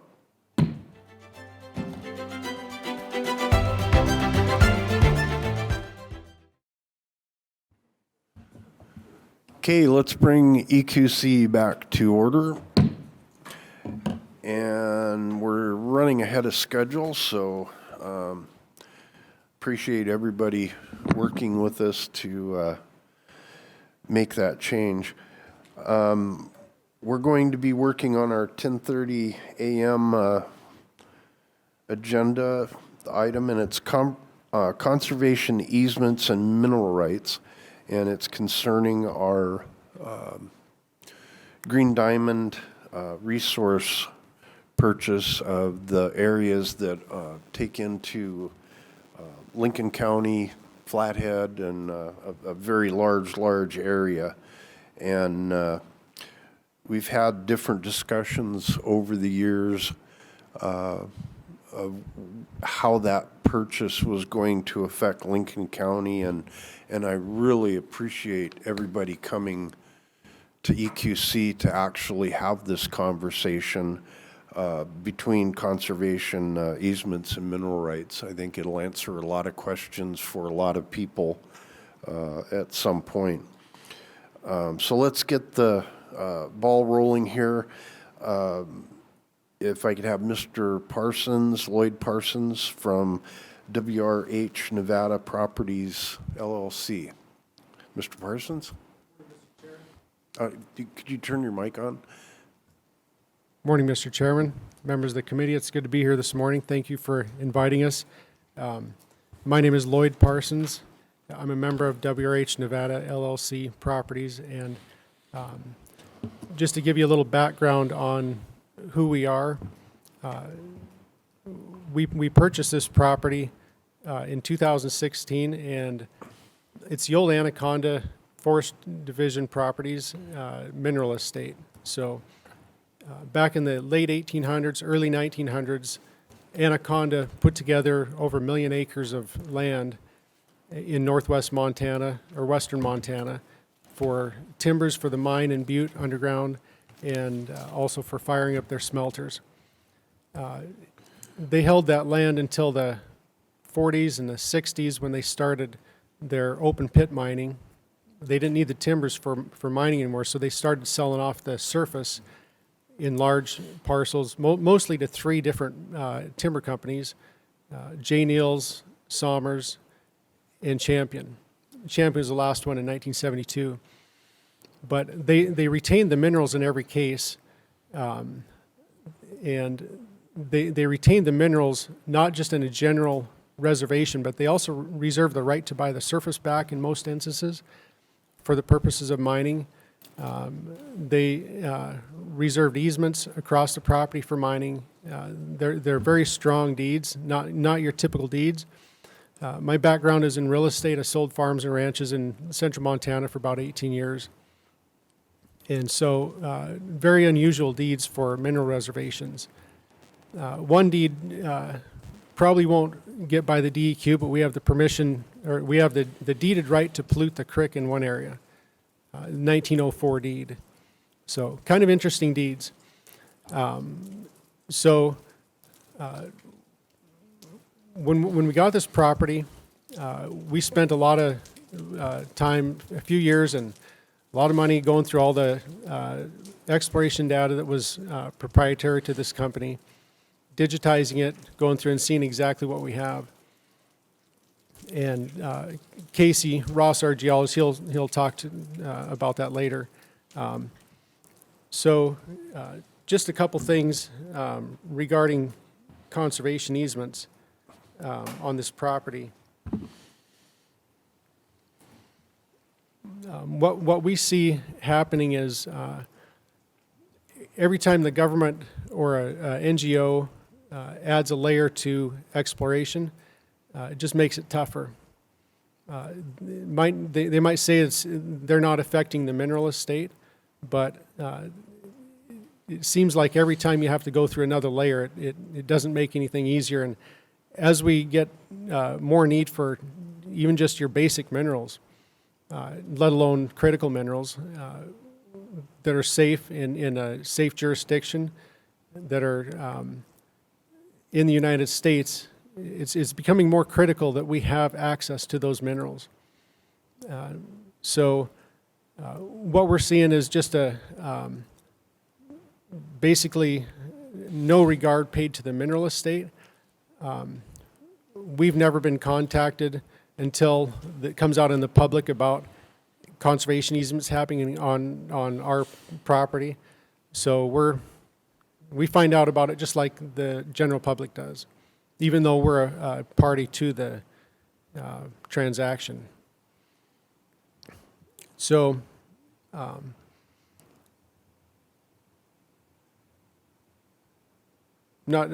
got so many things I could talk about. I'm not sure where to where to go.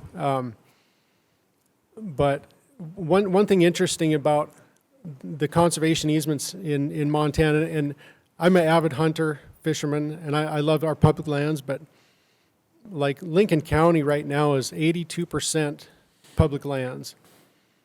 If all of the large landowners, timber owners, if they all sold their land to with a conservation easement on it, then Lincoln County would be left with 9% of their land available for private development. And it just seems like the trend, if you look at the trend in conservation easements and protecting the land, it's not slowing down, and there's groups that claim they want to conserve 5 million acres in Montana. So you have to ask yourself, what are they conserving it for? What are they conserving it from? What they want to do is keep you and me and our future generations from living on the land. They want to keep it for the animals, basically. So with our mineral estate and the right to buy the surface back, we don't see how you can guarantee perpetuity for a conservation easement. And we have to remember that perpetuity is a really, really long time. And if you have, and, you know, I've been in the real estate business for 20 years. If you have a large piece of land that the public has access to it, and you need to sell it because your timber, if all you can do is produce timber, and only 25% of the land can be harvested at a time, if that becomes uneconomical, who's your logical buyer? You're not going to get more than likely not going to get a large landowner to come in and buy it for their personal property when the public has access to it. One of the first things a land buyer that is looking at land asks is, what are the easements? Who has access to this property? That's one of the first things they ask. And so if you have a 10,000 acre property for sale, public has access to it, it just seems like the next logical buyer is probably going to be the government. So if we look down the road 50 years or 100 years, who's going to end up owning this land with all the conservation easements on it? Our kids, our grandkids, our future generations are going to be living in town while just the very wealthy are able to afford whatever's left of private land. So another interesting point. 4 years ago, this land sold for $230 an acre. And granted, it was a lot larger block of land. But now, just the conservation easement, not the land, but just the conservation easement is being valued at $1,197 an acre. That's a little bit of a jump in price. And not a lot of people are aware of that. The other thing that is being worked on is packaging these conservation easements for what are called natural asset companies. And I don't know if not a lot of people are aware of this either. Your natural asset companies are going to be sold on the stock exchange, and you guys can correct me if I'm wrong. And people invest in these for carbon credits, and it could be our foreign adversaries even that invest in these. So there's a lot of things going on that the general public is not really aware of. One other thing about the conservation easements that I don't think people are aware of, and like I said, I'm an avid hunter. I bow hunt, I rifle hunt, and so I do appreciate all of our public lands in Montana. But the conservation easements read that the landowner, even though the conservation easement on these lands are quote, for the public use, they can shut the roads down at any time. So even though, you know, they're for public use, but if the road's not open, you're not going to access the property. It's going to, you know, unless you're an avid backpacker or outdoorsman, it's going to basically shut off the land to the general public. And if you read the conservation easement, the language can be interpreted a lot of different ways, but again, perpetuity is a long time, and there's plenty in there for whoever owns the conservation easement or the surface to keep the general public out. I'm sure I'm forgetting a lot of stuff, but just back to kind of who we are. We're in the business of developing our mineral estate. We're talking with some of the largest mining companies in the world. They're interested in looking at what we have, and one thing that is always comes up as a red flag is conservation easements. And even though the conservation easement says we still have the right to access our minerals, it's pretty generally known that doesn't make things easier for us. It doesn't make things easier for the United States of America to get access to critical or any minerals for that matter. So I guess that's about all I have for now. If there's any questions? Thank you, Mr. Parsons. We'll actually go through all the presentations Okay. and then ask questions then. Okay. I guess we want to move on to Mr. Ross, and he has a presentation. Mr. Ross, if you'd like, you can sit right here, and then that way you're close by your presentation there. Okay, do that.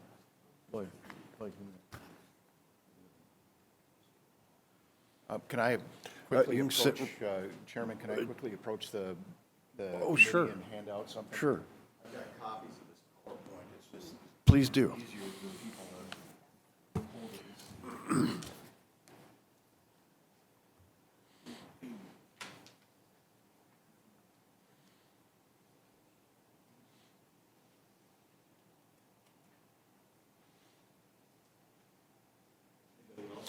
I believe Mr. Freeman needed one back in the corner back there.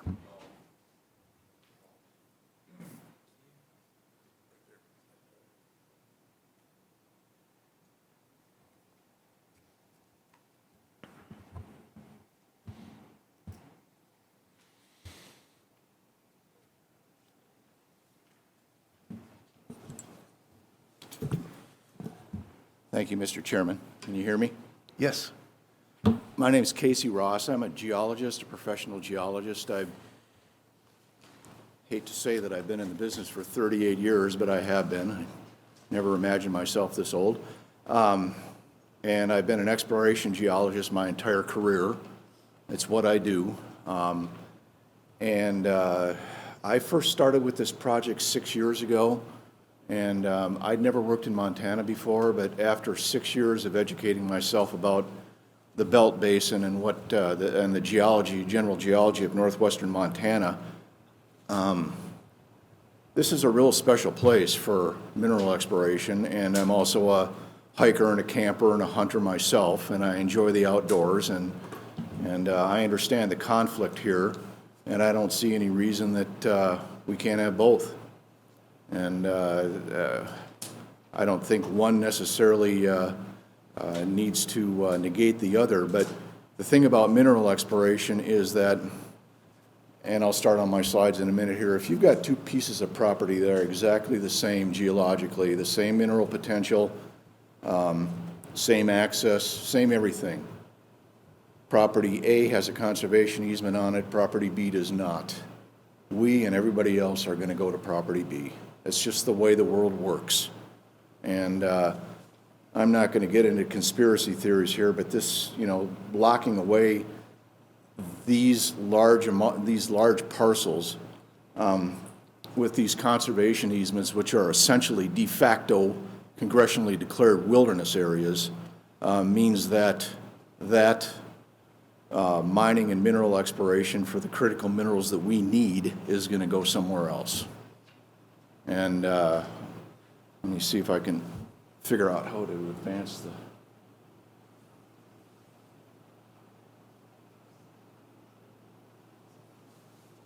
This is the general land situation.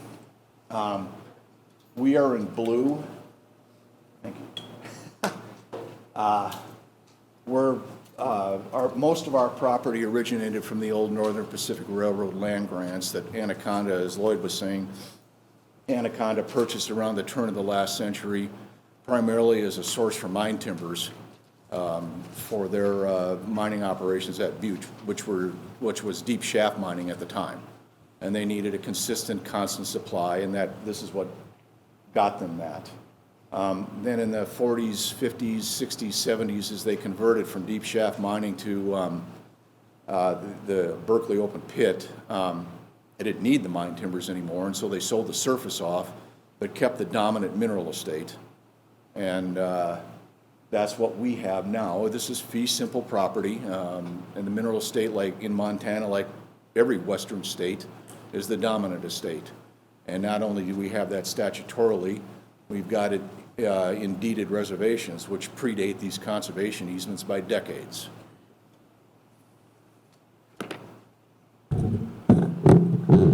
Oh, thank you, sorry. Even better. So 830,000 acres total.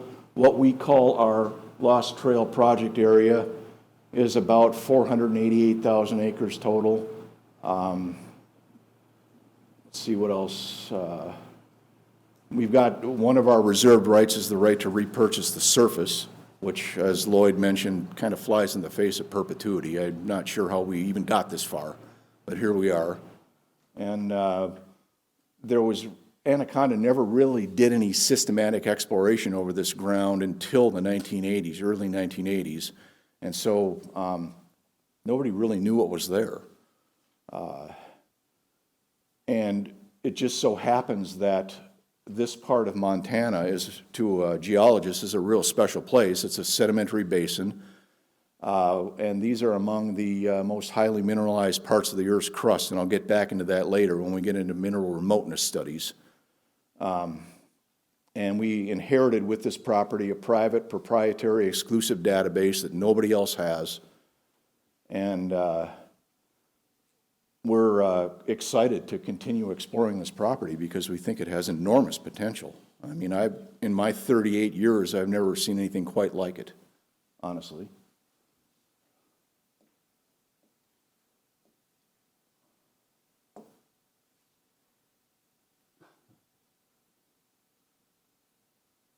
We'll get it. So, what is the Belt Basin? It's this area to us geologists is outlined in the black hashed line. You can see it occupies a pretty sizable chunk of northwestern Montana. Here is that from the last slide, you can see our Lost Trail project area as it sits in the middle of the basin.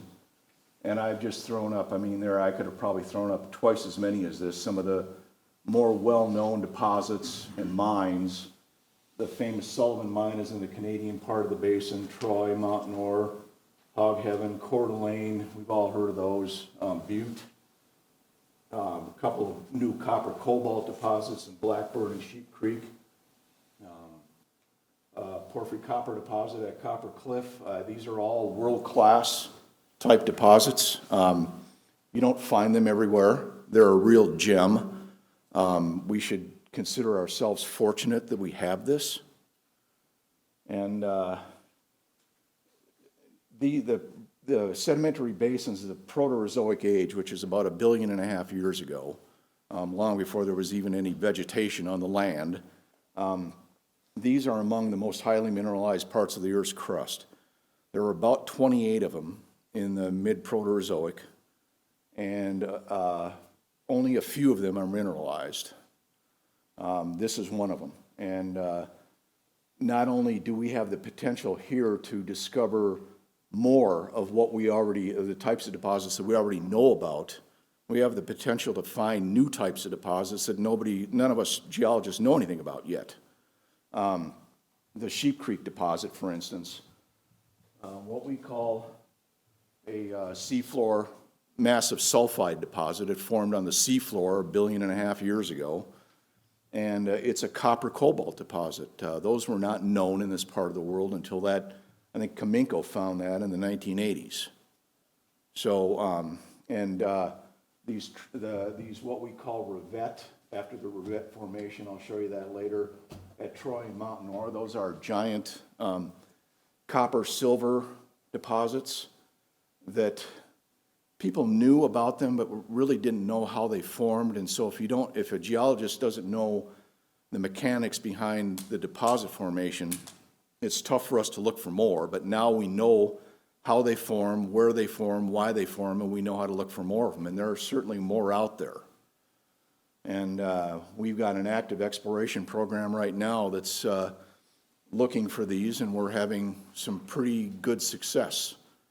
And these are world-class deposits. They're high grade, they're small, they have a small footprint. They're mostly mined underground. They're not going to be a big, gigantic open pit. And just to accomplish the most reasonable parts of the Green New Deal, we're going to need to mine 1,600% more copper than we're mining today. And people like me hear that and we laugh. Not only because it's a difficult thing to find deposits that fast, but in the regulatory environment we're in. For instance, we just toured a new copper mine in Arizona 2 days ago, or a copper deposit, I should say. They're counting on 10 years of permitting and, just jumping through hoops to please government regulators. 10 years before that mine is going to produce 1 pound of copper from today. And we've got to do better than that. We've got to do better than that because we need that copper next year, year after that. So we need to be bringing new mines online to make all the electric motors that we're going to need to electrify this country, and to power people's cars and that sort of thing. If we can't find the stuff, we can't do what they're proposing to do. It's really that simple. And as I said earlier, the U.S. is blessed with one of these sedimentary basins, these Proterozoic sedimentary basins, and it's right here. And if somebody said, if I have been a consultant most of my career, if I was consulting to somebody and they said, Mr. Ross, go out and find a sedimentary hosted copper silver deposits, I'd go right here. I wouldn't go anywhere else. There's nowhere else to find those things, really. A lot of people brush folks like me off and they say, well, why don't you just go find it somewhere else? It's not the way it works. You have to go where, there's an old saying in the mineral exploration business, if you're going to hunt for elephants, go to where the elephants are. If you're looking for sediment-hosted revet-type deposits or Coeur d'Alene-type deposits, you're going to go right there. And that's just the way it is. I can't go, I'm from Minnesota. I wouldn't, and if my boss found out I was going to Minnesota to look for Coeur d'Alene deposits, I'd be fired on the spot. It's that simple.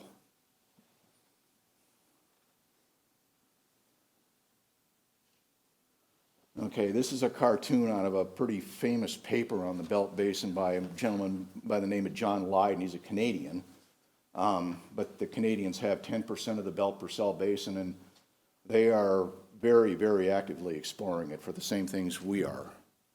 And this is a 1.5 billion-year-old portrayal of the first supercontinent named Columbia. Existed about 1.8 billion years ago, and it sat on a different part of the planet, but it's overlaid on the United States about where if it existed today, this would be about where it is. And I've outlined the state of Montana, and I apologize for that because I think I had too much coffee this morning when I did that. But there's Montana, and as it sits, and here is the Belt Basin. And how the Belt Basin formed was when Columbia, as all supercontinents do, eventually started splitting apart. It was on the boundary between two of the plates that split apart. And as the plates moved apart from each other, a basin was created. And into that basin flowed, they must have been some gigantic rivers, but there was also sheet flow just off the continents themselves because there was no vegetation and no channelized flow.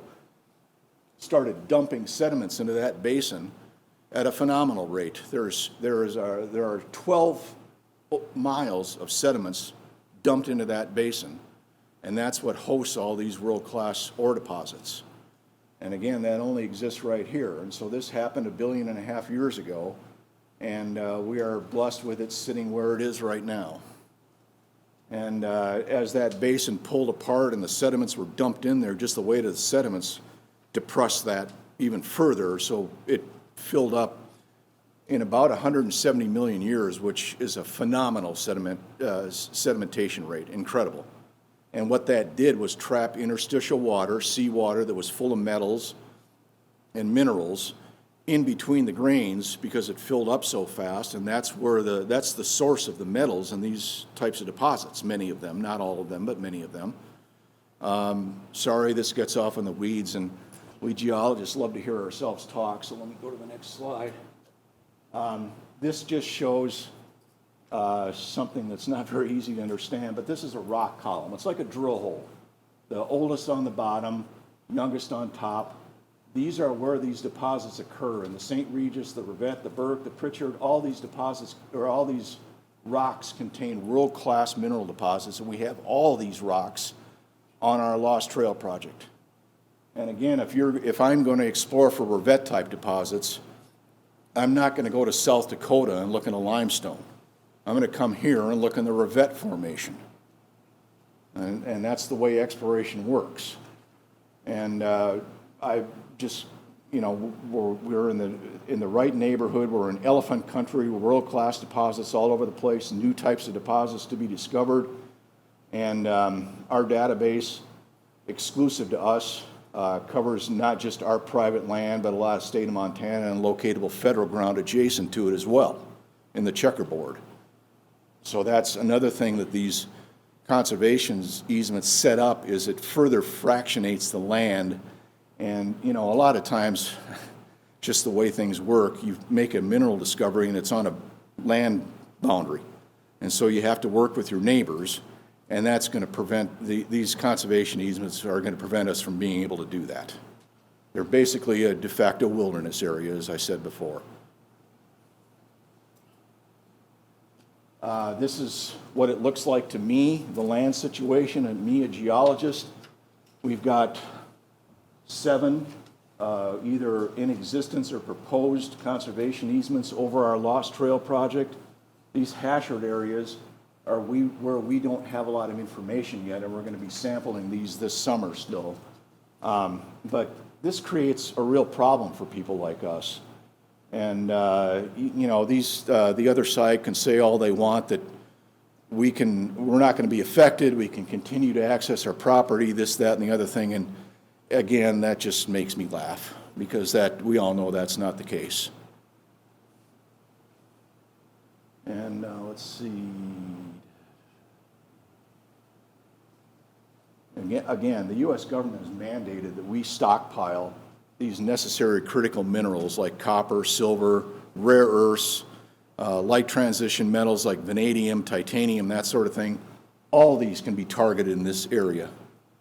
Okay, and they want us to source these stockpiles from domestic sources.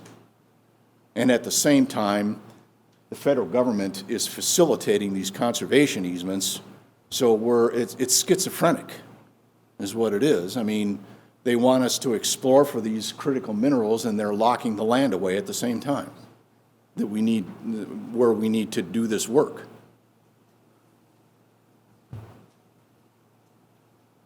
And a lot of this has been facilitated by, as a geologist, Peter's going to talk about this a little bit later, our attorney, but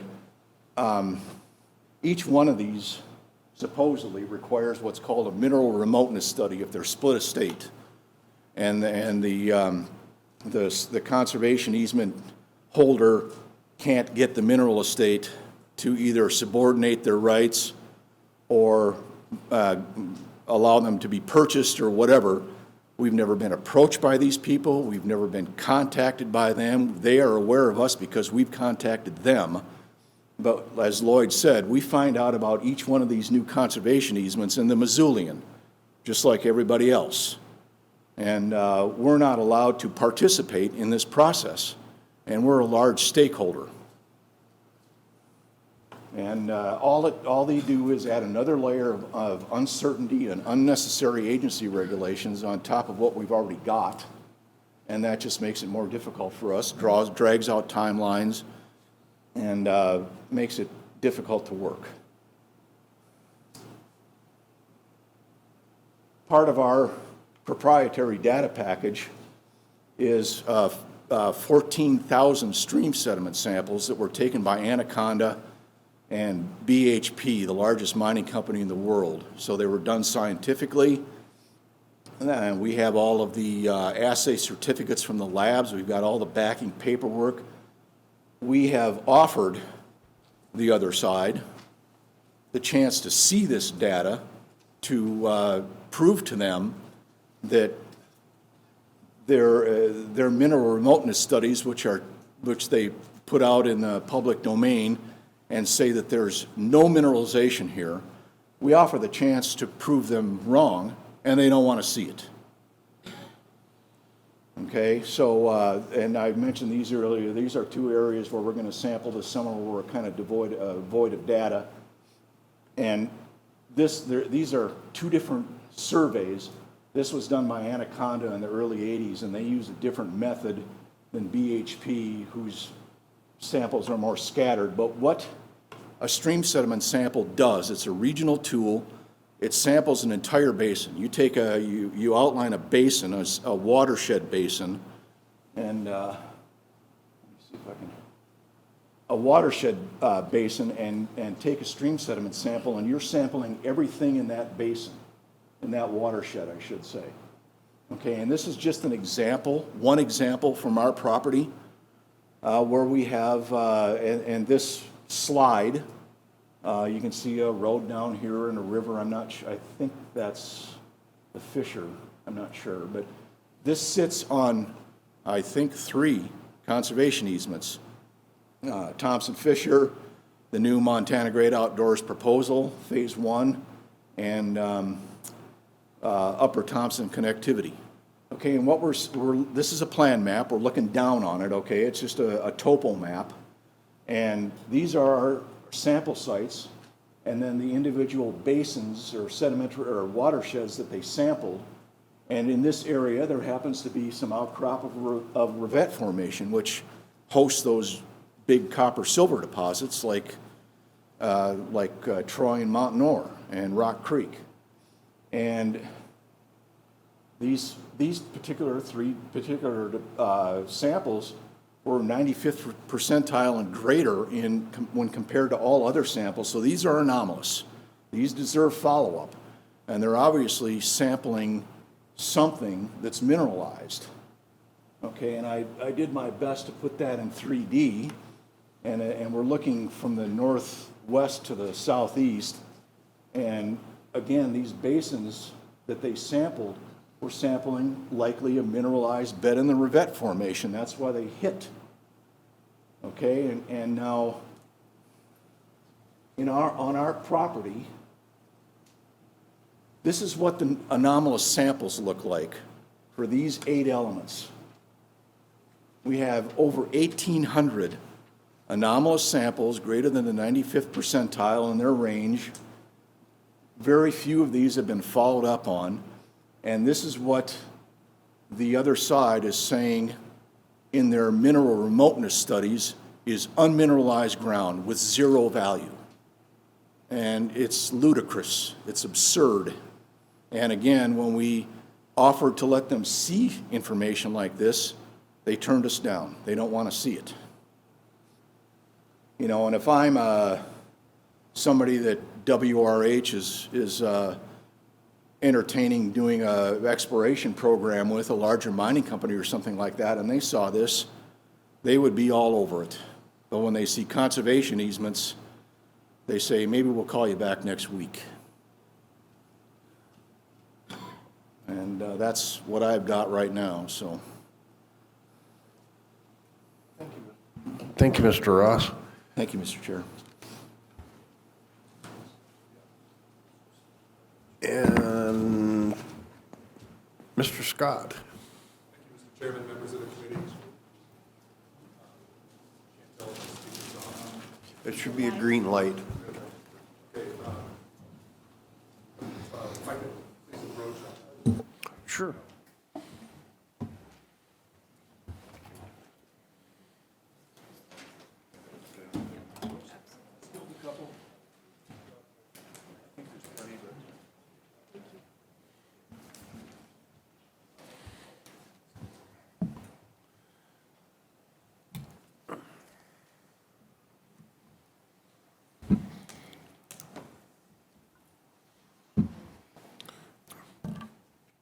So in keeping with my name is Peter Scott, S-C-O-T-T.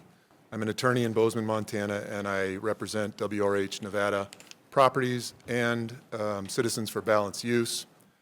It's not my intention today to go over or make legal argument, but I do want to make you aware that those two parties filed a lawsuit here in Lincoln County this week, sought and received a temporary restraining order addressing the Montana Great Outdoors Project, Phase 1 Conservation Easement. That project is going before the Fish and Wildlife Commission today, where we expect it to be approved. It is then set to go before the Land Board in September, and our restraining order asks only that at this point, the restraining order prevents any closing or conveyance of the interest until a preliminary injunction hearing, which is currently scheduled for September 6th.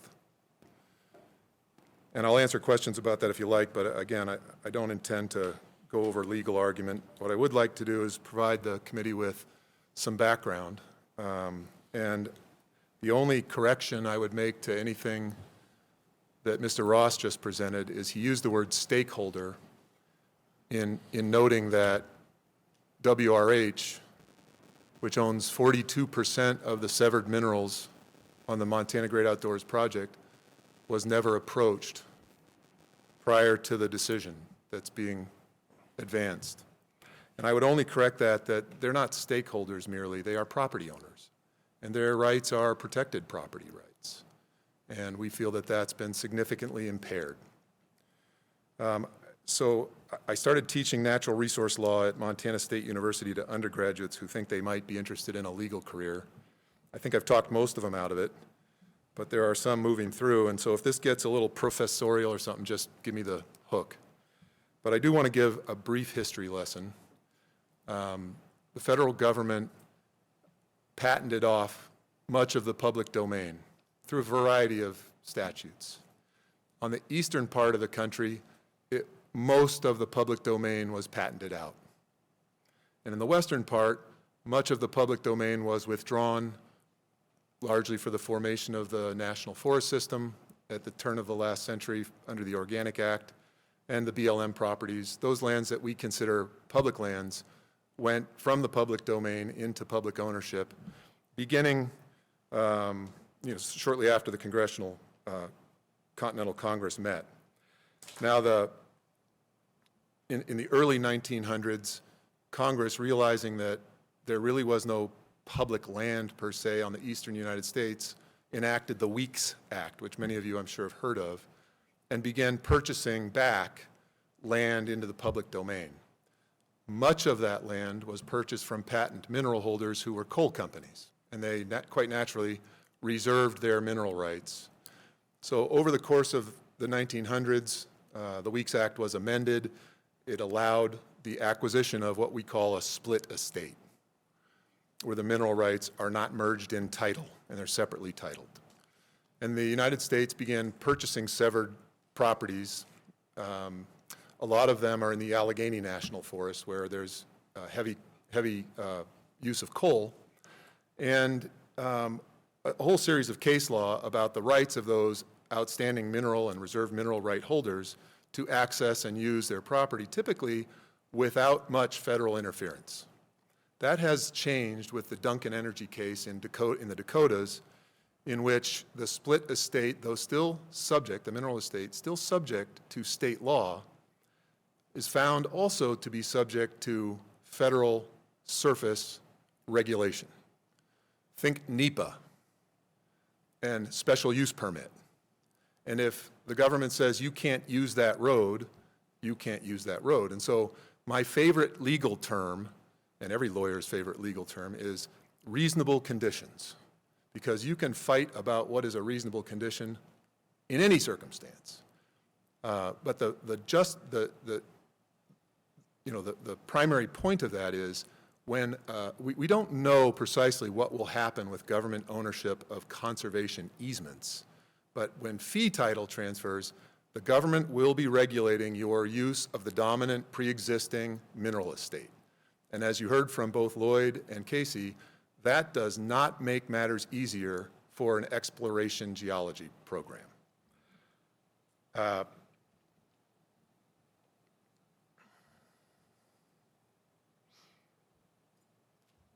Now I want to talk a little bit about the programs. The project we're here today talking about, the Montana Great Outdoors Project, is funded through the U.S. Forest Service under a program called the Forest Legacy Program.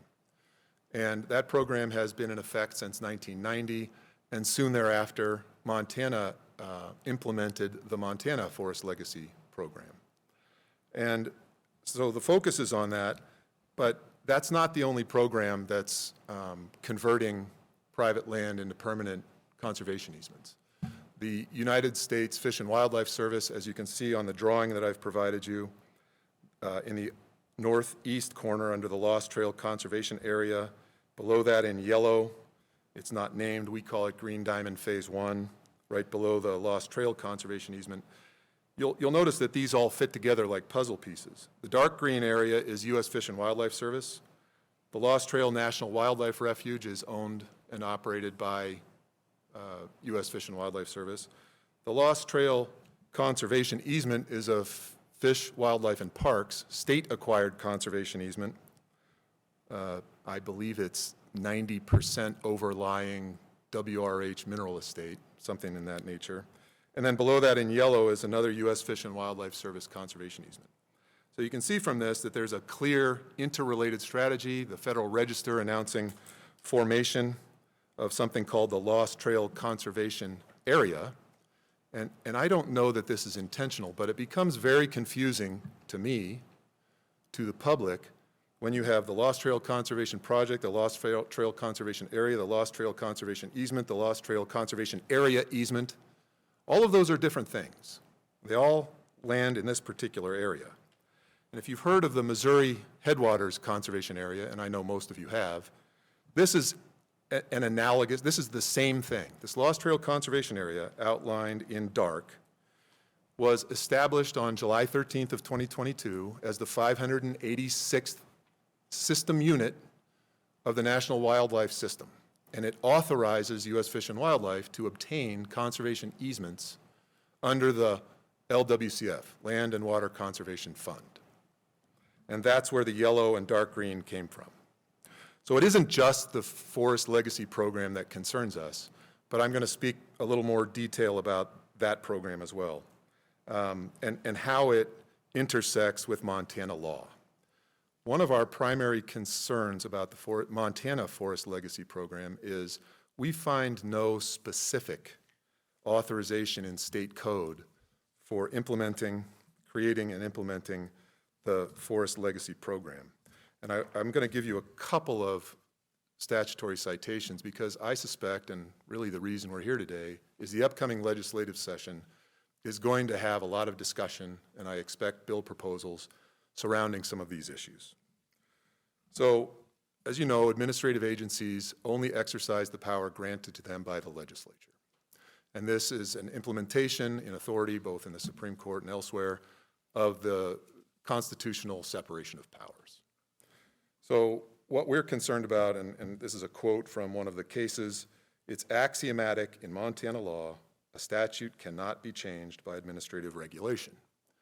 So there's this question about what has the legislature authorized Fish, Wildlife, and Parks to do with respect to the Forest Legacy Program.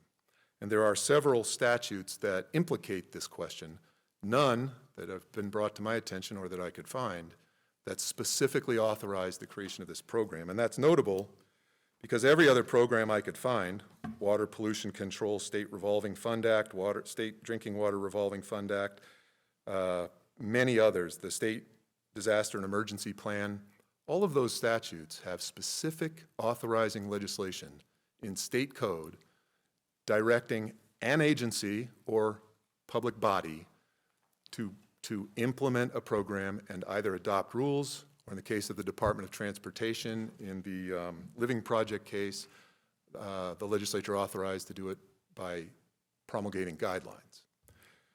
And even with Fish, Wildlife, and Parks, we have a specific statute. It's 23-2-103-4, or Part 4, in which the legislature specifically authorized Fish, Wildlife, and Parks to do all that is necessary to comply with the Federal Land and Water Conservation Fund. And there's a series of specific requirements found at 54 U.S. Code 2003 that detail the things states must do to access LWCF funding. And the LWCF statute specifically dictates that no less than 40% of the permanently allocated $900 million each year will go to the states, and no less than 40% of that fund will go to federal agencies. So it could be 40-60, 60-40, or somewhere in between. But the LWCF is not the only program that is administered with those funds. Much of the LWCF funding goes to states for things like the Community LWCF program that's authorized in Title 23 that I just cited to you. And this is money that goes to communities for parks, pools, ADA fishing access facilities, things, outdoor recreation. And they're on the order of $50,000 to $100,000 grants. Nothing on the order of what we're talking about here. These are tens of millions of dollars in federal funding being allocated through different programs, generally to acquire these large-scale, landscape-scale conservation easements. So the Forest Legacy Program, which is administered by the Forest Service, receives a particular allocation every year. The last time I checked, it was about $88 million a few years back. It fluctuates depending on the formulation. And just as an aside, that federal money, it's often said it's not tax money, and I think that's technically true. It's federal money, mostly, some coming from the sale of surplus land, but most of it is coming from offshore royalties, oil and gas royalties. So that offshore oil and gas royalty is being diverted into programs like the one we're talking about. So the Forest Legacy Program runs a competitive application process, and many, if not most states, participate. Now, I found West Virginia, California, they have specific statutory authorization at the state level for participating in this. I don't find many others that have done that. When the money is distributed up to $20 million, it requires a matching fund, matching funds. Those matching funds can be private donations, they can be state funds. And that's important when I turn around and talk about the statute that was recently amended for the use of conservation easements. I won't belabor that. Let me go back a couple pages here. That statute is 87-1-218. Sorry, 201. I wrote that down wrong. And that statute governs, it is 218. It's in the section of 201. So 87-1-218. This dictates who approves Fish, Wildlife, Park projects for acquisition of land or acquisition of conservation easements. And I think this went through a recent legislative session. I think many of you know about it or were involved with it. It's fallout from the Bullock-Fox litigation over acceptance of conservation easements at the land board. And it says if the land is being acquired in fee, that is title to the land, if it's more than 500 acres or has a value of more than $1 million, the land board must approve the acquisition. In the case of conservation easements, it says if more than $1 million in state funds is being spent, the land board and the commission must approve the acquisition. And that's the current trajectory of the project that I'm bringing before you today. There is $1.5 million of Habitat Montana money pledged for the acquisition of the Montana Great Outdoors Phase 1 project. It's 33,000 acres, as you heard, in Sanders, Lincoln, and Flathead County. Phase 2 will bring that total of the project up to just under 86,000 acres. The problem we have with that is $1 million is chump change compared to many of the donors who are providing private funds. So if the Fish Wildlife Commission approves the project today, and somebody, TPL, I presume, could write a check out of their petty funds for $500,001, it would drop it below the threshold. If they can't, their donors can. It would drop it below the threshold, and this project would not have to go to the land board, which we find troubling. So one of the things I expect you'll see is a request coming to you asking that the legislature look again at this and make these consistent. There needs to be some boundaries on these conservation easements, and a good starting point is what's the value of the conservation easement? The value, as you heard from Lloyd, the value of the per acre went up 5-fold in a very short period of time. Green Diamond will keep title to the land and retain the right to harvest timber and make a 5-fold profit by conveying a conservation easement. The appraisal that they rely on says that the difference in value between the land with the conservation easement and without the conservation easement is $97 million. So it's not much of a stretch to think that somebody might cough up $500,000 to keep the land board from having a look at this in September. And that's why we went and asked for a preliminary injunction. That's one of the main points about the way it's structured. I think there are many other potential legislative approaches to the way this works. And I mentioned that there are other programs. You saw on the map here, the Lolo National Forest is at the southern end of the map I've given you. And it's interesting, I'm going to talk about that map in a moment. Since 1986, Lolo National Forest is in the process of updating their resource management plan. It was last done in 1986. At that time, there was something on the order of 60,000 acres of land in the national forest, that national forest only, that had a split estate. Since 1986, they've acquired another 240,000 acres, much of it with the assistance of TPL and the LWCF and other organizations. 80% of that land is severed mineral estate as they go through the new planning update. So it isn't just this program. It isn't just what you see on the map before you. It's occurring, as I think most of you know, in the eastern part of the state under other contexts, not quite so much, well, mineral still to the extent that it involves petroleum exploration or other fuel-based minerals. But the upshot is we're not talking about an isolated project here. We're talking about coordinated, programmatic, landscape-level removal of private rights on properties in counties like these ones that are 75 to 82% publicly controlled already. Now, this map is produced by the Trust for Public Land. You can see that it's the Forever Montana project. That's fairly accurate because perpetuity is, in fact, a synonym for forever. We understand this to be a rebranding of the 30 by 30 initiative that I'm sure many of you heard about. There's an internal memo in the U.S. Fish Wildlife Service that we happen to get a copy of, which specifies that those people going out to talk about their projects, Missouri Headwaters and others, should not use the 30 by 30 label because it is toxic to rural Montana. So the emphasis here, the sales pitch, is hunting and fishing. That's great. I'm with my colleagues. I get out every year and chase them around. They're getting hard to deal with because they're all hanging out on private land where I hunt. But I'm still chasing them. The point is, when you dig into the literature, the purpose of this is connectivity.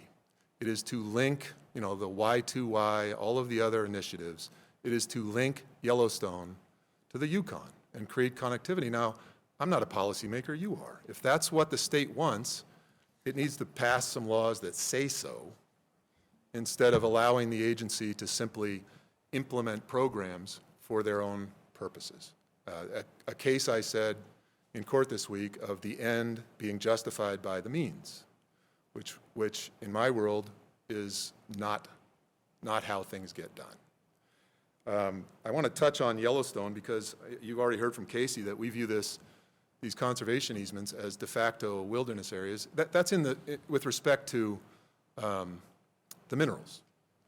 The minerals are off limits forever, and Congress didn't approve that.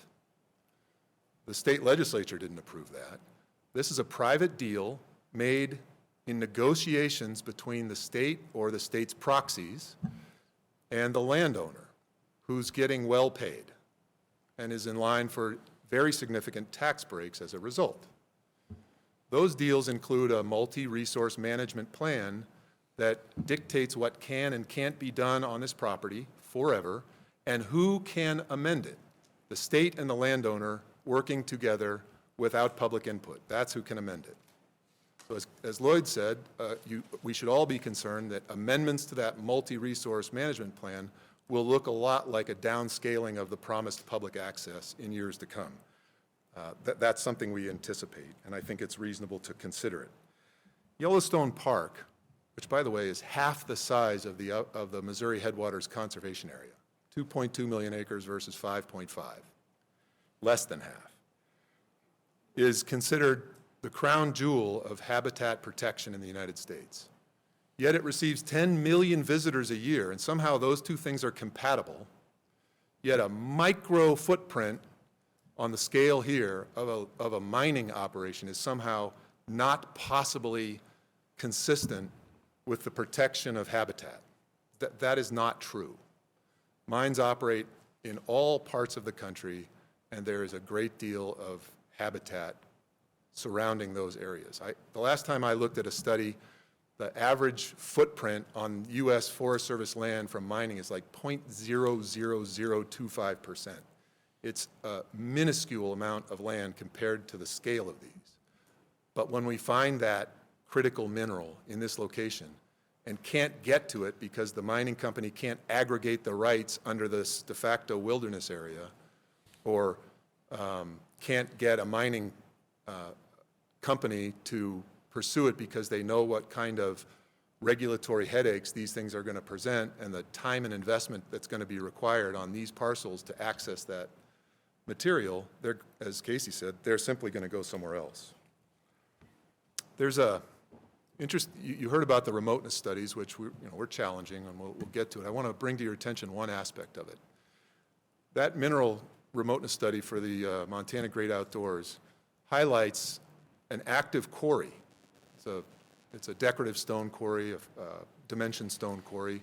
Those of you who live in this area know that there's a very active rock quarrying business. It's right on the boundary of the Montana Great Outdoors Project Conservation Easement Phase 1. It's called the Loon Lake Quarry. It takes stone from the Loon Lake complex. That complex extends onto the property that's proposed for conservation easement. And the reason given by the author that mining or quarrying of that material is so remote as to be negligible is not because it isn't there. It's because they have a separate agreement, effectively subordinating the rights of the quarry holder to access that material. That kind of agreement is a requirement of the Forest Legacy Program. You've heard a couple times from my colleagues that no one ever approached us. The first step in a split mineral estate is to identify the mineral owner and make every effort to acquire the mineral rights, either by merger of title or by subordination agreement. None of that was done. It was done in the case of the dimension stone. It wasn't done in the case of the metallic minerals. And the key point is that in the assessment of occurrence potential and development potential in that report, the decorative stone and the mineral materials are rated exactly the same. So somehow, a moderate occurrence potential and a low development potential for decorative stone mandates a subordination agreement, whereas the very same rating mandates no contact whatsoever with the owner of the dominant mineral estate.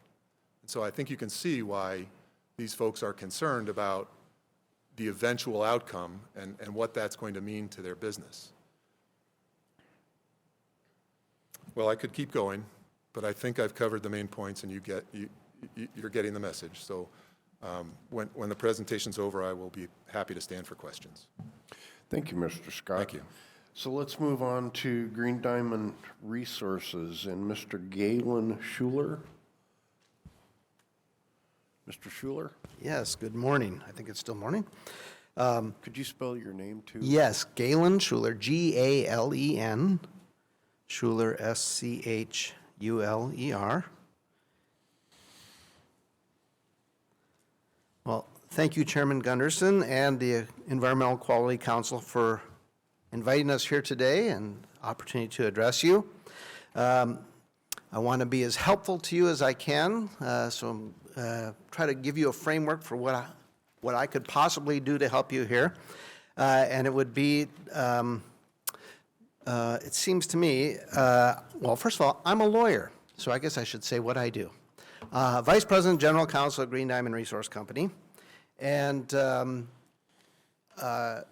we decided to have me come here as a lawyer, not because a lawsuit got filed, because we decided that before a lawsuit got filed. So we're not here to talk about the lawsuit, but you know, some of it bears on it. Obviously, it's coming up.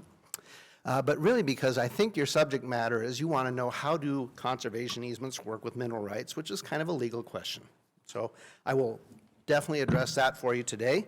I also will talk about who Green Diamond is and what we're after. I'll talk about how working forest conservation easements and mineral rights work together.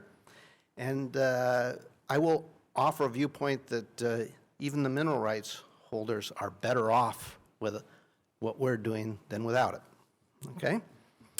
I also want to introduce my colleague, Brian Hobday. Brian is the area manager here lives here in Libby and manages our 300,000 acres in Montana, 292. And Brian has a letter from our president of our company that he's going to offer up to the committee. You can put it in the record, and it's a letter about what we're motivated by, and it's a letter of support for the Forest Legacy Program, which I will explain why, a little bit more about that. Brian's also here because if you have questions about how we manage things or want to talk about that, he will have the specifics. Thanks, Brian.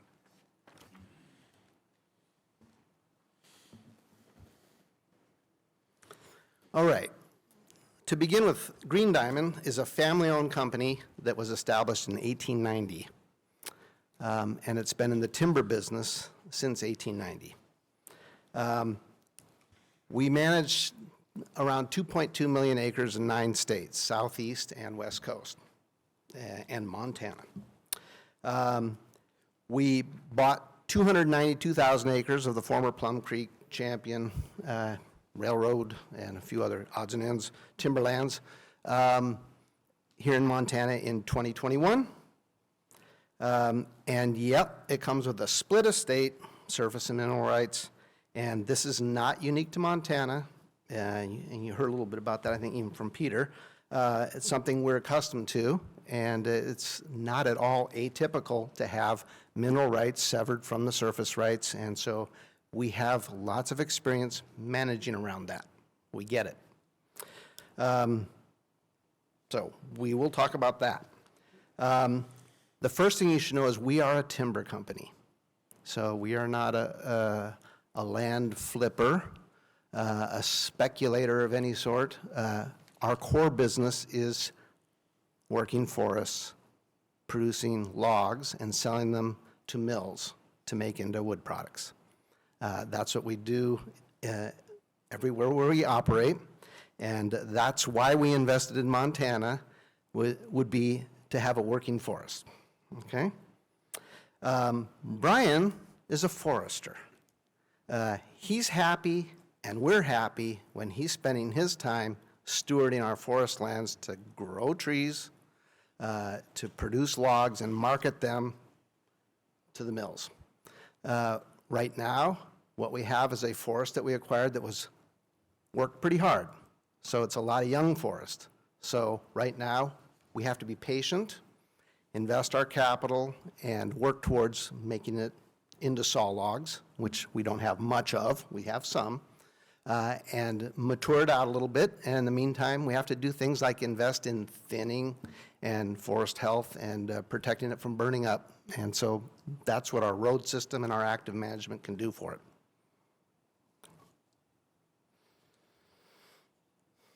All right, when we came to Montana, we knew two things that you would definitely care about, and we came in eyes wide open. One is keep producing logs for our mills and preserve rural jobs and manufacturing and all the industries and services that support that.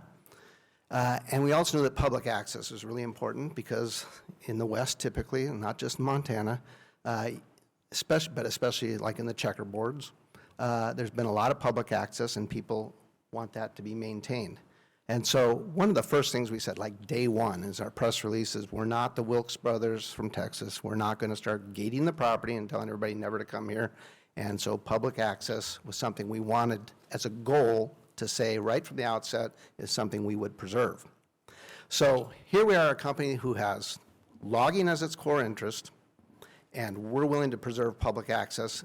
And then there's this forest legacy program and these projects that you've been hearing about that have already been in development, and we're buying into that footprint, and we're like, there's an alignment there. We're okay with this.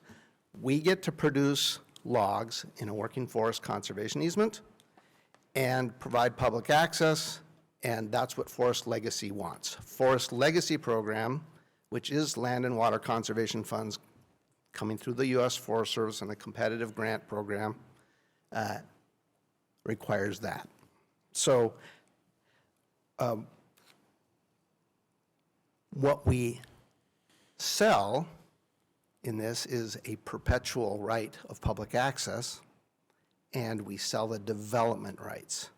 So what that means is not that we're turning this into a wilderness area, or that we're turning this into public property, or that we're making this more likely to turn into public property. What we're doing is making sure that it stays a working forest so we can have a healthy forest industry that is able to resist selling into the public ownership and is able to be economically viable as a working forest, and is not going to be sold off to developers as an alternative to marginal or poor forest products returns, because it can't be developed once you sell the development rights. So we think that's really a good fit between Forest Legacy and what we want and what you want. Now, I think there's some confusion. I guess I will have to disagree with some. There'll be probably a clear contrast on this. These conservation easements do not turn our private lands into a nature preserve. This is not like a Park Service conservation easement. Yeah, there are lots of conservation easements that say leave it alone, turn it into a preserve. That's not what these are. We negotiate these not just here in this project. We've done some already, and we're still doing more. We totally buy into this as good for our business. So we've got them already in Washington and California, and we're doing more in Washington and California, and as well as here. And we see no conflict between our business, our bread and butter of supplying logs to the timber industry, and selling public access and selling off the development rights. So there's really nothing to hide here. Development rights have become more valuable recently. Since COVID, it's gone crazy. And also this idea that preserving working forests would lead to habitat conservation and connectivity? Yes, because if you don't have development, you still have habitat and you have wide open spaces for recreation. And we don't think there's any problem with being a working forest and producing good conservation results. We do it all over the place, and we do it really well. We outperform a lot of our public lands neighbors in terms of wildlife output.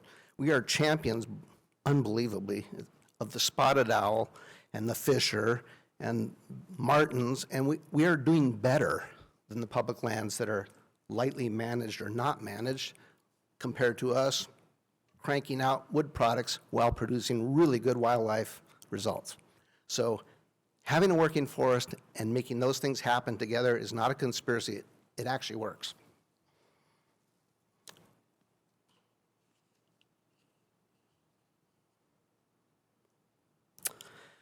All right. So based on our experience, and I guess I should say I've been doing this job for 20 years, we usually find ourselves not at odds with mineral rights owners, but aligned with them. We all produce products, resource-based products that the world needs, requires, and uses. Yes, we have impacts. Mining has impacts, and harvesting timber has impacts. And we don't think they're lasting forever or can't be remediated or offset by benefits we're providing. And you heard it, and I agree. I totally agree with WRH. Mining's the same way. Part of our issue is we're misunderstood. Part of our issue is a legacy of things that used to be done that people haven't gotten over. But that's not how it is anymore. And whether you're in forestry or mining, you're going to have to take care of all kinds of regulatory. We have more than enough regulatory requirements to satisfy. I heard that too, and it's true. I would say the big hurdle is that. It's not us. We're not going to add regulations at all through having a working forest conservation easement. We're not authorized to do that. That's not in the language. It just is not there.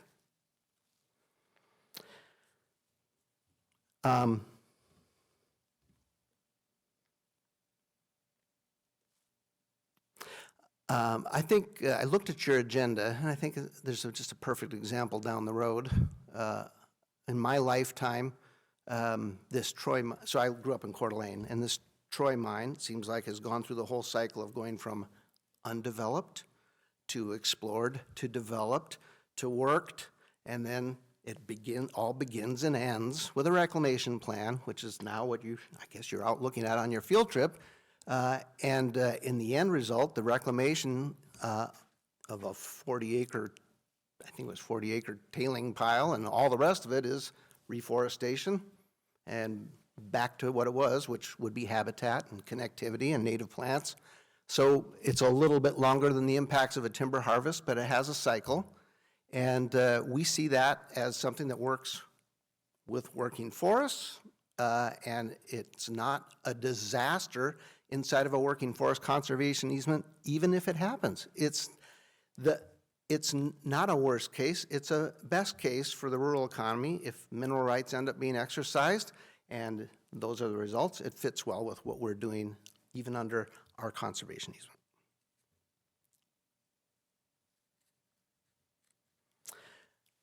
Now, I would say, and I'd like to offer this, really, I'd like to make sure that this comes across as, I would say that the best partner for WRH or any mineral rights owner in this footprint, the best partner they could possibly have in a surface estate owner is us, or a company like us, or a working forest conservation easement holder. Because what that means is you're going to keep on the landscape a single owner or very few owners who are resource managers, who maintain a road system for resource development and use, and who have experience working with mineral rights owners and are nimble and able to and understand how to work with people with mineral rights and facilitate what they're doing. It's way better than not having the conservation easement, having the development rights still there, and having it turned into a lot of ownerships and a lot of landowners you have to deal with. And you also end up with more development, which means when you do exercise your mineral rights, what has to happen is you have to be compensating the surface estate owner. They would have to compensate the surface estate owner for damages. For us, that's you can't grow trees on it for a while, and that's not a big deal, and we get paid for it, and this happens all the time. But if somebody has a house or multiple houses, your damages as a mineral rights developer go up. So it's really good to have a working forest conservation easement with a forest owner instead of lots of housing, okay? Keeps your damages down. It simplifies your process for exercising your rights.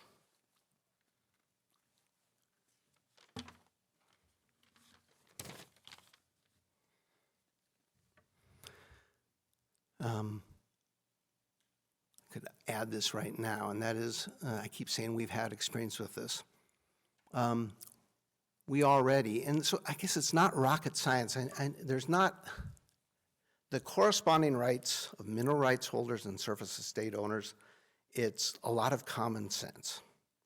And it's been worked out a lot in case law, and we know that in Montana they have their specific deeds, and then there are statutes, and then there's the common law, and the anaconda deeds with their reserved rights and some detailed conditions around that actually aren't that unusual.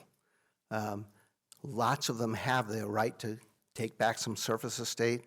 They have, they prescribe what typically the common law would prescribe. You're going to compensate for damages, and it has to be reasonably related to mineral use.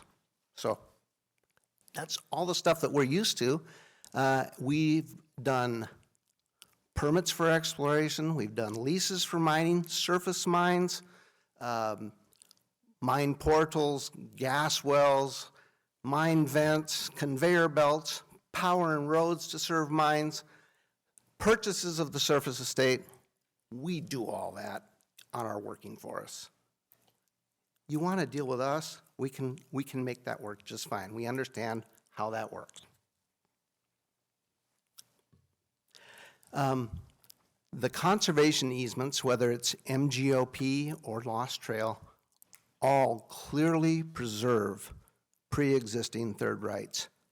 Green Diamond cannot convey something to the grantee, the state of Montana, that it doesn't own. It is crystal clear that the mineral rights, any other third-party pre-existing rights that we don't own are not conveyed to the state of Montana, and we can't create in that deed any right for us to regulate third-party mineral rights, or we can't either directly or have the department regulate them through us. That doesn't exist. It's not in there.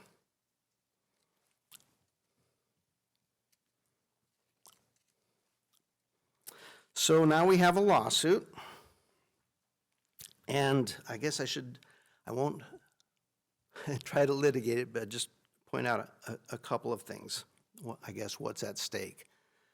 Clearly, if the legislature wants to meet on and legislate on the process for approving these transactions, by all means, if you want to have better gatekeeping or different gatekeeping, but so far, there's nothing hidden here. These conservation easements are working forest conservation easements that help us keep doing what we want to do. And this one's going through the Fish and Wildlife Commission and the Land Board. So whoever you think should be the check on whether it's really a conservation easement that's the kind you like, that's up to you, but that's what we're pursuing. I'm at a loss on the citizens for beneficial use because as I understand their website and what they like, it's what I like. I do dirt biking and adventure riding. My son works for the state of Idaho in outdoor recreation management and motorized recreation management, and we are advocates for trails and roads being open on public lands in my personal lifestyle. And so totally get that. Now, as for Green Diamond's timberlands, right now, nobody has a right of access on there for recreation at all. Doesn't mean we'd be against it, but I mean, there's no right to that at all. So CBU members, anybody else, nobody has a right, and we can close it down for fire safety or operational safety, and prudently we would do that. And even under a conservation easement, if you want to prevent fire, there might be times when you're going to have red flag conditions where you're going to close off access, or because you have a logging operation, you don't want people to go there. That kind of stuff makes sense. It's not a big threat to public access. But under this project, there would be a public right of access. So the Citizens for Beneficial Use go from having no right to enjoying a right that the public has. And then, I don't want to flog it anymore, but you've, I guess, heard me say that we are happy to work with WRH and any third-party mineral rights owners, and their rights are preserved. And I guess I would say that, Dr. Ross pointed out the mineralogy, and he's an expert on that, and I can't argue with it. I love his enthusiasm. I love geology. And I think if it works out for WRH anywhere, they have their rights that they can exercise, and it'll be good for the rural economy. And if it happens to be on us, we will respond in accordance with the law and their rights and work it out for them. And we'll probably be the better partner that they might not have had without this. So I want to make sure they know that. And I would just say that if the experts, whether it's the Dr. Ross or the remoteness opinion, regardless of their disagreement as experts, they have their rights, and they can prove the state's expert wrong. And that'll be okay, too. So I think that's where we land, and I hope that, well, I wish you guys would dismiss your lawsuit, and we could just continue on with this project, but I just wanted you to hear our perspective on this and try to let you know that we're aligned with, we think, with all of these other users, and we'll keep the communication lines open and try to help with that. Okay? Thanks. Thank you, Mr. Schuler. Let's move on to, do we have anybody else that wanted to speak from Green Diamond? Okay. And let's move on to FWP and Mr. Alan Zackheim, and I hope I pronounced that properly. You sure did. Thank you, Chair Gunderson, members.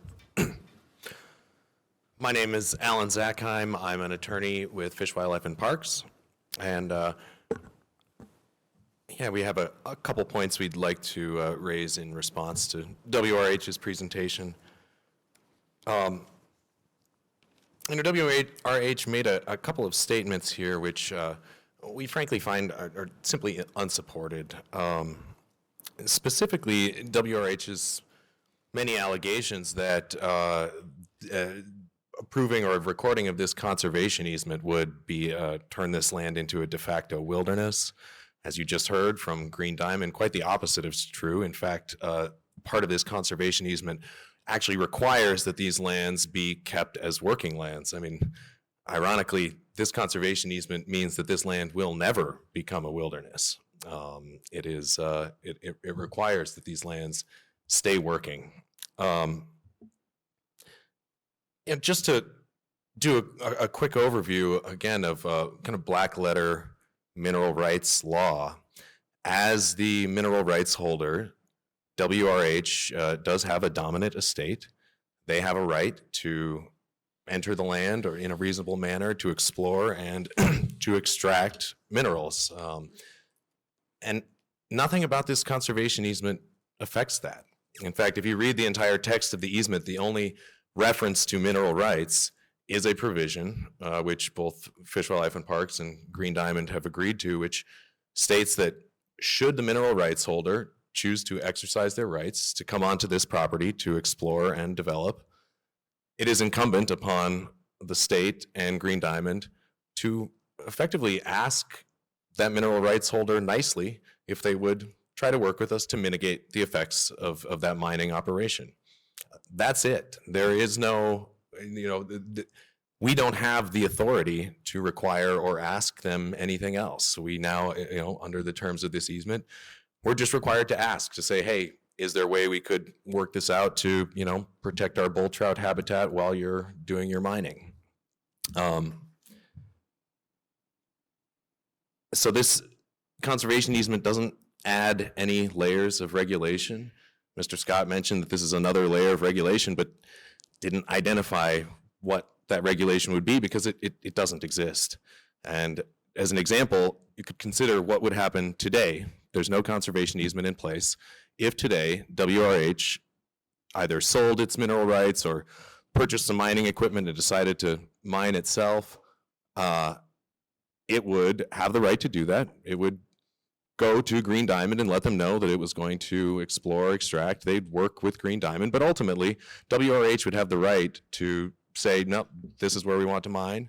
They'd have the right to come in there, and they would have to compensate Green Diamond for any timber that they knock down. But that would be their right. And now let's consider, after this conservation easement, it would be exactly the same procedure. The land is still owned by Green Diamond, as Green Diamond pointed out. What they have sold are their development rights, and they've also sold some guaranteed public access. Those are the rights that they have got will have sold to Fish, Wildlife, and Parks, and none of that affects in any way the mineral estate holder.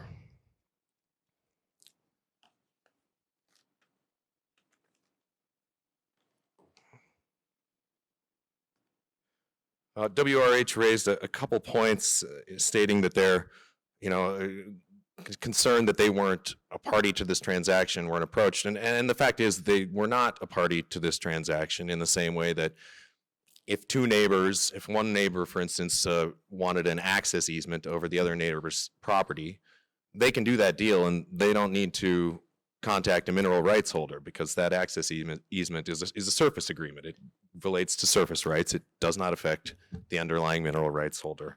That's simply what's going on here. WRH has mentioned a couple times, they have this trove of proprietary data, and as they've stated, they have offered, Fish, Wildlife, and Parks offered the state to take a look at this data. Now, what they didn't mention is that, of course, this is proprietary data, and their requirement for showing it to us was that we look at that data under a non-disclosure agreement. They want to keep it proprietary. We understand that. That's their prerogative.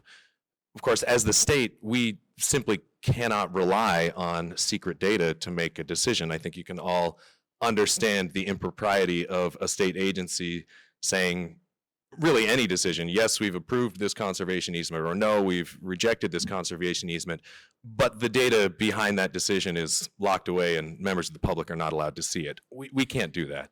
If WRH wants us to rely on that data, we're happy to, but it would have to come out and become publicly available. In the meantime, we've hired our expert. Our expert has returned a report saying, essentially, we're not too worried about the possibility of mineral development here. It doesn't say mineral development can't or never will occur. It basically says it seems pretty remote. The Forest Service agrees. We've moved forward with the project. Now, again, if tomorrow somebody comes in and is going to start exploring on these claims, Fish, Wildlife, and Parks would end up with some egg on our face, for sure. But at the end of the mining process, exploration, mining, ultimately reclamation, the easements would still be in place, and we would feel that we'd still have a valuable asset in terms of public access and timberland management, both for working timber and for habitat purposes.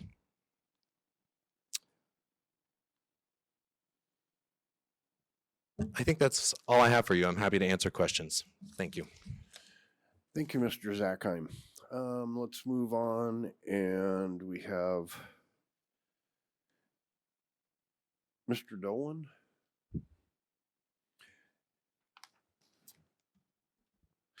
Thank you, Mr. Chair and members of the committee. For the record, my name is Dick Dolan. I'm the Northern Rockies Director for the Trust for Public Land. Been at that job for the past 10 years, but the Trust for Public Land has been working with timber companies in Montana and Idaho and now Eastern Washington, in fact, a little bit, and in other parts. But my office, the Northern Rockies office, has been primarily working in that region since the 1990s. We've been involved with many of the forest legacy projects that have been mentioned. They have been widely acclaimed to deliver great public benefits, widely supported. The public recreation access is now guaranteed. And as was mentioned earlier, when this land, typically what happens when this land is sold off by timber companies, the no trespassing signs go up, and that's happening all over the region. The impetus actually for a lot of these current projects that we're talking about actually was the Weyerhaeuser sale of property in 2019. Lots and lots of concern. You guys will probably all remember it, or most of you will remember it. A lot of hand-wringing about what's going to happen to not only the land that is supplying timber to the timber industry infrastructure, and you can all appreciate how important and how less certain that is these days with the recent closings of mills, but also to the widespread public access benefits that the citizens of Montana have enjoyed under a handshake agreement with these companies. I have to say, things worked out pretty well, but there are currently at least 100,000, probably a couple 100,000 acres of that previously accessible land that is no longer publicly accessible due to the transactions that have occurred since the sale by Weyerhaeuser.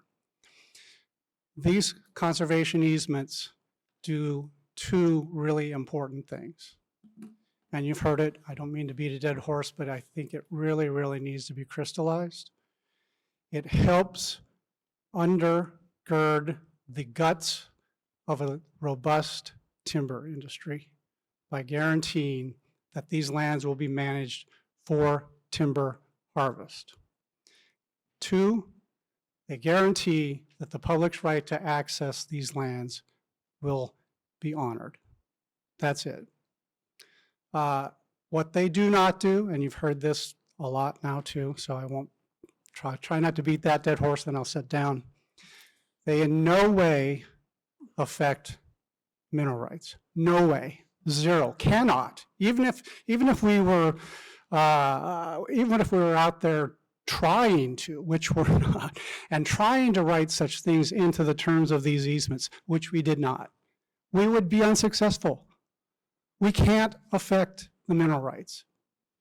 And I guess there's this concern that all of a sudden the surface owner estates changed a little bit, and now no way can we develop our minerals if we can find them. That's just simply not true. And I don't think it's any, as Mr. Schuler pointed out, it's not going to be even more difficult. In a lot of ways, it'd probably be easier with the right landowner for mineral owners to develop their mineral estate if they find something that they want to develop. So enough from me. I can answer any questions you'd like, but I think those are the major points. Appreciate the time. Thank you, Mr. Dolan. Do we have any public comment in the House? Mr. Pack, move for short.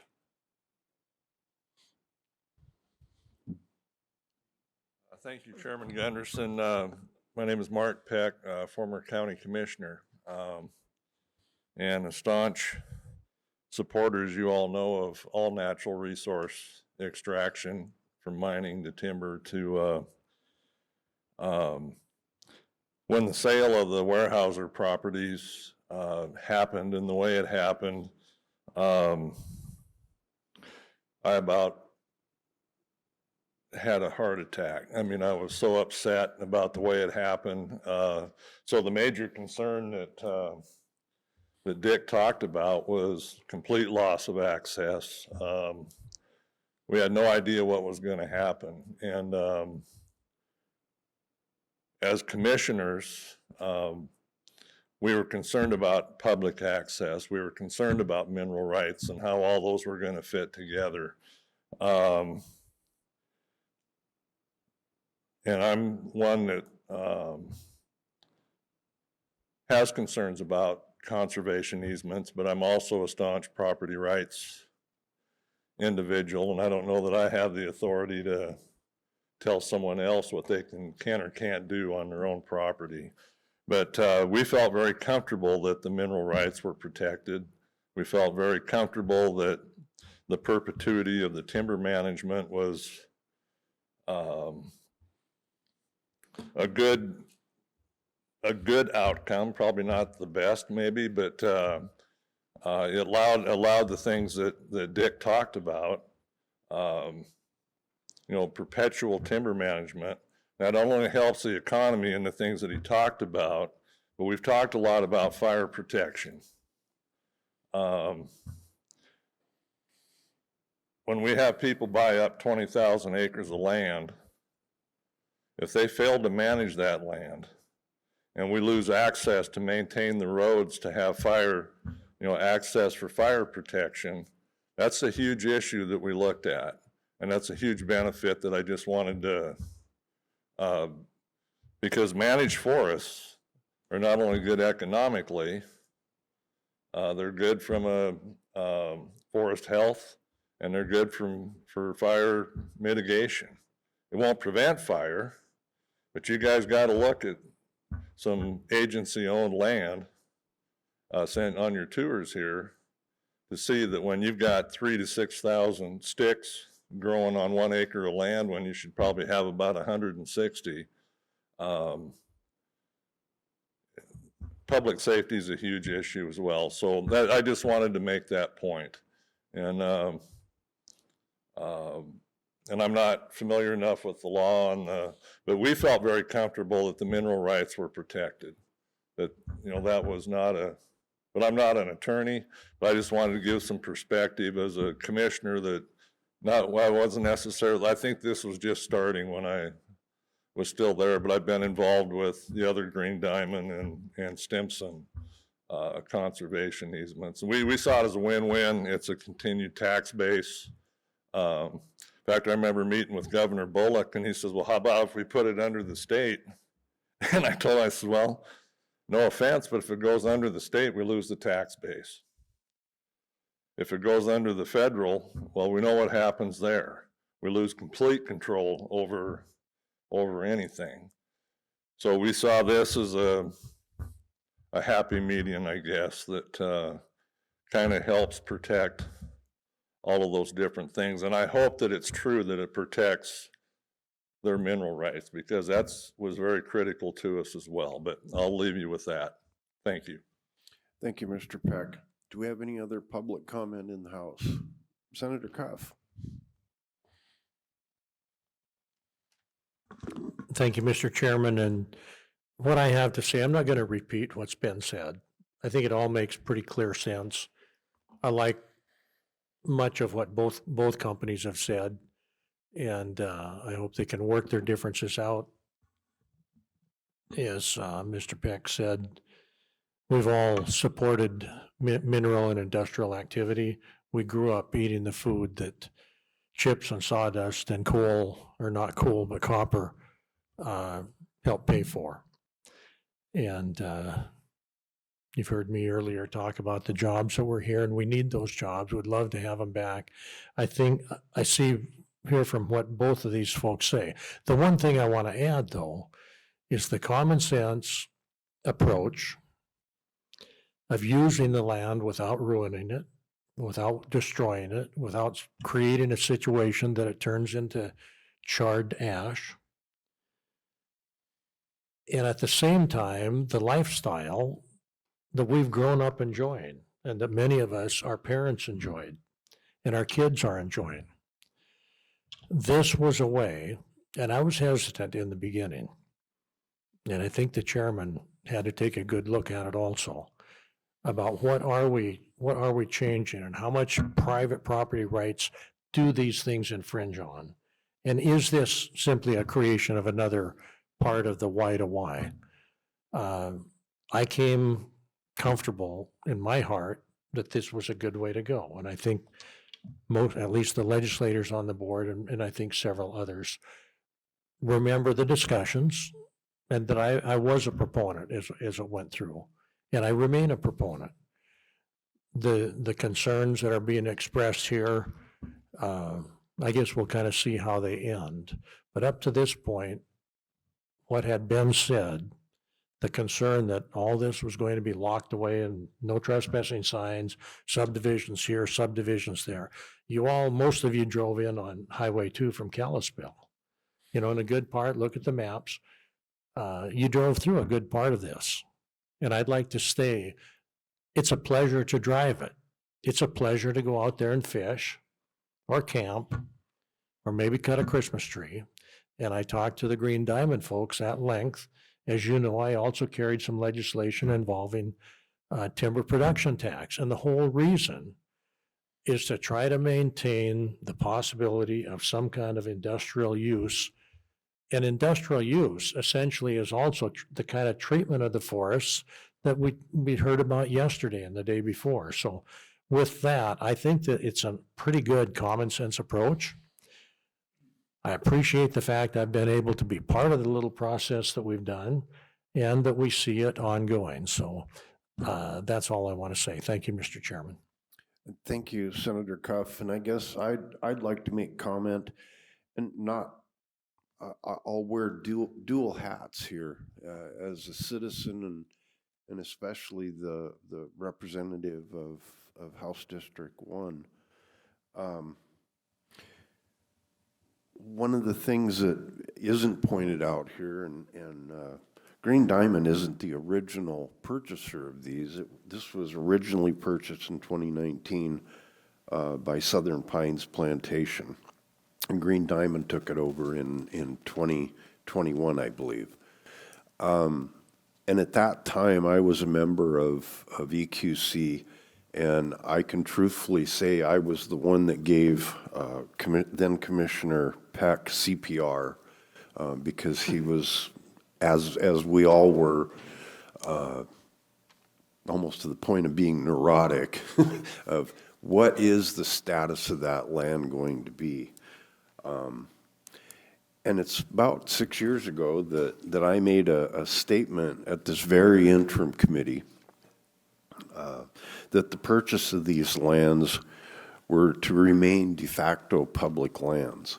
And that was for both fire management, public recreation, and that they should remain open for those purposes. And mineral rights were a major part of that as well. And at that time, I stated, and I know that Senator Cuff and then Commissioner Peck fully agreed with my statement that was made, was that there were going to be acres appropriate to grow basements. There was going to be acres appropriate to grow timber and grow timber resources. Public access had to be appropriate. So there was a big balancing act that had to be done. And I feel it's been done quite well. The mineral right issue, I think, yep, we need to definitely look into this. Do we need to be a judge over the toys in the sandbox? I mean, I don't know if we're at that point. Do we need to legislate a solution? I don't know if we're at that point either.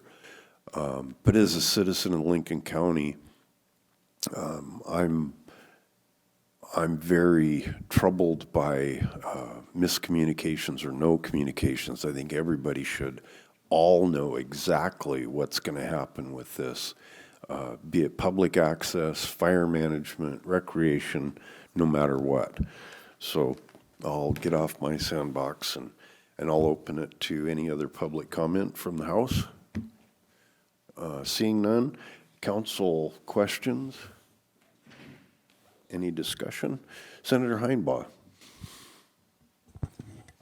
Thank you, Mr. Chair. I didn't know we were all going to give our opinions about how this thing is, and I've got an opinion, but I'll ask a couple of questions if I can.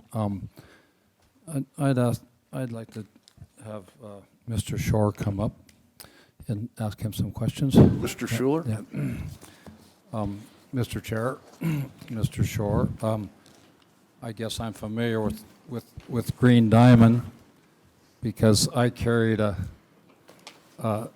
bill to get rid of conservation easements forever, and I heard a lot about you, and not really directly, but indirectly more than that. So I understand what you guys are doing. It's a pretty nice statement that you made that you guys bought this land just so you can give public access to people. This county is owned or has 80%, from what I hear, of public lands that people are supposed to be able to access. It's kind of a good deal that you would buy part of a land just so you could give public access, and I don't think there's any law against giving public access. But anyway, do you have a piece of land that you have an easement on that you also have a mining company come in and doing some mining on? Can you give us an example of that? No, we don't have, that I can recall, an exact example of that, but I guess I would also say that one of the pieces of property that we bought has had a conservation easement on it now, Thompson Fisher, for year 2000? 2004. And nobody's proposed to do any mining on it. In fact, on all 300,000 acres, we don't have, that I know of, anybody seeking exploration permits. Nobody's asked us to write a permit so they could do exploration. We have no active mining. We don't have any mining activity. And that's not because we have a conservation easement or we don't have a conservation easement. Either way, nothing's happened. And we're open. We know that if it does happen, we can respond to it. Well, Mr. Chair, follow up, please. Follow up. Yeah, it was interesting to me that you said it'll be a lot easier for the mining company to get a process going here, and I didn't know where you got your information. I thought maybe you already had a spot where you had a mine on a conservation easement. No, it was really more about well, it is based on if you had multiple landowners instead of just us to deal with. I mean, how many more cooks do you want in the kitchen on whether it's okay or who has to be paid for their damages? And, a resource company is going to be a lot more understanding than a person who's being told that their house is going to have to be moved or that their pasture or whatever their lifestyle choices for their piece of property is going to be interfered with. They're going to be a pain in the butt compared to somebody like us. I guess, Mr. Chair, follow up, please. Follow up. I guess I just heard you say that it's a lot easier with an easement, and I didn't know what your experience was and how you come up with that. So anyway, I didn't know if can you elaborate on that a little bit more, or what I mean, how do you know it'll be a lot easier? Because I've talked to a lot of people in our country, and of course it's more fossil fuels over there, but they won't even try to go on an easement because it just is too tough to do. Yeah, and I think there's a lot of confusion around conservation easements, like most people understand them, and working forest conservation easements, where this is resource management space where we use it. We use resources with an owner of the property that's okay with using resources and has both no right and no prejudice against the exercise of mineral rights and knows how to accommodate that. That's my experience. We don't try to stop people who exercise the mineral rights on us from doing it. We work with them and follow the law. We get it. We understand that. I think lots of ranchettes owners, you're going to have a lot more difficulty having people understand what's going on and being reasonable about it. We're those reasonable people. One more follow-up. Follow-up? And I don't want to get into your personal business, but what's the real big reason that you want a conservation easement on your property? The big reason. Well, let's see, it's a blend here. Part of it is we bought into it. So if we're going to buy the Montana property, this was already in development. And so, but it wasn't against our interest. We could see that, okay, we can keep going with this because it's consistent with our plans. We're in the timber business. And so selling these development rights keeps us in the timber business. It doesn't take away from that. And selling public access right in perpetuity compensates us for something that we could do anyway, but if we don't own it forever, then whoever does it, owns it in the future would be obligated to do it. So that, no problem. It's actually great for everybody. Yeah, we get compensated. And you know what happens to a lot of forest lands is we get taken for granted. Like, not just public access, but like we're producing clean water and open space and recreation, and it does have a burden on us. You know, there are great public constituents, and then there are some that put a burden on your security. They cut scrap metal out of your bridges to sell for their drug habit. There's all kinds of bad stuff that happens out there too, and so it costs us money and risk and all that. And if you can be compensated to continue to have public access and worry about fire risk and all that sort of thing and maintaining roads and all that, that's great. And if you're being compensated for your development rights because you're going to give them up and remove the temptation to sell off development and just focus on timber, why not? I guess I have to say this too. When I hear that, well, Green Diamond got it for this much, and then they got a lot more money for the development rights. You know, it's like this is a third-party appraisal, Yellow Book, and I mean, if somebody offered to buy the development rights off of your property and it was okay with you, and then you took the price that the government's willing to pay, that's our motivation. And I hear WRH talking about our economics. I don't know what they bought their property for, but I imagine it's being marketed Mr. Chair, right now. I didn't really need to hear all about them guys, I guess. Okay. But anyway, I appreciate your question, and Mr. Chair, I'd like to make a statement if I could. Yes, Senator, please. Yeah. I guess it's really hard for me to understand why and you can sit down. I don't need to.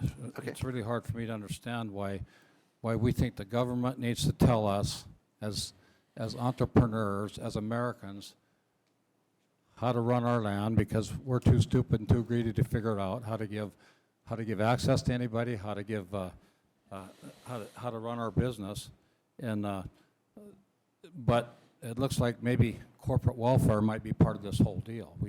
We have some company that can afford to come in and buy land, and they need the cash in order to allow somebody to come on it. It stinks to me. That's why I run the bill to get rid of perpetuity. So anyway, thank you for listening. Thank you, Senator Heimbach.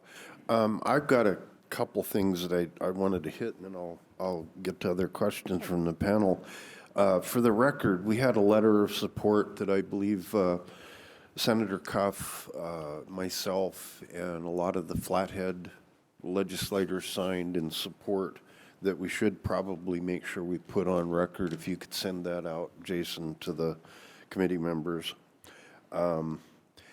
And then just an ask, Mr. Scott, you had some statutes that you cited. Could you list those for us? Not now. I'm too slow to write them down. So if you could just give us a list of what you were speaking of, then we can look at it. I'll do that and send it to Jason, and he can distribute it. Thank you, sir. And one of the comments that were made, and I'm sorry I didn't cite who it was, but I totally agree. The 30-30 aspect of this, it's been fully implemented far, far beyond its intended amount here in northwest Montana. We've given up a lot, or we don't have any more land to give up. We already have 82% that's public land, so we don't need to contribute to that 30-30 anymore. And were there other questions from over here? Mr. Galt. For Mr. Scott? Mr. Scott? Mr. Chairman, Mr. Galt. So if your client did decide to apply for exploration permit or a full mining permit, where do they go to apply for that? Mr. Chairman, Mr. Galt, thank you for the question. These are private lands. They would go to the state through the State Department of Environmental Quality. Okay, thanks. And then follow-up? Follow-up? Could you give me just a quick rundown when they file with DEQ, what the surface use requirements are relative to, DEQ's determination of whether or not to approve the permit? Yeah, not quite as simple as Mr. Zackheim suggested. There is a statute, and I can't cite you the particular statute, but I'll get it for you if you like, requiring a mining applicant or exploration project applicant to negotiate a surface use agreement with the owner of the severed surface estate. And typically those surface use agreements involve things like Mr. Zackheim said, mitigating approach angles where roads are going to go to try and not impact the most sensitive areas and make sure that the footprint is managed as efficiently as possible and that there's adequate reclamation planned for any disturbances that occur on the property when the work is done. That's the sort of standard framework. In this particular case, we believe, though it may be the surface use agreement would be negotiated with Green Diamond. And as you've heard, they're sort of willing partners in that endeavor. Fish, Wildlife, and Parks ultimately would hold the rights conveyed under the conservation easement and would clearly have a voice in the conditions placed upon the use of the surface and what they deem to be reasonable under a surface use agreement. Follow-up? Yes, but I want to change the folks I ask. Mr. Green Diamond. Redirect to the person from Green Diamond. Mr. Schuler? Pardon me, I didn't catch your name, sir. Schuler. Schuler. Mr. Schuler, if you negotiate a surface use agreement, is that between you and the mine operator, and DEQ approves that, or what's DEQ's authority in that? I think my experience is it's just between us and the mineral rights holder, but they carry the burden of getting DEQ to approve their overall regulated project. But we facilitate the surface use part by by acting within the scope of their rights and our rights. Okay, so the surface use agreement would be, once you've agreed to it, that would become part of the DEQ permit submission, or the mining? I believe so, and then they could add conditions if they want. Mr. Chairman, I'd like to ask Fish, Wildlife, and Parks guy. And redirect to the Fish and Wildlife. So, Mr. Zackheim? Zackheim. Could you explain to me when that surface use agreement shows up in a mine permit at DEQ, what kind of responsibility or comments that Fish, Wildlife, and Parks would provide? So this is a little outside my bailiwick as not with DEQ. My understanding is that, in general, I mean, any mining permit application in the state, if it's going to potentially affect habitat, even though entirely on private land, no conservation easement involved, if it has the potential to affect habitat, FWP would probably offer, comment, observation, testimony during that process. Does that answer your question? Yeah, I'm kind of curious what kind of comments Fish, Wildlife, and Parks would offer. Well, I think that would depend entirely upon if we're saying, hey, is there a way we could, again, protect bull trout habitat? That might be the kind of comment that we would offer. It would depend. I mean, I can't speculate based on a hypothetical project, but just, is there a way, hey, we could remove this road so that this winter elk habitat is protected while you do your mining? Those types of things. Thank you, Mr. Chairman. Any other questions from the panel? Senator Bartel. Thank you, Mr. Chair. Question for Mr. Zacking. Mr. Zackheim. Senator. Mr. Zacking. Mr. Chair, Mr. Zacking, is, would FWP's position then follow up on Mr. Galt's questions? Would it make, in your opinion, an FWP's position make it more difficult to exercise the mineral rights on a specific piece of property, not just exactly this piece of property? No, Senator. FWP's understanding is it would have literally no impact. We don't have any additional rights with respect to subsurface disturbance, if this conservation easement is to be recorded. And, okay, and so if the, follow-up? Follow? Thank you, Mr. Chair. So if any piece of property that someone would want to exercise mineral rights and the FWP has a conservation easement on, you would then only be in position, in your opinion, FWP would only be in a position as a public comment? Yes, from an official standpoint, yeah, exactly. We wouldn't be parties. We're not landowners in this sense. We would be the owners of development rights and some public access. But yes, exactly, from that perspective. As I said, in the conservation easement, we would be contractually obligated to participate in a conversation with the mining company, which I think we're statutorily required to do as well. But it's effectively no different. Follow-up? Follow-up? And what do you suppose that content would look like? I'm sorry? The content of the conversation with the mining company to exercise their right. Again, it's stated in the easement. It's a conversation about possible mitigation options. Just like what I said, can we protect this bull trout habitat?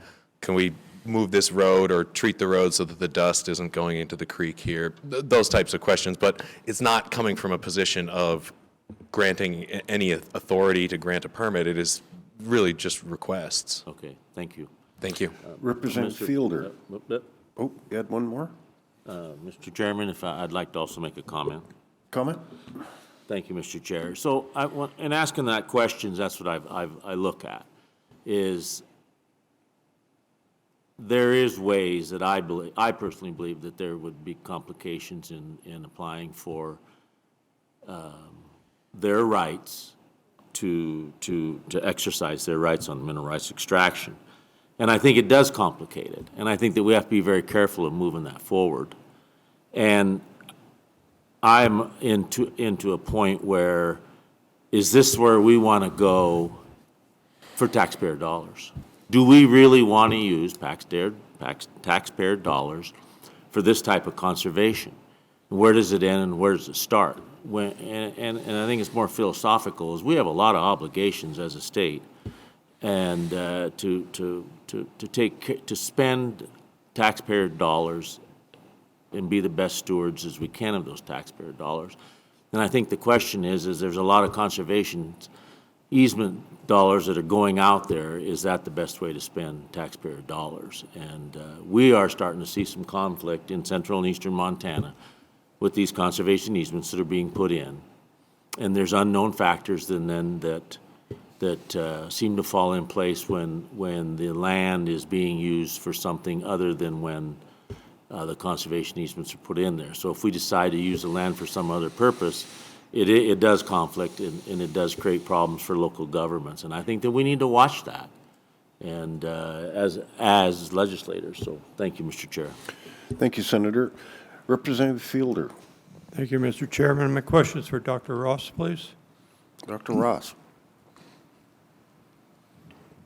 Mr. Chair, Senator, or Representative Mr. Chairman, Fielder. Dr. Ross, have there, in the area you presented to us on the maps about the Lost Creek Trail project, extends down into Sanders County quite a bit, almost to Thompson Falls Plains area. Have there been any mining companies that have applied for development rights on this whole assortment of minerals that are there? Well, I mean, we're extremely interested, and there's obviously been activity there in the past, and we are always in communication with potential partners and business arrangements with people that are better funded than us, mining companies that are better funded than us, and we've already been turned down in this incredibly mineralized area. We've already been turned down once. They said, "What are these conservation easements?" Okay, so there are companies that have applied for development of some Well, of they these haven't applied, elements? they didn't get that far. They found out about the conservation easements, and they said, thanks, but no Okay, thanks. so no applications have been made so far, correct? By application, what do you mean? You've given us a whole list of elements and critical minerals down in this area. But what is keeping companies from applying for them? If they apply, at least it starts the process, right? Yeah. To put a mine in to develop these minerals, you know, Sure. we've understand that there's a lot of valuable minerals there. And nobody's applied for it, is what I'm hearing from you. I mean, not since the mid-'90s, really. It laid fallow for a long time by the previous owner. And I'm not sure where you're getting at with your question, but when I first started my presentation, I said that, I mean, I guess there was, let me backtrack. There was a comment made about there have been nobody trying to get into the Thompson-Fisher area since 2001, looking for anything. So there must not be anything there. And that's a false equivalency, and it's applying correlation to causation. Just because nobody's looked there doesn't mean that there isn't anything there. There might be another problem. The split estate is somewhat of an issue with folks, but as I mentioned, I mean, we have generated interest to come in and look at this property with major mining houses, and the last one said, now what are all these conservation easements doing here? We'll go somewhere else. Okay, could I follow up, please? Follow up? You said, you mentioned the date 2001, so it's 23 years later. And these minerals are still there, they're still valuable, they're probably more valuable now. They We are. know more about them. But if nobody's making an application to go in and develop a mine to extract some of these minerals, are we still arguing about something here? Because where I'm trying to go is, somebody submit an application, please, so we can see how it's going to work out. Well, that may end up being us. But for instance, you know, due to the cyclical nature of the minerals business and our needs as a society, I mean, I can point out a couple of hundred cobalt and stream sediment anomalies on that map. And that sampling was done in 1995, and cobalt didn't mean anything. Now, I see everybody's cell phones up there. Those all have cobalt in them. All of a sudden, cobalt is an extremely valuable metal in battery technology.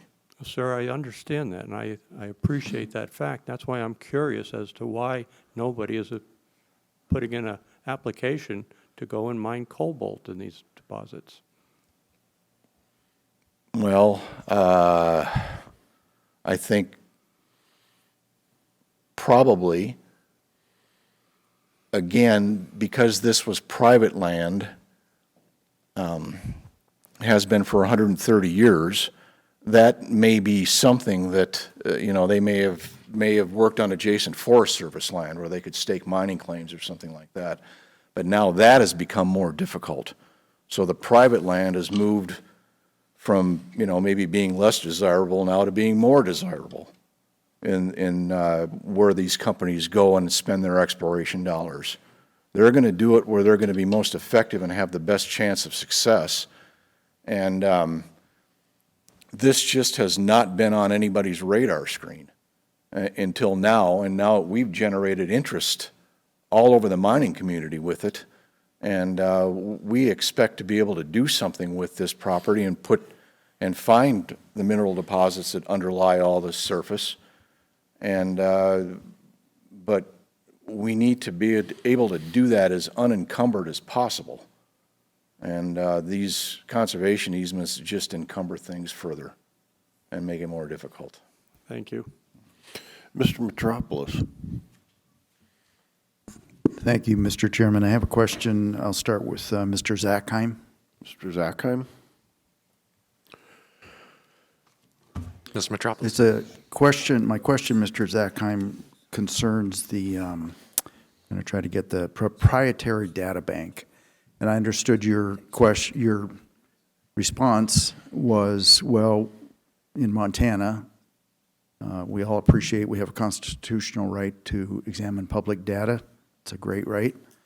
And so you can't just examine their data and make a decision without revealing the source.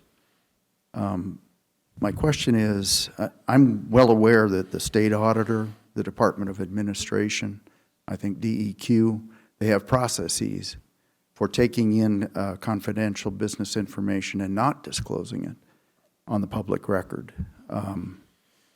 Does Fish, Wildlife, and Park, or couldn't Fish, Wildlife, and Parks have that process? Frankly, I'm simply not familiar with what our internal processes are with that regard, other than, to say that rather than go through that process and somehow come out on the other end with I guess you'd be talking about a process through which we could rely on proprietary data and explain to the public, well, we looked at this data and it didn't match our expectations, so we're not going to go on with this project. Is that? Mr. Chairman, Mr. Zackheim, yes, that's what I'm suggesting. You could use it as a basis for a decision. I'm not aware of any internal FWP procedures to that extent. I mean, obviously, if we had them, we probably would have used them in this case. But instead, what we did was we turned to an expert, and the expert's opinion is what we in the Forest Service are relying on. Follow up? Follow up? My understanding, I understand that you relied on an expert, and the company, WRH Nevada, will make its own choices about if it wants to invoke other procedures or try to. I'll just suggest that if the Fish, Wildlife, and Parks is open to seeing their data, which they think is sound, there may be something that could be worked out there, including possibly, unfortunately, through the in-camera process in the court proceeding. And it's possible that we will get there. You're correct. I mean, at the end of the day, really, our position is, we have the data that we rely on. If our data is wrong and theirs is correct, they can prove that by exploring and mining. It's their right, and they can come in and, as I said, as an agency, we might end up with the egg on our face. But at this point, we believe that the studies that we have show that this is a good deal for the people of Montana. Follow up? Follow up? I'm not going to belabor that point. Second set of questions, though, regards the conversation that you mentioned numerous times between Fish, Wildlife, and Parks and DEQ that might occur, where you would have a conversation about species or access or... So I don't know that I was talking about a conversation between Fish, Wildlife, and Parks and DEQ. I understood you to say in the course of if the company were to make an application for exploration or mining, at that point, Fish, Wildlife, and Parks would render comments to the permitting agency, DEQ. Yes, through the permit process, FWP might be involved in that, yes. So my question is, isn't it correct that it wouldn't just be a conversation? DEQ, on occasion, recommends denial of a permit. I mean, Fish, Wildlife, and Parks on occasion recommends denial of a permit, not just, so they're not just exchanging information, they make recommendations. Sure, yes. We would, in the exact same way that we would do, that process is unaffected by the presence or not of a conservation easement. Okay, thank you. Follow-up? Thank you. Follow-up? For Mr. Galen Schuler? Redirect to Mr. Schuler. Thank you, Mr. Schuler. I have two questions. As a responsible company, Green Diamond, you manage your forest now, correct? How would that change if the conservation easement was put in place? How would our management change? Yeah. Well, we'd have to follow our commitments on public access.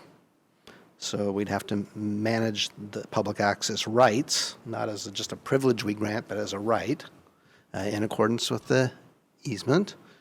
And we could not, the big change would be we could not offer to subdivide it and sell it off in parcels. And there's a lot of, we can't put a ski area on something or that sort of thing. It was prohibited development activities. Follow-up? Follow-up. Thank you, Mr. Schuler. So what I did not hear you say is that you would change your forest management practices. You're doing a good job right now, and you would continue to, right? That's exactly right. We Okay. keep doing what makes sense for forestry. And it's also correct logically then that if the conservation easement did not get into place, you would continue with good forest management practices. Right. So my second question, follow-up. Follow-up? I wrote down a quote from something you said, and I really tried to get it correct. Tell me if it's not correct. You said,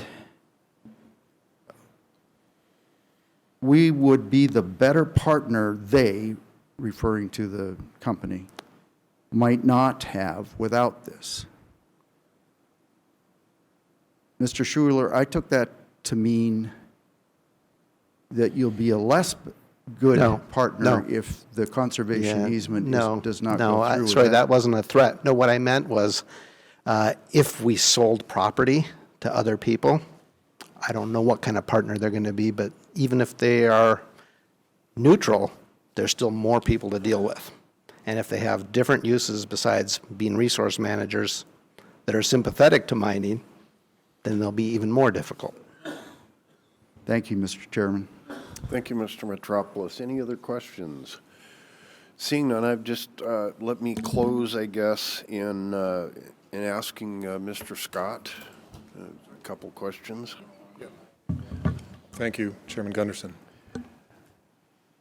And let me take my legislator hat off and put my marriage counselor hat on. And I did stay at a Holiday Inn Express, so I can use this. What's your ask? Mr. Schuler asked you to pull the lawsuit. So what's your ask of Mr. Schuler that would even all this out and get rid of the angst and allow you to do it? And I got a couple questions. What are the solutions that you need to make sure that we have all parties, their best interests is being looked out for? Do we add mineral right holders to all negotiations? Do we require it? I'm a small government guy, so I don't really want to come up with legislation that forces anybody, Mr. Schuler, Green Diamond, or WRH, to the table to do anything they don't want. But I also want everybody to be happy, and if we're going to do conservation easements, I want them to be as equitable all across the board, including us as the citizens that live and work on those lands. How do we do independent study to prove out that mineralization? You know, there's lots of questions there that I think we need to look at to where is legislation required to heal this up, or is it something that does need to go through litigation and answer it that way? Thank you, Chairman Gunderson. Fairly broad question, so if I get off track, just reel me back in. I think I want to clear up what I perceive as a kind of sort of misdirection on the part of some of the testimony that you've received. The primary dispute that WRH has is not necessarily with Green Diamond. It's their property, and they have the right to run their business. And much of what Mr. Schuler said is appreciated. The problem is the government program that's facilitating some of these decisions. Fish, Wildlife, and Parks is running a state land acquisition program, and in the Forest Action Plan that includes some of their documentation, DNRC, I take it back, it's in the assessment of need. They identify as a goal the acquisition of large, unfragmented pieces of land. I'm not an ecologist. I assume that's the best place to go for conservation. But it is the government action and the money that's backing the government action that is creating incentives for companies like Green Diamond. Absent a $20 million deposit from the federal government, I question whether we're here today. So, and again, respectfully of Green Diamond's position, they're talking about, and FWP is talking about, the rights of WRH to explore and develop its mineral rights underlying approximately 42% of this project. They're not talking about the fact that Green Diamond has signed or committed to signing a conservation easement that specifically says, except as provided in paragraph 2 above, landowner is prohibited from exploring for, developing, mining, producing, or otherwise extracting any sand, gravel, minerals, oil, natural gas, coal bed methane, any other hydrocarbon resources on or under the surface. So when I hear Mr. Schuler say we would be a good partner, they're signing a document that removes 50% of the minerals from any potential future partnership under a government program that requires that, and accepting a significant pecuniary return as a result. What I also heard him say is they would be open to things like surface use agreements, which, as I read the Forest Legacy Program guidelines, is a requirement. Had Green Diamond or the state approached WRH with something that allows mining activity on adjoining properties if they're underground, if they meet certain access requirements, sort of preloading the mitigation requirements that would actually allow this project to be eligible for the funding it seeks, again, we'd be having a very different conversation. So what instead they're doing is signing over their rights and acknowledging ours, which, if you flip it around, is an admission in the document to be recorded that 50% of this property is subject to ground disturbing activities that are prohibited and inconsistent with the Forest Legacy Program. So they've all but invited us to go do the exploration work, which is expressly prohibited under the Forest Legacy Program. And I do not see how the state, in submitting an application or in having surrogates, proxies, submit applications for them, can come to the conclusion that ground disturbing activities in this locale are so remote as to be negligible under the circumstances. I said I wasn't an ecologist. I was trained as a geologist. So maybe I have an advantage, but I invite you to practice this exercise. It isn't just proprietary data. I spent 5 minutes on the internet and found 200 pages of peer-reviewed studies identifying the mineral potential and exploration, desirable exploration potential of the Belt Basin deposits. It's not like this information is all secret. The specific details about assays in stream beds is proprietary. Where specifically that drill is going to go, to Representative Fielder's question, there's a great deal of exploration to be done. It hasn't happened yet, but I would point out there's a terrific analogy here Representative Fielder and members, there hasn't been any subdivision applications yet either. And yet, they're going to pocket, what, $97 million for giving up the rights, and at the same time, give up their own mineral rights. Their appraisal says these mineral rights have zero value. None of the money appraised is attributable to the mineral rights that Green Diamond is giving up. The very same mineral rights that we're here arguing about. Why are they valueless? Because this doesn't qualify as a charitable contribution if the mineral rights have value and they haven't merged the titles. That's why they accepted an appraisal that has zero value.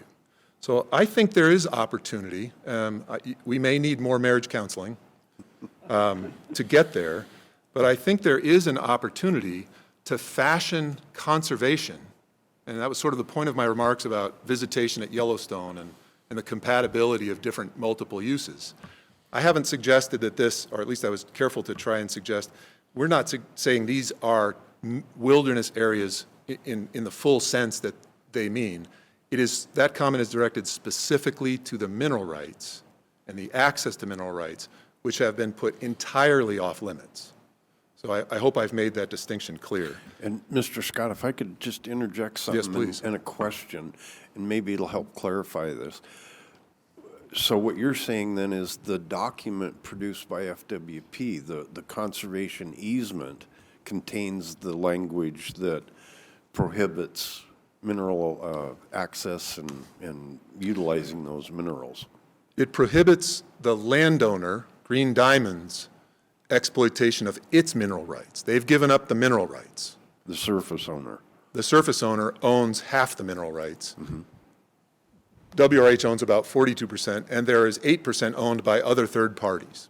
And we don't know who they are, but they're out there. So there's been some mineral title work. I suppose if we don't get it in FOIA responses, we'll get it in discovery, who those other people are. But the document, and it's attached to the environmental assessment.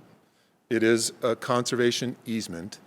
The requirements for the Forest Legacy Program specify that the conservation easement, a binding option or purchase agreement, the multi-resource management plan, the mineral remoteness report, if one has been produced, or subordination agreement or merger documents if not, all must be provided to the Forest Service 2 years before the project is funded.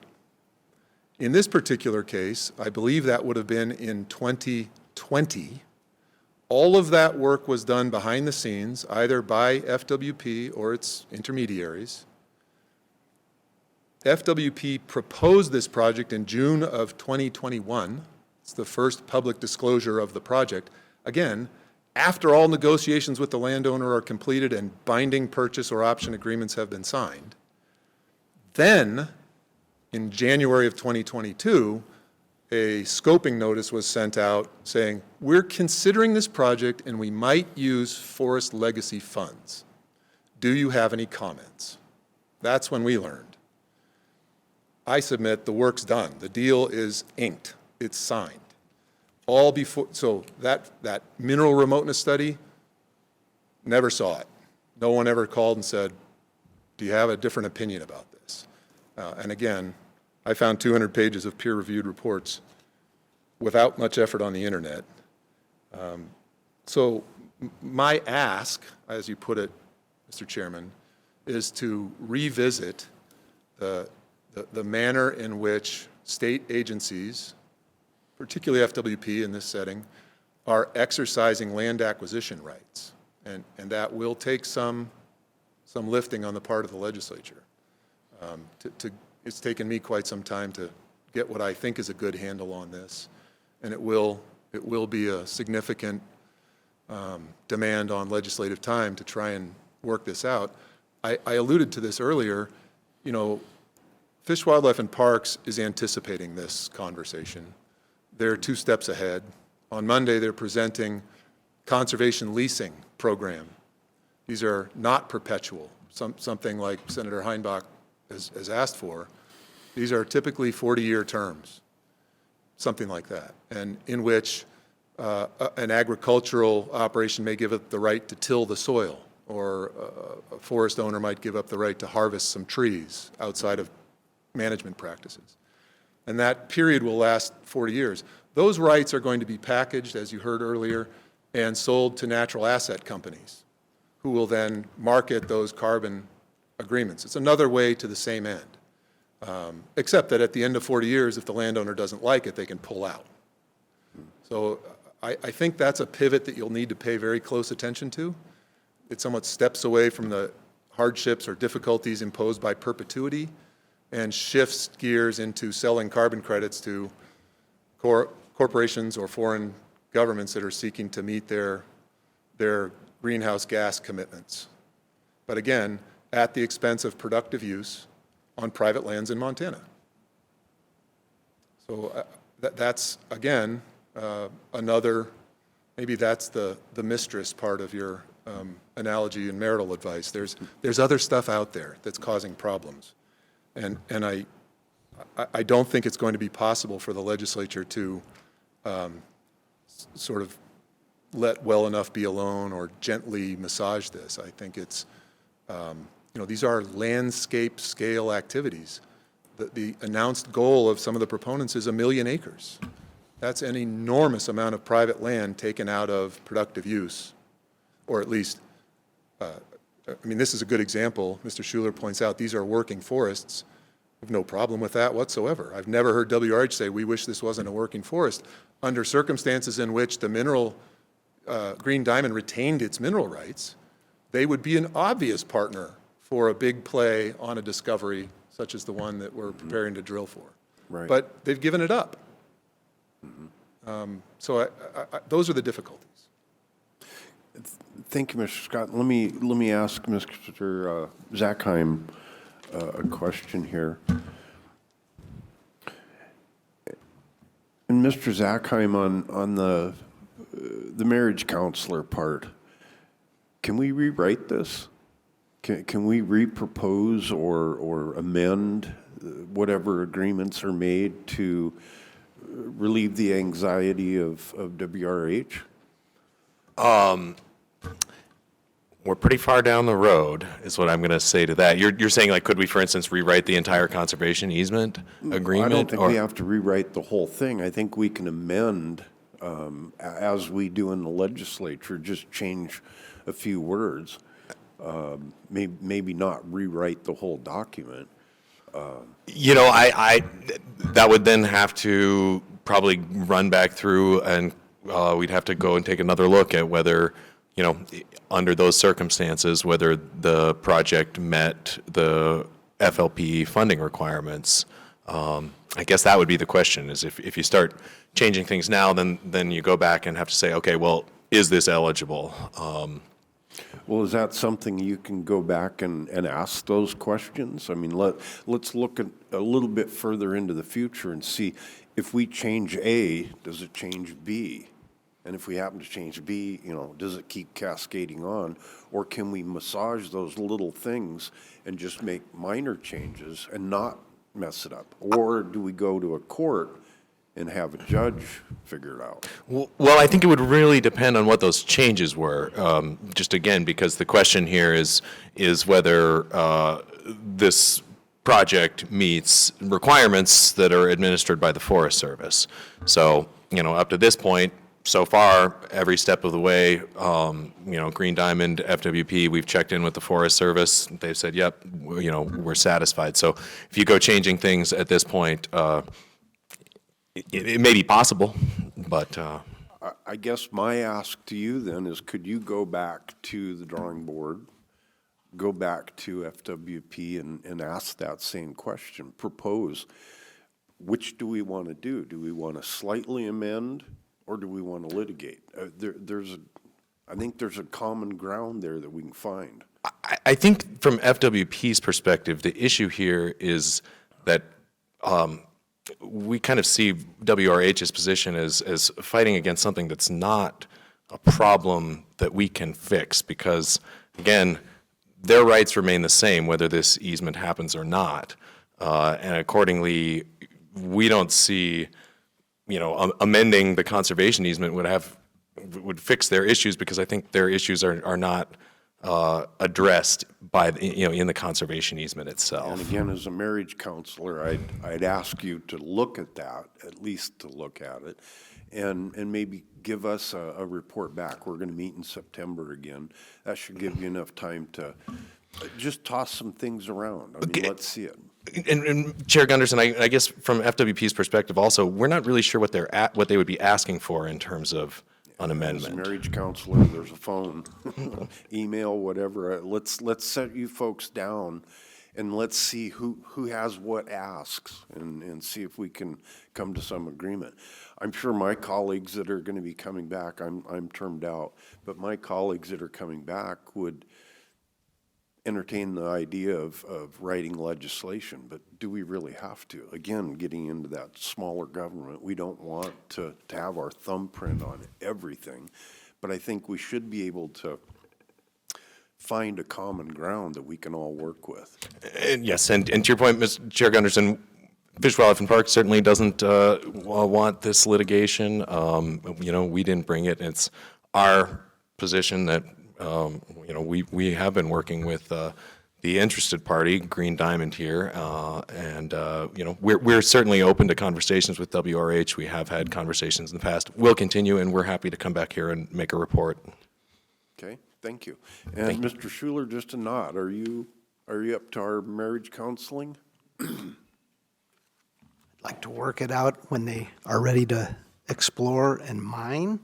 I think Green Diamond is investing in Montana, employing people, producing products, and paying taxes. And this is starting to feel like we're edging over towards somebody else telling us what we can do with our property rights and leveraging you to do that when we haven't touched theirs at all. Right. And again, all I'm asking is all parties sit down and all talk and communicate, and then come back to us and let us know. If it's something that can't be agreed to, then fine, there's litigation in place, let it play out. But I think maybe there's another alternate way that we could address this and everybody be happy. And I don't think it's a major change. But all my ask is, will you sit down and at least talk, everything out and look at it? We would be fools to say no. Excellent answer. Thank you, sir. Okay. Are there any other questions from the panel? Mr. Gauld.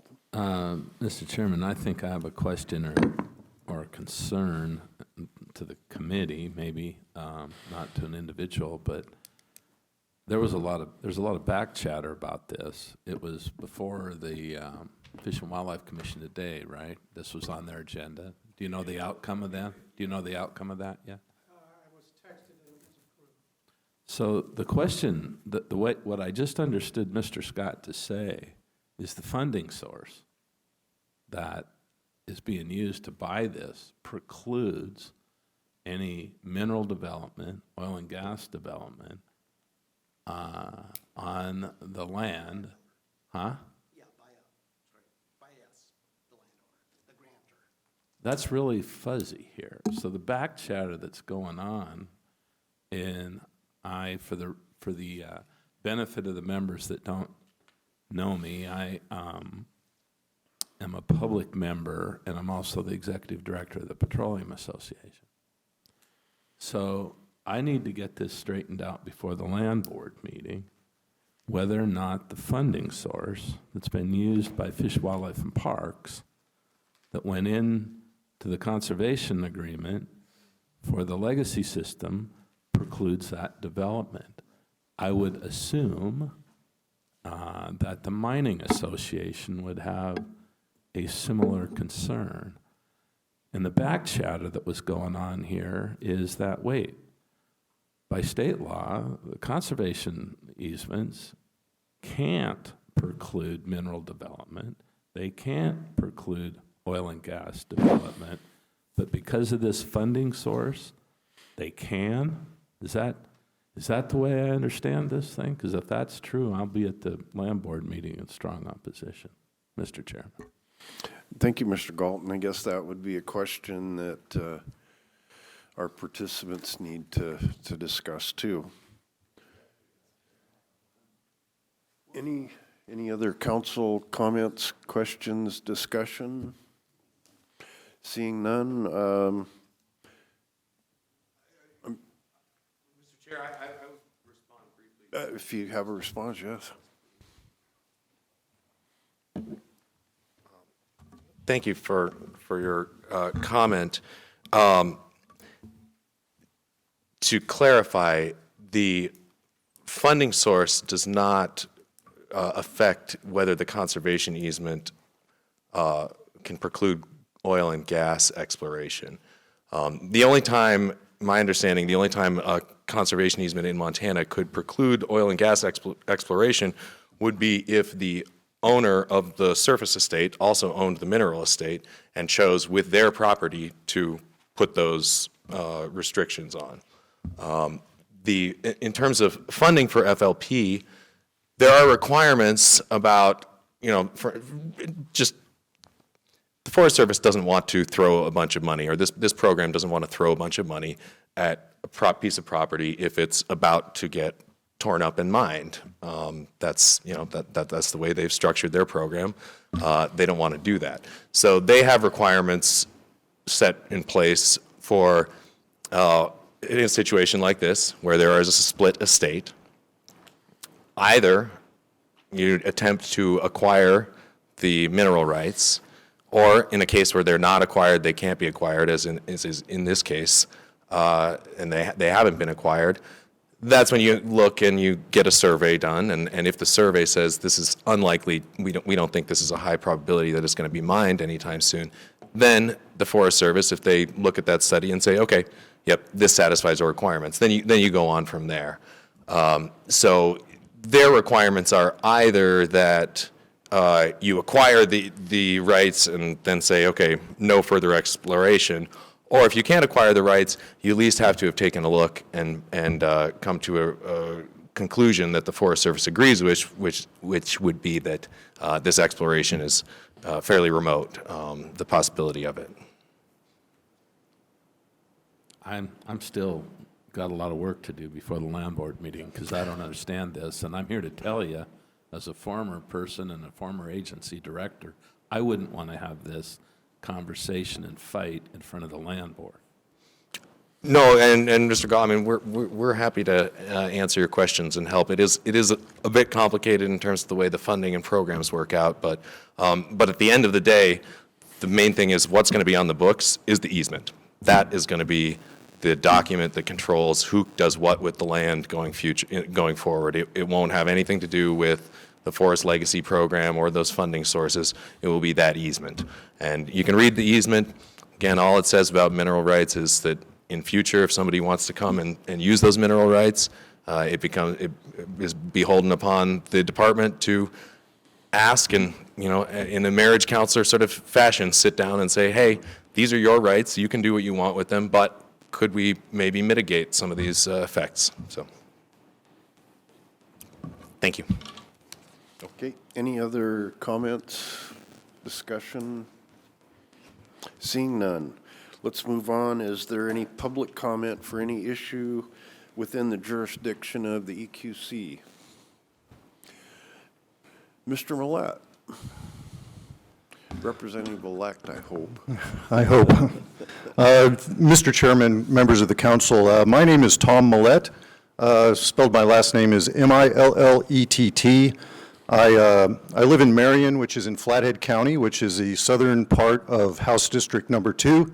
That's the new House District that was formed in 2023. I am the Republican candidate for that House District, and I did win the primary.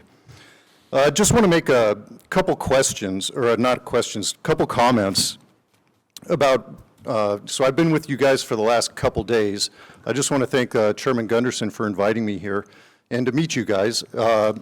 It's a pleasure meeting all of you and talking with you, some in depth, some briefly. I just wanted to just touch on a few things that we saw this, mainly on our field trips. It's a big learning experience for me. I mean, I'm drinking out of a fire hose here.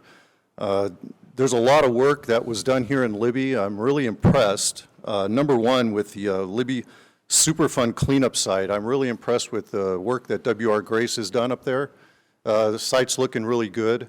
I really am, I never thought I'd say this about the federal government, but the EPA person that was there, you know, is really helpful. Looks like they've done a really good oversight job up there to keep W.R. Grace, you know, doing what they're supposed to do to clean that site up.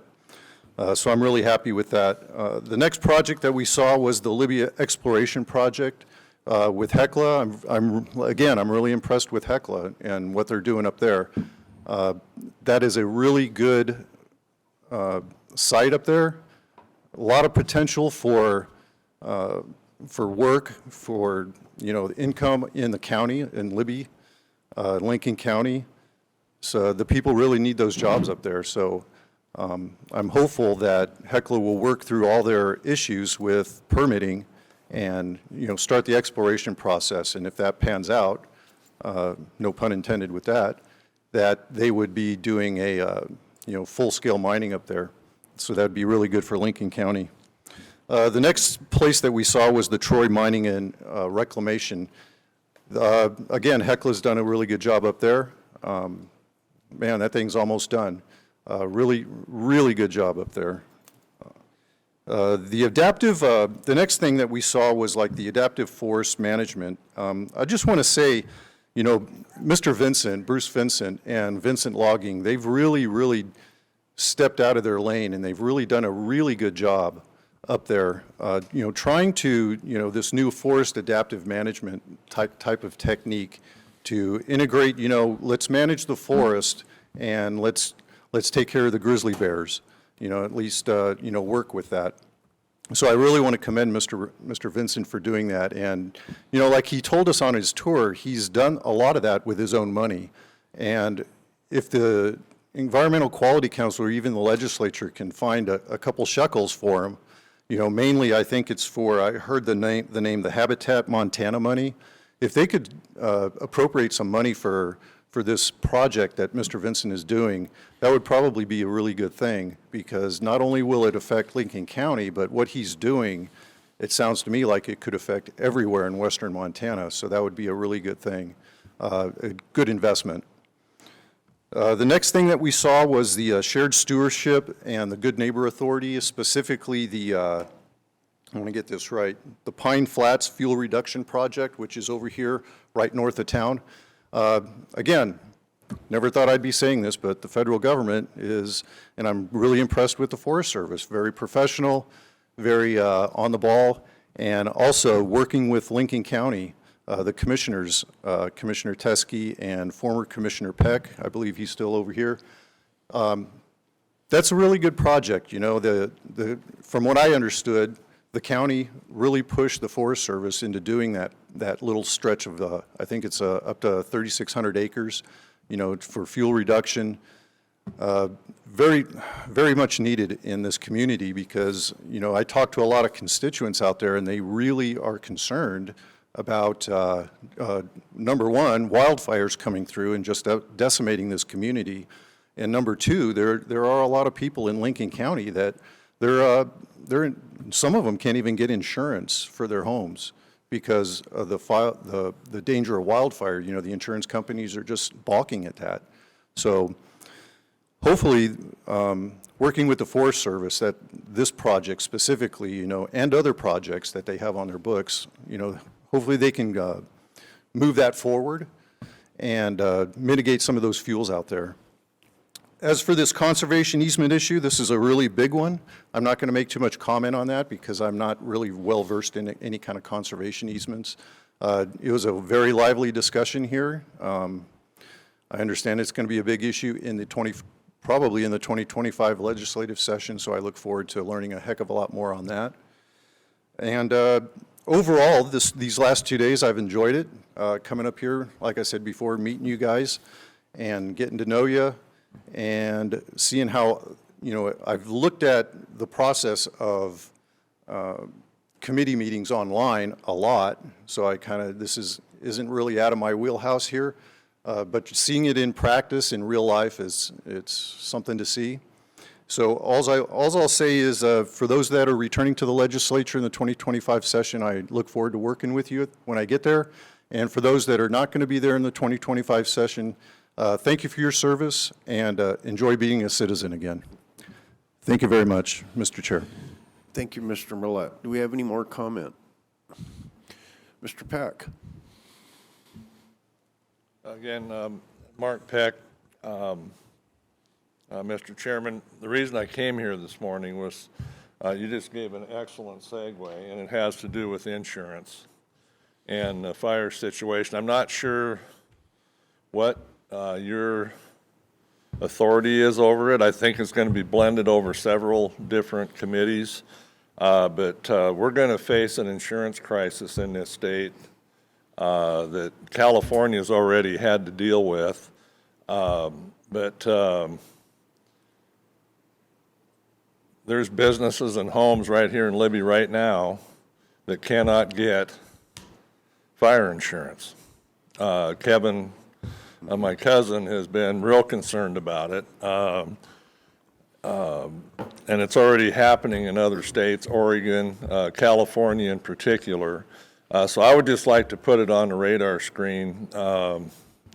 Having just bought a home in Northern California, paying $4,000 a year for wildland fire insurance. And so I just wanted to start putting that on the governor's radar screen on and whatever committees that's going to spill over into. But that's a huge issue because those insurance companies are looking at the exact same data that we're using to justify doing the mitigation work. So when we raise the red flag, it's a double-edged sword because the insurance company uses that to, and plus I was talking to somebody, they have a lot of data on, available that's even more current than what we're dealing with that we have from DNRC and the Forest Service because of the satellite capacity that they can come down and pretty much look at your property. It's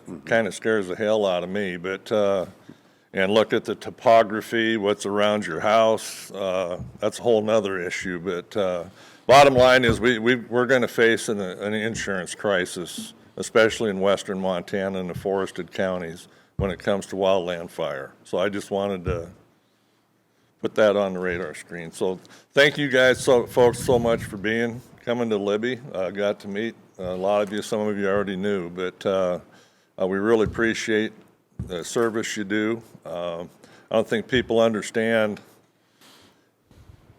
how much work and effort goes into a citizen legislature and what you guys do for that large paycheck you get at the, so I really appreciate you coming and the service that you provide, so. I just have one question. We get paid for this? Yeah. Thank you, Mr. Peck. And one of the places that we need to address that issue is actually the state auditor, because he directly impacts and regulates insurance. Are there any other comments from the community? Seeing none, Jason, let's move into administrative matters.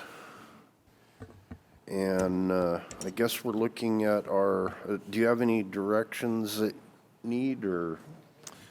No, Mr. Chairman, members of the council, I try and take notes when I'm directed to do stuff, so I'll assemble that after this meeting. I think I do. The big question I have, and I've been getting from agencies, is when your September meeting will be, and yeah. I can expound on that when you. I think due to me being out of the picture until probably the late September, I would propose either the 23rd or 24th for a Zoom meeting, and I guess I would look to the council to think on those dates and propose any other dates in that week if need be. But I think 23rd, 24th would probably give us 1 day short Zoom call to meet in September. Yeah.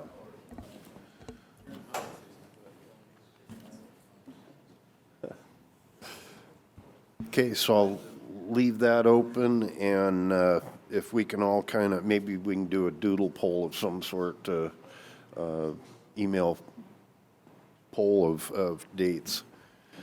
I